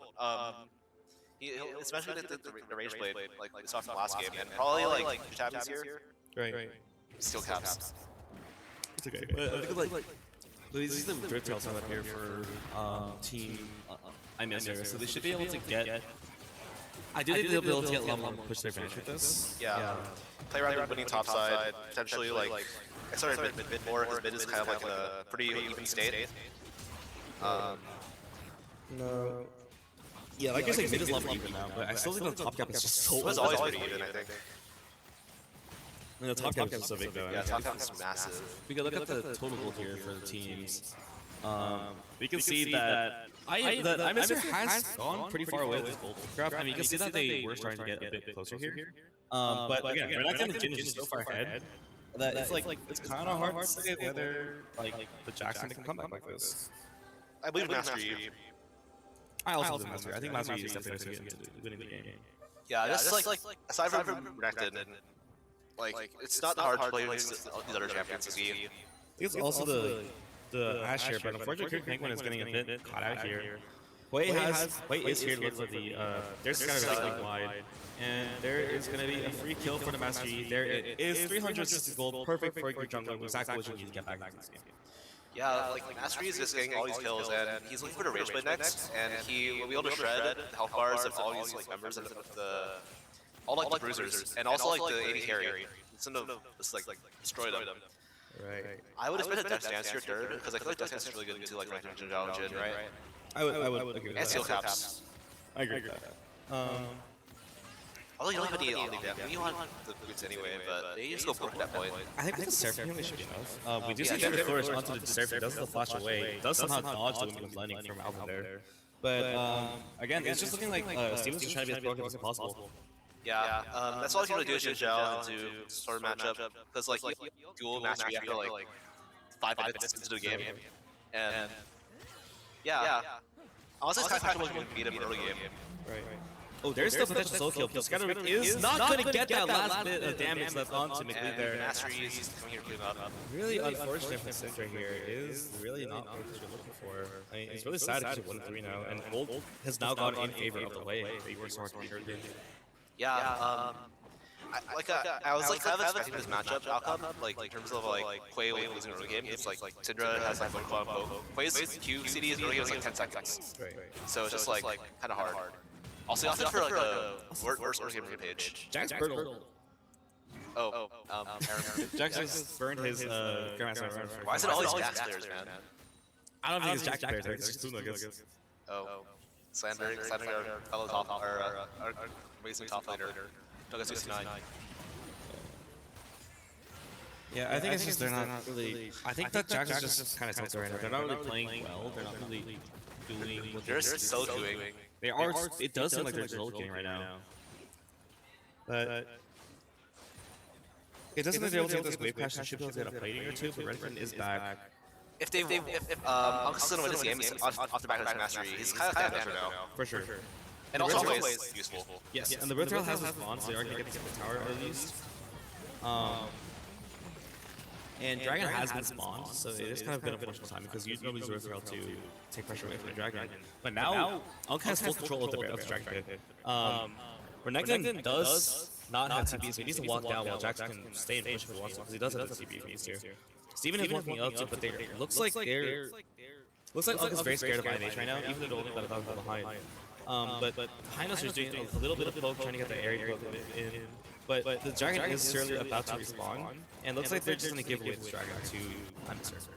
Yeah, that's a free Dragon over Time-Mister. But Unk's already has got the first Dragon, so this is his spot. It's a great fight for Steven. Awful jungler is fighting better than jungler in this tournament so far. This is what I'm seeing, yeah. But we do see that... Again, the Dragon Tactics already was pretty good for Team Monks, but unfortunately, Mister is just getting as much as they can out of it. Yeah. I believe in Master Yi, but he needs to be really careful for Renekton in these fights. Absolutely. I mean, the slice and dice method is just good stun for just long enough to make sure they get all the bursts that they can, especially with Jin, who's such a burst heavy champion. Yeah. But like now he's like itemizing, counter-itemizing their team. Yeah. What could the Ruby Crystal build into? Hexblade. Hexblade? Yeah. Surprise not DD, but I think it's also pretty good here. So I mean, we'll probably get both eventually. Jin does have really high price for the Hex Optics and the Collectors. The Slice and Dice from the Ranker should be able to pop the E as well. Yeah, until he gets DD. Until he gets DD, and it's just kind of cooked. But that's yeah. Jax is going down onto Syndra right now. Syndra did burn Scatter Medications early, but is able to just walk away until Syndra pops up. Oh, the Crescent Guard is doing a lot to keep sure to keep this Jax off of Syndra. Smites to slow him even further. This guy of the week is going to keep him further away, but even Lightning and the Jax is looking to come dead yet again, and there is a dash, and it is dead. Another dash for the Jax, and Renekton uses his ult on the Master Yi. Renekton could easily get died here, I think. I mean, his ult's going to be down pretty soon, so I think they could. But they ought to wait for Fury as well, maybe. I'm not sure. Right, I think they maybe they could have gone Baron here, honestly. They did have a lot of damage, potentially. But it doesn't seem like they're going to play it safe and just... Oh, there's a Shadow Twister arrow coming in, but the cleanse is so clean. I don't know how you could dodge the Grasping Maw after that. And we see, you got the jungle gold lead is kind of closing a little bit. Jin is pretty strong too.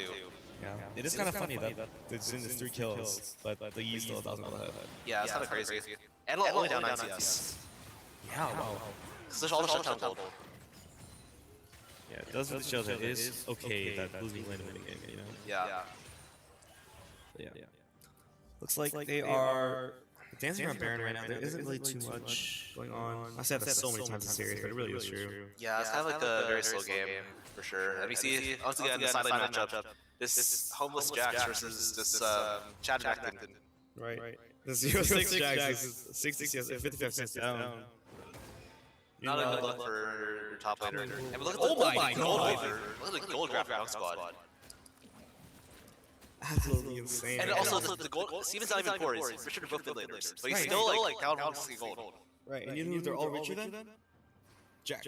Nuggets. Nuggets and Jax is not. He is kind of putting to bed right now. I can't lie. He is playing. He is playing true to his He is nature picking right now. Nuggets. He is picking Nuggets. He is in fact playing like he's picking Nuggets. There is kind of just a hard game for the Jax overall. Yeah, Jax has like those states. It's not hard to learn, I think, for sure. Right. And also, Darkspawn is like also knows how to play against Jax very well. I mean, he was one of the victims. But Darkspawn is coming in onto Steven right now. The Charlie Cluster Arrow does come in clutch, and there's Scarlet Spare. The Encore does land as well, but the shield will not be enough until the Crescent Guard comes in clutch. And the Dominus in the backside, the Renegade is doing so much into the back, and it looks like they're going to be able to potentially kill Alvin here until he gets sliced and diced away, and Alpha Strike is doing enough to make sure the Duck Squad is able to get even more gold, even more fed. The knockoff is not doing enough, and somehow Master Yi is able to take home this fight. Yeah, it was 2 kills over to Master Yi. That was kind of crazy.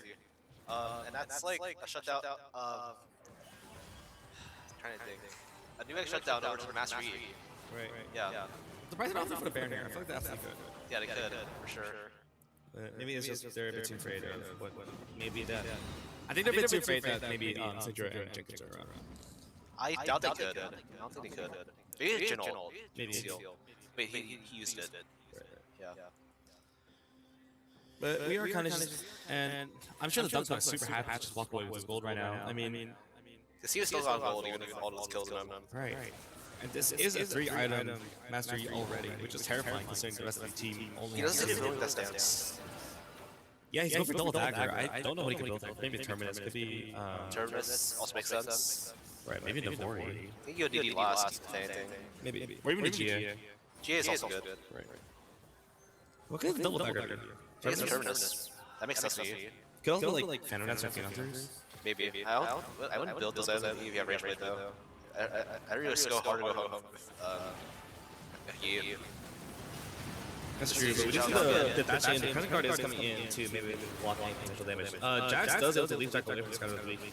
Dragon's about 4k HP right now. There's the river of damage coming in, but the stun coming in, the Jax and Dunkspot is taking out the Dragon. Renekton is able to walk away with his life somehow, but Alvin is taking out Steven, and everyone else, and Pudok has also gone down.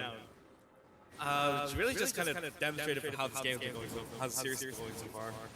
Yeah, it was a big scatter from the Cinder to like stop the Brawl against Slaughtered Master Yi, but bad outcome over IMH. He got at Red Point, and Ocean Soul, I imagine is very good for Master Yi as well as Jax. I would hope so. Let's look at this replay here. I think I definitely need to look at that center play again. Yeah, let's look at the first start. So Shidao goes into Crescent Guard, soaks up with a lot of damage for the team. Cinder misses his stun onto that Jax to kill him from finish. And like Quay and Seraphine are both like putting a lot of AoE. Jax goes in for engage. He dies, but Master Yi ends up getting. That was a really big stun. That was like an old Ari for sure. Yeah. I can't believe that we're not gonna walk past that. Yeah, we'll be able to kill him for sure. And it's like, yeah, it's a very rich Master Yi. That's Terminus for sure. I feel like every time I see these people don't know how to build. Like I see a Shojin Black Cleaver for Renekton. That's fine. Shojin and Black Cleaver are very good items for Renekton. Why am I seeing Black Cleaver on the Jinja as well? They don't stack. Like pick one. I mean, the LCK players also famous for not knowing how to build too. Uphill build already. But like Renekton's Eclipse would have been really well. Would have been really good here. Strike Breaker would have been fine into the Ash if the Master was fed. I mean, like it feels like they're kind of just like looking at Yuda GG and not even looking at the rest of the team. Yeah, that's I have been guilty of that. Yeah. I don't really agree with the flat pun. Actually, I kind of do for Syndra. With the like go for the Zonia's next, which makes sense when you consider like just a lot of things to be stopwatched. Yeah, like Jack stun, Wave like abilities. Yeah. Master Ash Arrow. Alpha Strike is worth to be honest as well. Yeah. But you're gonna see what happens here. Dogspot's looking for like maybe potential pick up to Zhao or someone else who walks forward. Maybe. But I think that they also need to like look into. I don't know. I think Jack's just build Hullbreakers. Yeah, just build 6 tiers, honestly. No, they're playing like they will. Yeah. And with that KDA, with his performance so far, it is looking very hard. But it doesn't really matter when your jungler is doing the work of 2 people. Yeah. He's just going absolutely crazy. He's gonna have Terminus completed pretty soon, I think. Yeah. That is a double. I believe that's what's ends actually, because Terminus is a hard max and it's. Oh, I didn't know to build that. What's end is. It was in a double. Not sure if I agree with what's end here, honestly. Because they only have Syndra. But you want to, if you're building defense 5, it would be DD here, no? I think so, but I think it's just that Syndra is such a big threat that he doesn't have to deal with it. True. He wants to just negate her Syndra entirely. Because with end, it blocks all the damage from all the pen from Shadow Flame shoes. Right. And also just so much. Syndra also just has so much burst. It's I think that's kind of one way that you can die is through Syndra. Just one shot, do meditate, even. Yeah, because Syndra are evolved too. If you're a certain health threshold, you can survive, but you don't. Her ult. Yeah. Syndra should have full floaters by now. Yeah. She's at 112, not quite. Yeah. But she has to execute. Right. So meanwhile, this Jin is already Jin has been doing a lot of work, I will say, in the early game, but I feel like in the team phase kind of been invisible. Yeah, can't really do much in these fights. He's gonna get one shot by mastery if he walks up. Right. And I mean, with that, they do have the crit clicks, so it's 90% crit. It's probably going to LDR or something. I would have to use LDR. Yeah, it has to be. And I wonder what they're gonna do, maybe a Serpent Swing angle against the Seraphine, but I think it will be more better. Yeah, but it looks like they're posturing out this dragon yet again. Some of them 30 seconds. There's this soul point for but there is the enchanted arrow. Flash forward is not going to land onto anybody, but the helicopter is going to come in and not be able to get the stun off on anyone at all. Yeah, but I think just take all the entire Syndra ult, unleash power, as well as the Mikhail's coming out for Karma already. Right. So if they get another stun onto anyone on their team, I think they just cook the team fight, so they don't have Mikhail's anymore. Right. And again, this dragon just hasn't started at all. It does seem like Redacted is still in the pit, if it's that a bit, but they don't see him. Now they know someone's in there. They have to. There's a double scatter coming in, but the root is also coming up in clutch. There is the stun, and Dorgon has gone down already. The Ash is coming forward, he's gliding on them, and it's looking like they need to run away as fast as humanly possible. The deadly force is going to root the Jackson, isn't really matter too much. This is kind of getting it. The flash forward, the dash forward, it's going to get a lot. And there's another stun onto Curry Banquet, and that is going to be a very easy team fight for the side of Team Unk. These absolute Ash and Seraphine masterclass has been insane so far. Yeah, I would hope. So it looks like Ash Alvin knows how to play with the other side of the Ash Seraphine duo. He's a famous Seraphine player. Right. And that's the Andrew's Ocean Soul coming in for Unk. Right. And that Ocean Soul is going to do so much work, especially to play in the Ash, because how much they poke. They're pretty much never going to die. They're pretty much never going to die with this regen. Yeah. And again, Jax is the other good person to die, so this is really good for Team Unk. Because while you are giving him a kill, Jax kind of does do right now. Yeah. What does he do? He's like Forky at this point. Kind of, yeah. It's just that I think that I just think you need to build a Hullbreaker or like Lasagnas if you're going to be the engaged bot. You need to build just speed sideline, I think. He's trying to do that. He has TFTs. I think he's definitely trying to go for the sequencing, like said, with the stuns. Yeah. But I think that he should be going for, I think that he definitely could stun more. But I think it's Renekton and Syndra is really hard. Syndra doesn't really do much of his lead anymore. Low KP. Yeah. But yeah, it looks like there's not much that I missed to do at this point. I mean, the gold lead is not solidly in favor of Team Unk. Yeah, totally like a Baron here, even. Maybe not. I don't think they want to be able to start it unless they just weren't making wrong right now. They don't know it's warded. Now they do. Now they know it's warded. They're still going to go for it. They take it so quickly. Renekton doesn't have TP, I don't think. The Enchanted Crystal Arrow is going to go wide. It's look for the Renekton instead. But looks like they are going to try to fight for Scuttle instead and reason Baron. The Karma is on the wrong side of the fight right now. It's gonna get picked off by Dunk's right now. They need to look for the rest of the fight. Dunk's and Chewy does go down to the Deadly Flourish, but Dunk's is doing so much. This guy's it's gonna do so much, and has to flash away. But the flash forward from the Jin is able to collect the kill for Master Yi. The shutdown is over. The team fight is done. It's looking like they need to get this curtain call, and they need to get out right now. XOS Steven is starting at the Baron right now. And the solo kill in the bot lane for Renekton as well. There's the eye is doing so much. And there's the ult. This round is very. Is it going to be enough to take down Steven? It looks like it is. The flash away is not going to do anything. McLee has taken this Baron away from Team I Miss Her. That was really well played by Hui, but also Master Yi kind of like he got CC'd. He dodged the Unleash power, which was really nice, but he got flash forward, flash on by Jin, and that was really rough. You got. I think we're gonna see a replay on the Jax solo for Jax. Read us now. And he's trying to stun TP, and he's killed. Yeah, there's not much to analyze here. I mean, it kind of just is a solo kill. So really big dodge on something there. How's the flash forward? Out. Is it worth flashing forward for that? Maybe not. Is it worth flashing forward for that kill, or? I mean, it's not point. It's kind of some possibility. Yeah. But it does look like they are gonna try to. Oh my god! Look at this gold lead for Master Yi. 4,000 somehow. It's like trying to do Baron. I feel like it's kind of risky. Yeah, I agree with you there, but Master Yi does seem like they know they are rolling up. The Ashe Hawkshot should come in very soon, but it does seem like they should be able to secure this really quickly. They are going to stun the Jax right there. The Enchantress Arrow does land to the Karma here. Karma is kind of just dying for nothing. The heal is burned, but the Baron is going to the side of Team IMH. And the Zanya's by the Jax isn't really doing anything. That's a dead Jax on my screen, but now the Unleashed power has been taken away. Master Yi could look for another fight if he wanted to, but the Sprouting Spear is going to go wide, so I think that Unk should try to walk away from this fight. And IMH is very happy to walk away from this.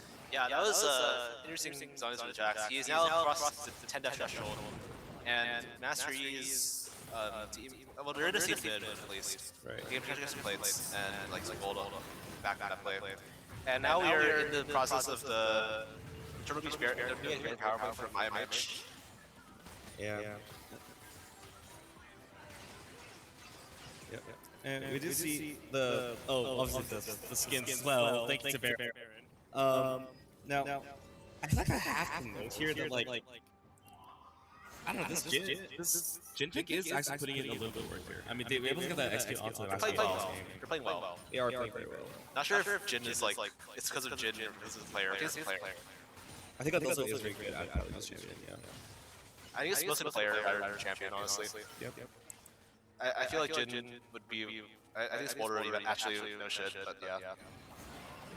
I think it's shocking that Seraphine didn't buy the tier early on, because they still have the tier to buy the Dynamite songs. Yeah. So they're not healing quite as much as they should be. But we do see that there is a small going in onto McLee here. There is a Sprouting Despair. He's going to try to Donnie's away. But the perfect timing for Pip Penguin is doing so much there. But there's the arrow landing onto... there is the arrow landing onto Syndra, but Seraphine's trying to get it in as much as he can. Not much happens there. Master Yi's not able to be there in time, so right. Can't clean up those 2 kills. They would definitely be like free picking sort of Master Yi, but he's not there. And the Dominus coming in to try and maybe get a kill onto Alpha Rocks. There's an Encore coming in. He's going to get buffered away through his last nice, but Slayerfin has to flash away. Jax is getting a tower on the top side at least. And looks like that's going to be the end of that play. And Master Yi looks like he's going for a GA or the Best Dance on this buy. I would hope it's... How do you want for here? I would hope it's a Death Dance, honestly. Yeah, I think DD is better. But GA is also fine. GA is also very good. Steven is starting up the Elder right now. He'll do this fast enough. They have a Jin. I don't think do fast enough. You're right. Yeah, and also Xin Zhao is like not as good of a DPS champ as Master Yi is. Right. But Renekton is here. They are going to look for this pull-off Dragonfly TP onto this Jax already. Again, this Jax is absorbing so much pressure on the team fights, you know. But he did allow. I think what he did allow is for him to get into the base into the Dragonfly right now. But it's at about 9k health right now. 7k is slowly taken down. And looks like Alvin's just getting a bit of poke onto the surf, but this Root is not going to get anything just yet. Where is Dunk Squad on this team? He is trying to walk up to look for 50-50 onto this flight. But Syndra does take down this Jax. And look at this fight, it's coming down. But Red still stopped. That's what's going down the Dragon. He's looking to take the rest of this fight. But unfortunately, the rest of the same fight is going down. But Vector has been taken out. And they're looking to get even more. But they're happy to walk away with the Elder. Somehow, an Elder has gone in favor of Dunk Squad and Team On. Take a look at Jack's damage this fight. Look, he like absorbed a lot of pressure, like from Cinder ult. Right, and Jinx allowed them to walk. Jax allowed them to walk into the. That was a very good zero damage Jax that fight. I'll say so. Right, say that. Jax did a lot of work to make sure that his team was able to get into the pit there because of the TD. So I think it was again. I think this Elder was only able because of Jax. Despite how much we're talking on, he is under a lot of pressure. He is doing quite well. Poop Nuggets is doing quite well in this particular play. Right. As much as we're dogging on them, they have been doing a lot of work here. Yeah. We did see that they did get the LPR to ask TP. Oh wait, no, that's the streak call. I'm silly. Yeah. Jin does have 5 items now, so he is a bit sad now. But the GA has built for both Sinjao and Jin. So it's going to be a bit harder to dunk. Dunk is going to highlight onto Dorian right now. He's going to get stunned away, so he's going to be able to take advantage of that damage he had. He was able to get the Elm Strike dodge just kind of without the double kill win. Probably the game right there. Yeah, I was trying to get a few times right, but it's really hard versus Syndra. She's pretty fast stun. Right. It feels like Unk isn't really taking advantage of their Elder that much, but to be fair, there kind of isn't much of an opportunity. This is looking like maybe a dead Jax here? Zhonya's been burnt. Why would you burn Zhonya's here? That just gives him more time to catch up. But there is the dominant burn, and there is also a stun forward. The slice of dice is going to get a bit more damage done, but is going to also leave strength away. Jax is able to walk away by the skin of his teeth. Yeah. That's Dominus down for Renekton, but also Zhonya's down for Jax, as well as something else. Did he say anything else? No, he didn't. I feel like at this point, they've not scaled the team. Here is what seems to be again. They're kind of pushing with nothing. I feel like their Elder is kind of running out without anything else. 15 seconds left. They're looking to siege the spot here too. Yeah, Jin and Syndra are pretty good at countering the siege, but at the same time, not much was made for the Elder, but at least they don't the enemies don't even have it. Right. There is a Deadly Flourish popping the recall on Alvin. So they're being a bit annoying right now. But Baron is funding in 20 seconds, so we do kind of want to just keep this balling pressure up. For sure. Looks like they don't really have neither set up for Baron really. They can look to move there right now, Seraphine and Karma, but Seraphine's going to draw. They don't have more vision there. Versus Punks. Right. And I'm assuming when we got the Stair Stage onto the Renekton, they are going to get a bit more tankiness. Yeah, this is going to be a pretty difficult crocodile to kill, because despite not having any real tank items, this Renekton system has so much health and armor and MR from all his items, and also his dominance ability. Right. Yeah, and Jin Zhao's taking out the Scuttle Crab. So maybe they do have more vision, temporarily. But it looks like they're here first, so it's going to be kind of hard to walk in for IMH. Dunk Squad is very close on this Guardian Angel backup. They are going to just try and start this Baron right now. We don't have any TPs. Jax is just kind of pushing bot anyways. I think he's just kind of trying to force someone off. There's an Encore landing on all 4 people, but isn't really going to get too much. But where's Master E? Master E is way too far away from the fight to get anything out of it. But there's a Root coming in. Is going to get in and get anything. But Dominus is burnt, and they're forced to walk away from this Baron because Unk has just shown that they are willing to just give away this Baron as long as they're able to start here. And this is really good. It's just a really good play for Team Unk right now. Yeah, and Jax is on the bot tower. Despite him not being very strong now, he is Jax. He does take towers very fast. Right, and it looks like they're going back onto the Baron. Actually, no, Team Unk is going to start the Baron right now. If we could go back on the Baron right now, they are going crazy right now. They're going to be a free Baron for the side of Team Unk. So they're trying to press the arrow that's going on. It's going to land onto the Karma, but they're not going to get anything out of it. Yeah, but that's a Baron. That's a new act Baron power play for Dunk Squad, Dunk's team. And this E is so strong now. How do they play versus? He saw his boots. Right, I have to imagine they're building like that sense, right? Yeah, it'll just have that sense. Just give even more risky. Oh, actually no, I can see it, but I think he will on PD here just to be unkillable. I think he just wants to lose from Highlanders just to be ghosted as well. And also the attack time crit is pretty nice. I mean, crit's always nice last 3. Yeah, that's true. But they are kind of just walking to look for a fight right here. I mean, Unk definitely has the. I think that the fight's in the hands of Emissary right now. With the Baron, with the Guardian Angels on Steven. He's just going in right now into Chewy. Chewy is going to burn the Encore. Does go wide for everybody. He's playing best on Seraphim right there. There's a curtain call coming in. The flash away from Seraphim is going to keep him safe just for now. And the curtain call 4 shot does go to make lead, but is going to be able to heal away the damage. And it looks like they're going to go onto the Jax as well, but Jax just will walk leaping away. Again, just a fight of nothing. Steven gets hit by the Shadow Toss arrow. And there's a rest of the stuns coming in as well. But there's Dunk Master coming in onto the sides. Is going to be able to walk away. Wait, does not pop out the Karma. But is going to keep fighting as well. The rest of the team is able to walk away. Master is getting another kill. And it's another. Dunk Squad is absolutely carrying the rest of the fight. 8k damage play as well. 5 kills from the Master Yi, and it's looking to show that you never give the Master Yi main his main. Yeah, they let Master Yi twice. Like they let Master Yi this draft, despite seeing what he did in the previous game. Played it versus I believe it was The Super Galaxy Dance Warriors. Super Galaxy. And they're flashing forward to get even more kills over. And this Poop Nuggets with 0-11 on the Jax is absolutely popping off. Jin's GA has been popped. It's looking like they're going to get the Baron push into this game. And it's looking like they're trying to take the finals of this upper division class right now. Also, play spotlight. Yeah, sorry. It looks like they're going to be pushing even harder. They're going onto this turret. Syndra's trying to get this guy on the weak. Does able to land on 2, but it's not going to mean that the Alpha Strike comes forward. The Enchant Plus arrow is going to land onto the chin. The Smiling Despair is also enough. And then this is like down. Team Alex, what's up? The game. Go take the finals and take home. The UCSD Esports and Triton League of Legends in a real tournament for themselves. What a game. What a performance from Master Yi. Yeah. Dude, Team Unk has just been like really good at comebacks. And oh my god. Yeah. 36k from each of the mid laners here. I mean, it's kind of hard to say mid gap from anybody because of how hard they were. Yeah, they both played really well. Yeah. But the jungle gap, and also better top wins. Right. And it does seem like it was a very, very well played game just from everybody, just from the side of the Dunk Squad and especially McLee on the play. Yeah. I think that was the main thing right there. Him just like putting out all that damage from.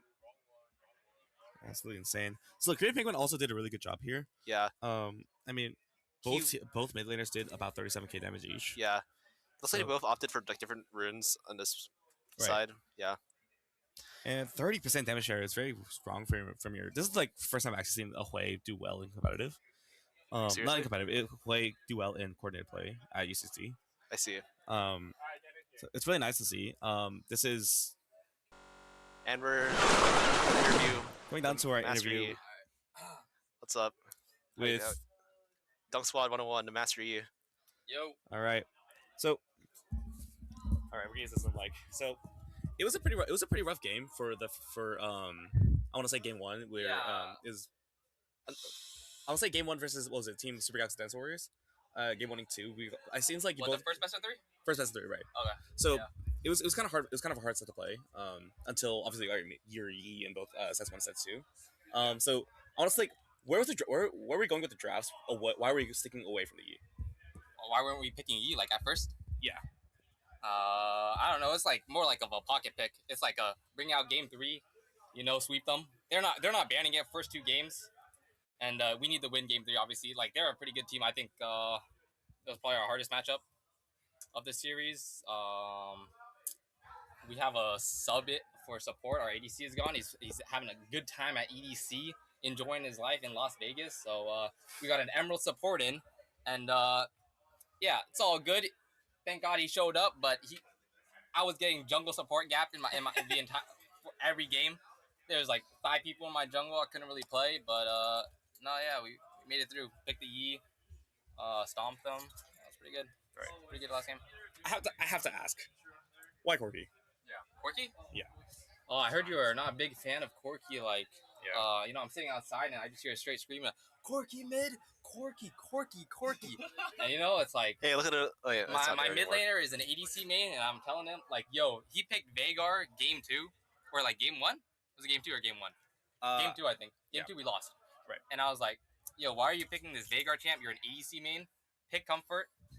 You're the better mid laner. Like, just stomp him. And there you go. Yeah. And then we picked Corky mid. He stomped his lane, and we won the game. Yeah, I think it's a very good. I think the Corki was just a good pick there because of how low armor Ari has. So it's just kind of like. Corki's able to lane I Billy. think that Ari was like, he was a little nervous, and yeah, he got gapped. Yeah. All right. So you've now taken home the title of the UCSD Esports X Triton League of Legends. Yeah, there we go. Let's go. I am the intramural. So how does that feel? It has to feel great to win, right? Dude, coming into this, like I thought we were gonna win. I heard that we got a support. Not even a support. I don't even know what he means. He like plays whatever he wants. He's a 4-fun player. He's Emerald, and we lost our Masters player. So, but I was pretty confident that we were able to get it off. But after that first game, I got tilted. I can't lie. Yeah. Somehow we came back and won that, and then the second game I was even more tilted. But yeah, like he picked Nautilus. He did his job. He pressed R. Yeah, there we go. Like we won that series, bro. Yeah. All right, now in the last game, there was a bit of an outlier in your team. I saw that everyone had did a lot of damage, did a lot of gold, except for one player in particular. My top laner, dude. Yeah. You want to talk about the top laner? Yeah, I don't know. Like this guy in the top lane, like his name's like Poop Nugget 69. Like it's a really questionable name. He's a Urgot one trick. Obviously, Urgot's gonna be banned every single game. So yeah, he's a little bit of a liability on our team, and going 0-11 was certainly the choice for him. And also, did you guys see the Malphite R from the other game into the Krug's wall? That was, yeah, like that. I lost my mind, but it's all good. He won. He won. Yeah, Won it's all good. Like I had to carry him. He allegedly he's telling me that he's inting the Renekton so that he gave me the shutdown. Yeah, but I didn't. Yeah, got the shutdown. It worked out. Worked out. Yeah, you're up 5k gold in enemy jungler. All right. Is there anything you just want to say as the winner of the IM, or just? Yeah, we should have picked a better name. A better team name, that's for sure. Yeah. Thank you. All right. Well, thank you so much for coming onto our stream. Again, congratulations on your win. Yeah, and well, thank you so much for hopping on. Thank you so much everybody for hopping into our stream of the Triton League of Legends X UCSD Esports intramural upper division tournament. I want to say massive thank yous to UCSD Rec, to UCSD Rec for helping make this possible. Thank you to Anto Share for helping provide us the most comfort we can when we game. Thank you to Turtle Beach for providing the excellent peripherals that allow us to create insane team fights like we just saw. Thank you so much for Newick PCs for allowing us to giving us PCs good enough to stream this, except for the one that we're casting on right now. And of course, thank you to you, the viewer. Thank you so much for popping in and showing us some love. Thank you to Baron for helping set all of the stream up. Thanks to everyone for helping out with the project. Thank you to the production team, especially thank you to the production team. And of course, thank you, the viewer. We'll see you all in our next stream. Have a good one.